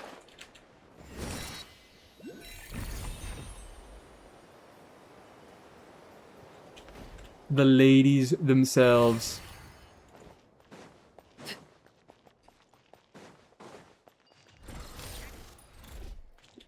This is a complicated puzzle that I don't really want to do right now. Golden Troop with about the same crit, hitting 3,000 defense. Is that better? I couldn't tell you. Probably just to check yourself. do your full, I assume higher defense is better because you already have a damage bonus goblet, and you are, well, are you getting damage bonus from Hex Set? I don't know. But I usually run Hex Set in Albedo teams now, and he gets a good amount of damage bonus from that. So, check yourself. Pretty easy to check. It might depend on exact team structure. Ah! Oh! Escoffier get melts. There we go.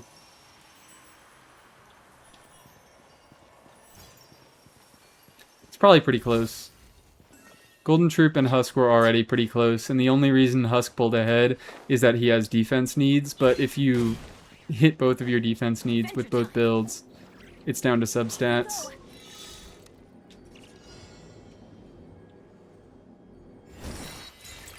Who's Giratina if Zeitlin is Dialga and Romhilda is Palkia? What do you mean, who is Giratina? It's fucking what? Asmodee, right? Is that too easy of a comparison to make? Am I saying the wrong name? I get all of the fucking shades mixed up. I'm seriously a fake lore fan. I am seriously a fucking fake lore fan. I got Lohan's weapon, but no Lohan. What can I do with it?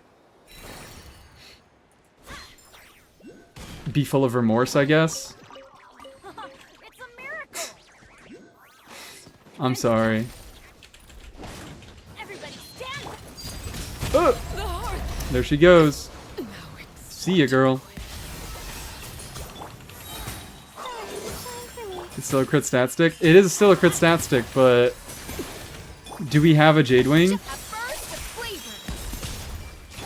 Because if we have a Jade Wing... Light it up. Teamwork is dreamwork. Alright, you know what? Do I have to kill these dudes right now?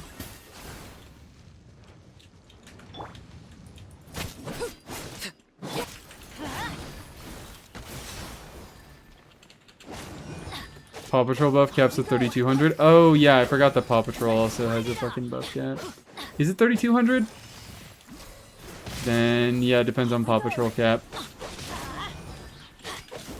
I am so not in a build mood today. I'm so sorry that I gave kind of shitty build reviews.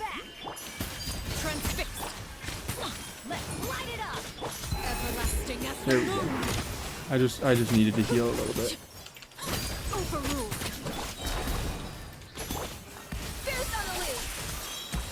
We should kill Mies? We should remove Mies. We should get rid of them as a streamer. They're fucking awful. They just suck. They give terrible reviews and they forget about every single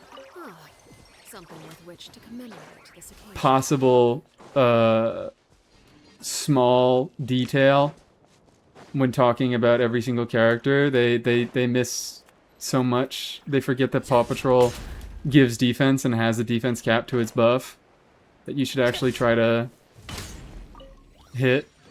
Not necessarily try to hit, but like, it's a nice target. It's not that big of a deal. It's a tiny bit of extra damage bonus. How do I open this? How do I open this?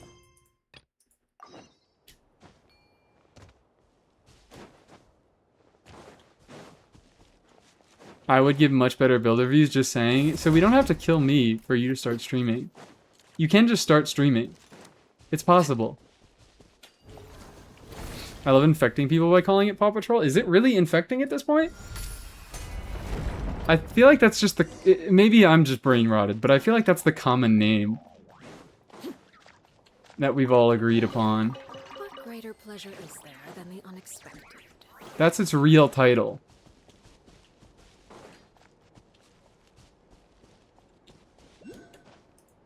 Aqua started playing Genshin Impact. Are you gonna start streaming right now?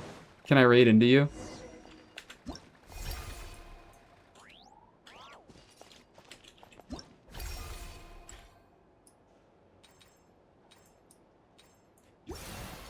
There we go.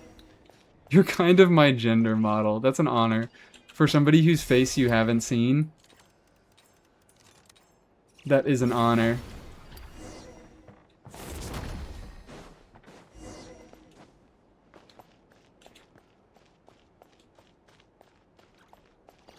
Oh. Yay, puzzles. Puzzles! I'm doing so many puzzles, guys. What is Paw Patrol? It's Peak Patrol song. But there's a show called Paw Patrol, so everybody calls Peak Patrol song Paw Patrol. And Peak Patrol song, if you don't know, is Shilon and Sig. Transfix. I'm going in. Off to the freezer. The night is cold. Cold. Mine to command.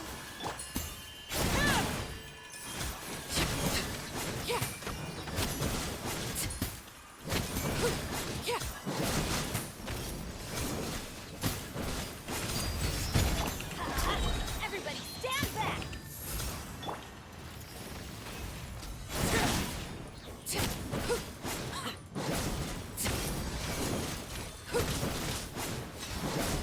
Maybe Escoffier is doing something here. Maybe Escoffier has personal damage, and maybe this dude has giga fucking high pyro res right now. I still have never learned the mechanics behind these guys. I know that they can also absorb Are elements. we sure this stuff isn't expired? Do they just get super resist to whatever element they absorb and that's it?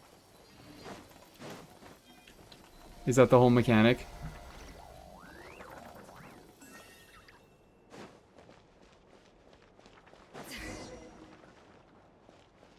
Find the restoration core. Oh my god, I forgot how long this part of the quest was.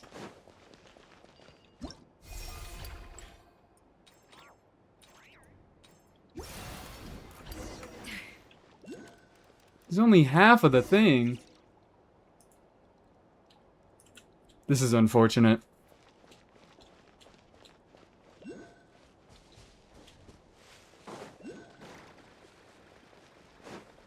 Do I have to open it in a different way? I forgot. This one, it's like a half open, right?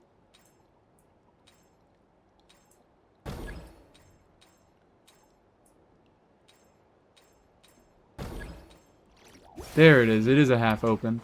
I'm a genius. I'm a genius. I know everything.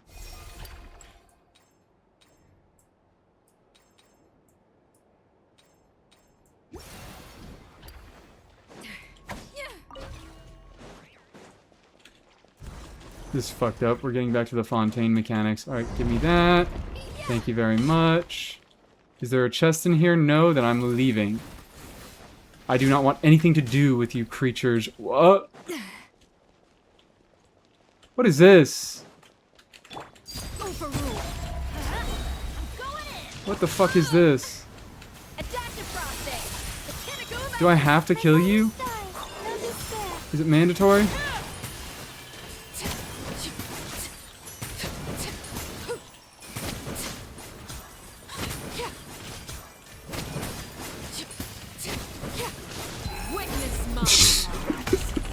Fucking goddamn Arlecchino just hit a smooth criminal on us. Did you guys see that? The way she fucking slid up out of her burst?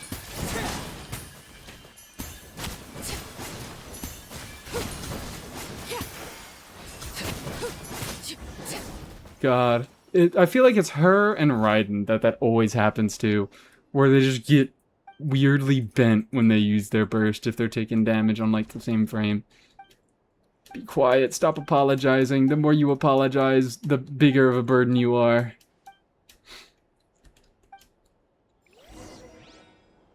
That's a call out to all you people with anxiety out there. If you apologize for something, everybody will hate you more for it. Everyone will dislike you more, and they'll all want to kill you. In case you were wondering. They do hate it when you apologize, and you should stop.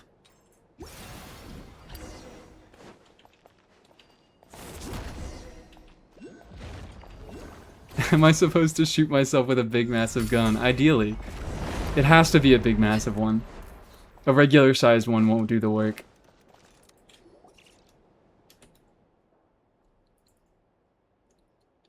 You have to repent. And it has to have religious symbolism on it. If you don't shoot yourself with a gun that has a massive fucking crucifix with Christ hanging on it, nobody will ever forgive you. That's why I haven't apologized in 5 years. Yeah, it doesn't work the other way either. You have to only apologize sometimes. You have to only apologize when it's actually your fault. That's the difficulty, finding the balance of finding out when it's actually your fault. Not forget the silver bullet? Of course. I thought that was assumed.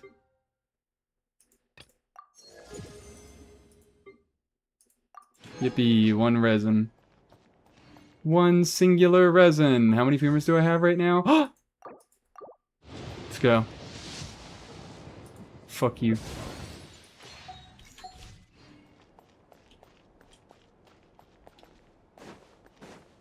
This part of the quest is so fucking long. I can't take it.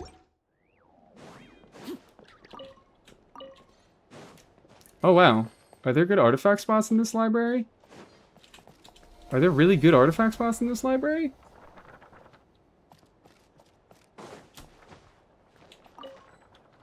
That was not an artifact. You know what else is long?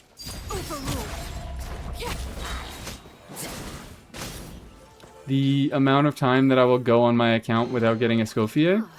Something with which to commemorate. That's quite long. The reach of Arlecchino's first normal attack? That's also quite long. I know a lot of things that are long. Okay.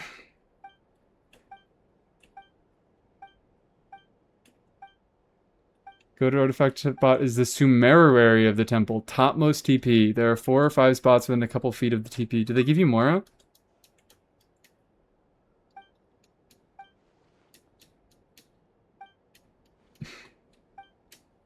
If they give you Mora, I'm interested. Just artifacts? I could do that, but there are a lot of places in Natlan that give you Mora and artifacts. So it may not be, it may not become a permanent addition. Move the oh.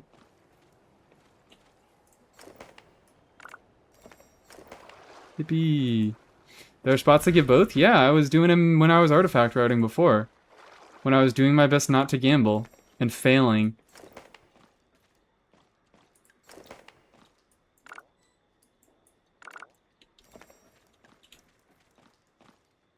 Let's go. Let's speed run. Alright. I'm also feeling like, oh shit. I got caught out there.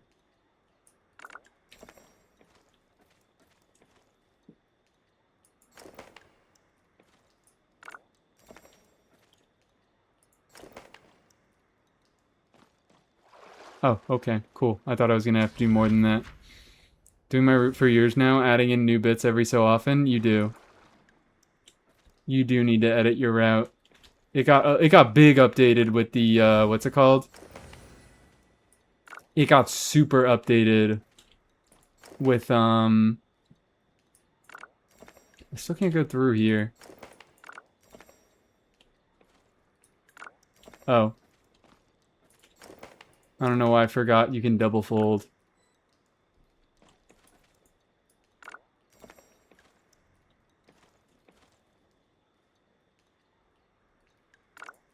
Fuck you, get folded, idiot.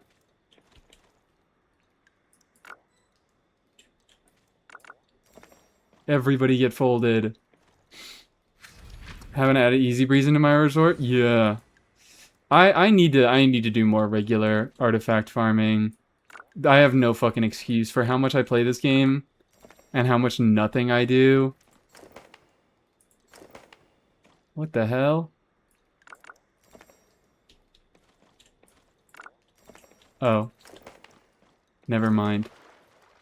I am the moron.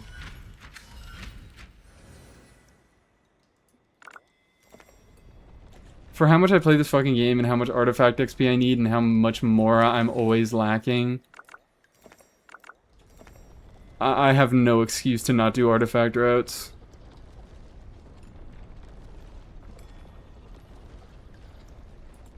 They're so nice. It's so much extra resources that you do not have to spend resin on. And then do I have to cancel it now? Yeah. I feel like I would have gotten blocked there. Misa, I've done Song Redeem. Nice shot by Tangible. You have done Song Redeem.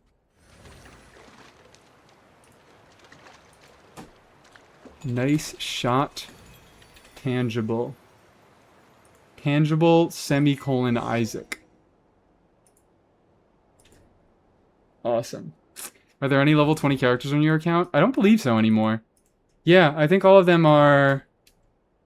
Dahlia still might be the lowest level, but he's like 25 now.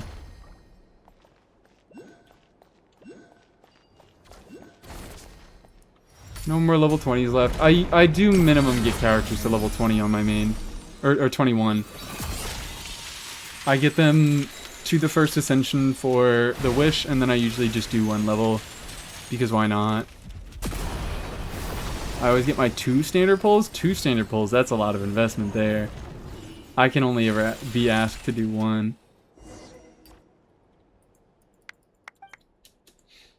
I do like doing my 1 for the Gamba because it's basically nothing to get that first wish. And I usually will end up building the character anyways. So it's really not a big deal. You guys are amazing! Thank you, Okikuni, but I already know that. I'm already aware of how amazing I am. You told me, like, however long ago I did this quest on my main. What greater pleasure is there than the unexpected? I'm not doing that. No. I don't know what that fucking is. I don't know what you're asking me to do, but I'm not doing it.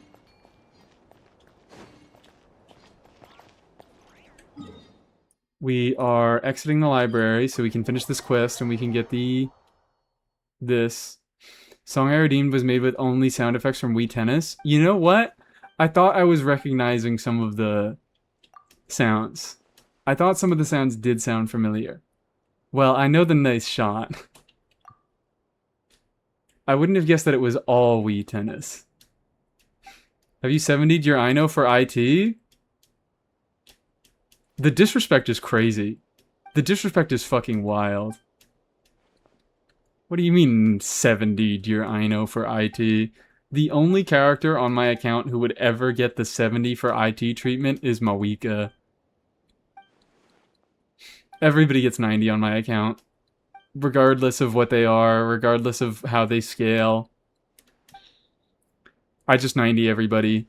It's equal investment. Like, I've level 90'd too many characters at this point, that if I don't level 90 a character, number one, people are gonna fucking ask and be like, why isn't this character level 90? And number two, it's just like, I want to put the same investment on all of my characters. I like giving all my characters equal chances to succeed.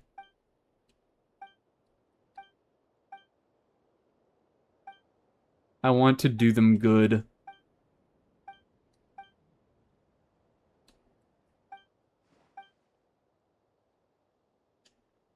Skills are the only thing that varies in this account. What, you mean talent levels vary? Talent levels do vary. I don't crown everybody all the time. Okay. I think I can do another upgrade.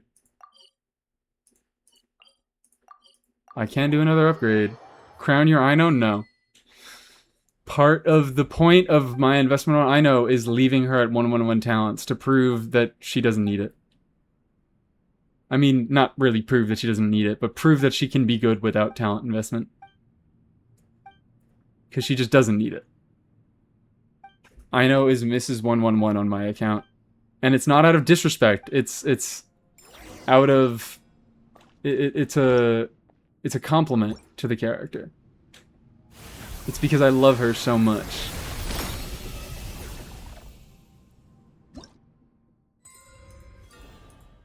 %, okay. I kind of wanted to get to another breakpoint so I could do another wish. I kind of want to do one more wish before I end off here. But I feel like that could take a while. I'm going to get 20 from Daily Claim. And then I would need another 40 from Random Exploration. I have not spent my resin, and you know what? I'm going to log off without fucking doing that. Do Prune's talents give anything except for damage? No. You really don't need to be bothering leveling Prune's talents. Even her burst, like her burst is a significant source of damage, but it comes from her ascension passes. It doesn't even come from her talent levels. Prune talents are very unimportant. I just leveled her to 888 because I like Prune. I think she's a fun unit. But her talents are completely unimportant. Thank you for completing.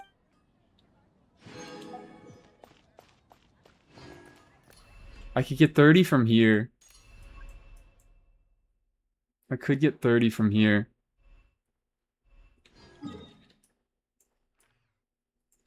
And then that's only 15 left after that.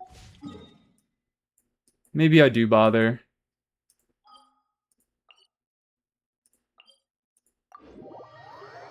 Maybe I do bother. Natlin is a gold mine? I don't have the compass for Natlin.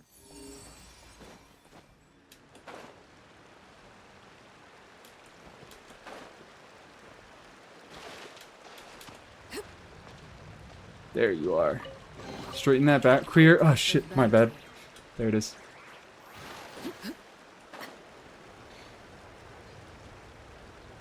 I'm gonna have to lock in and do this quickly so we can get to the door. Oh, I mean, I know where I'm going. I'm going to the Dorsal Fin 1 stream. I need to see this abyss. I don't know where y'all are going. I'm probably gonna try to send you somewhere else because I raid her so often. Hydrate, thank you. Ugh. Raise the desk. I actually almost started off this stream standing today. I've been working standing today. Delicious. I've been working standing today, but I sat down for the stream. I should use the standing more often. I've been mostly sitting at the desk so far. This is a puzzle chest, I believe. You're gonna get the walking pad when in stand mode? No. The desk was expensive enough, okay? I have taken on enough expenses when it comes to this fucking... when it comes to moving in general. Thank you for the cabbages. Really appreciate them.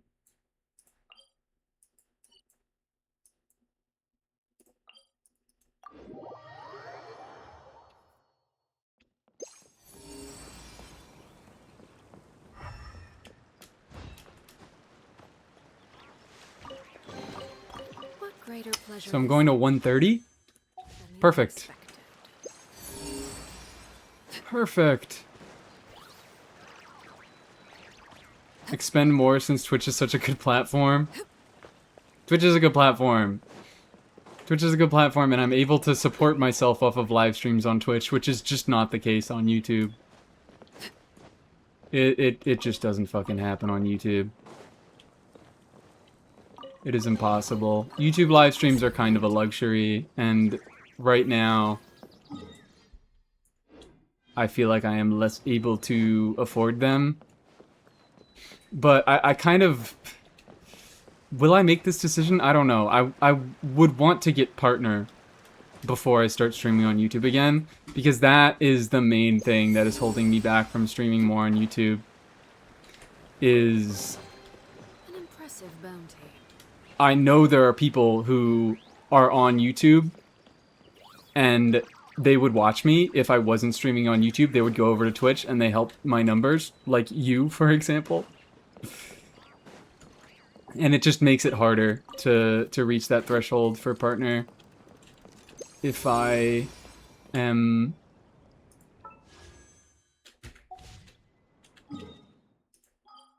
It would be harder to reach that threshold. Fucking come on, dude.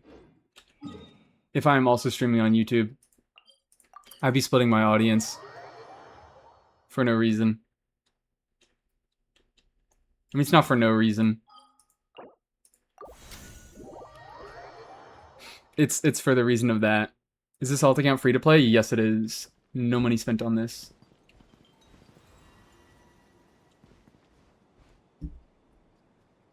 Now, let's do this.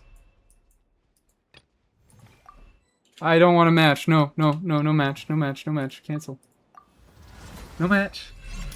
I actually think I already did the Genshin Vod today, so I'm cheating. Switch to Twitch for Mr. Soul and then Big Them Meese. Twitch is just better. Twitch is just a better platform. I really hate to keep saying it. But right now, me and YouTube are not big friends. I think it's Auron today? I think I already got it and it was Auron. I'm back, just went to follow Dorsal Fin. Wonderful. It is not. Shit. No hits. Fine, I'll put in my Ayato guess. I'll do my Ayato guess. 5-star that released before Ayato. Let's go Eula. I'm feeling a Eula.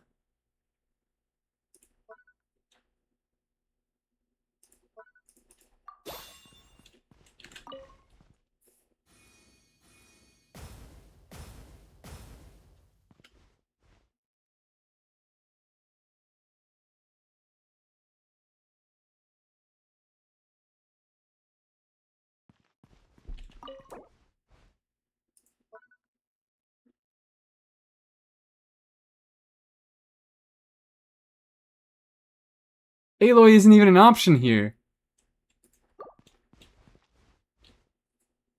I was like, who the fuck is this?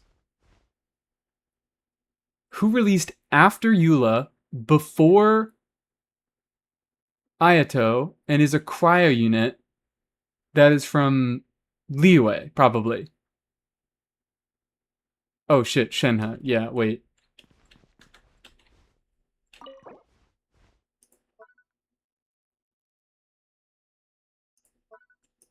It's gotta be.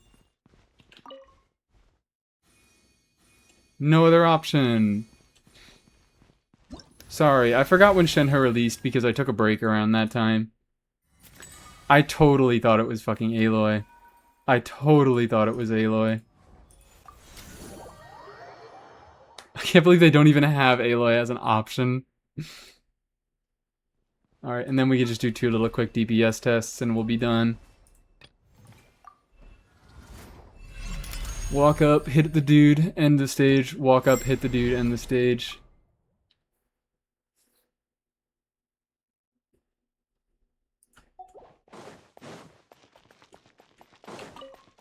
Whee! Grinding these primos the hard way. Kinda sad to not even have her. What, Aloy? For collection reasons? You don't need to do that, wasting time. Whatever, it takes 10 seconds, and I would rather do it. I would rather do it than not.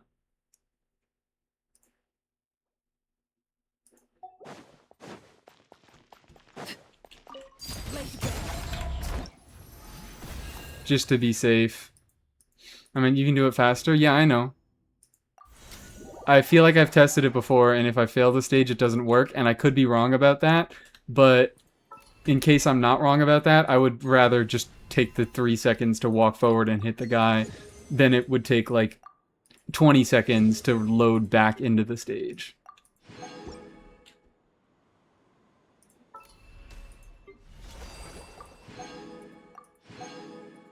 Yippee! Gamba for outfits? Do I even have? I do, I can do a 10 pull.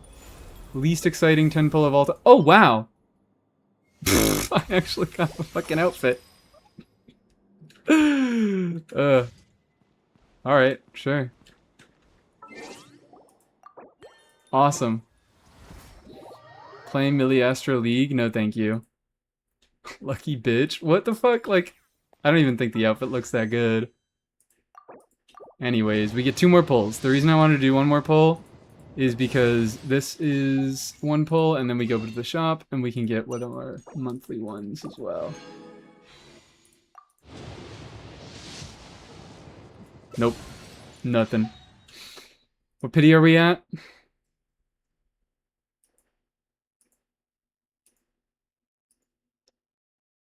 $23 now. I will have to lock in to actually get my week on this banner. Maybe I could do another stream where I lock the fuck in on this account. But for now, are we just gonna raid into Dorsal Fin 1, guys? I gotta break it up. I gotta have some variety, right? Who else is streaming? Oh my god, nobody else is streaming. I see a few people who are also on Genshin.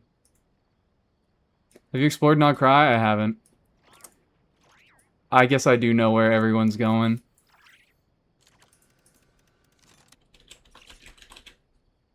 Just make it easy.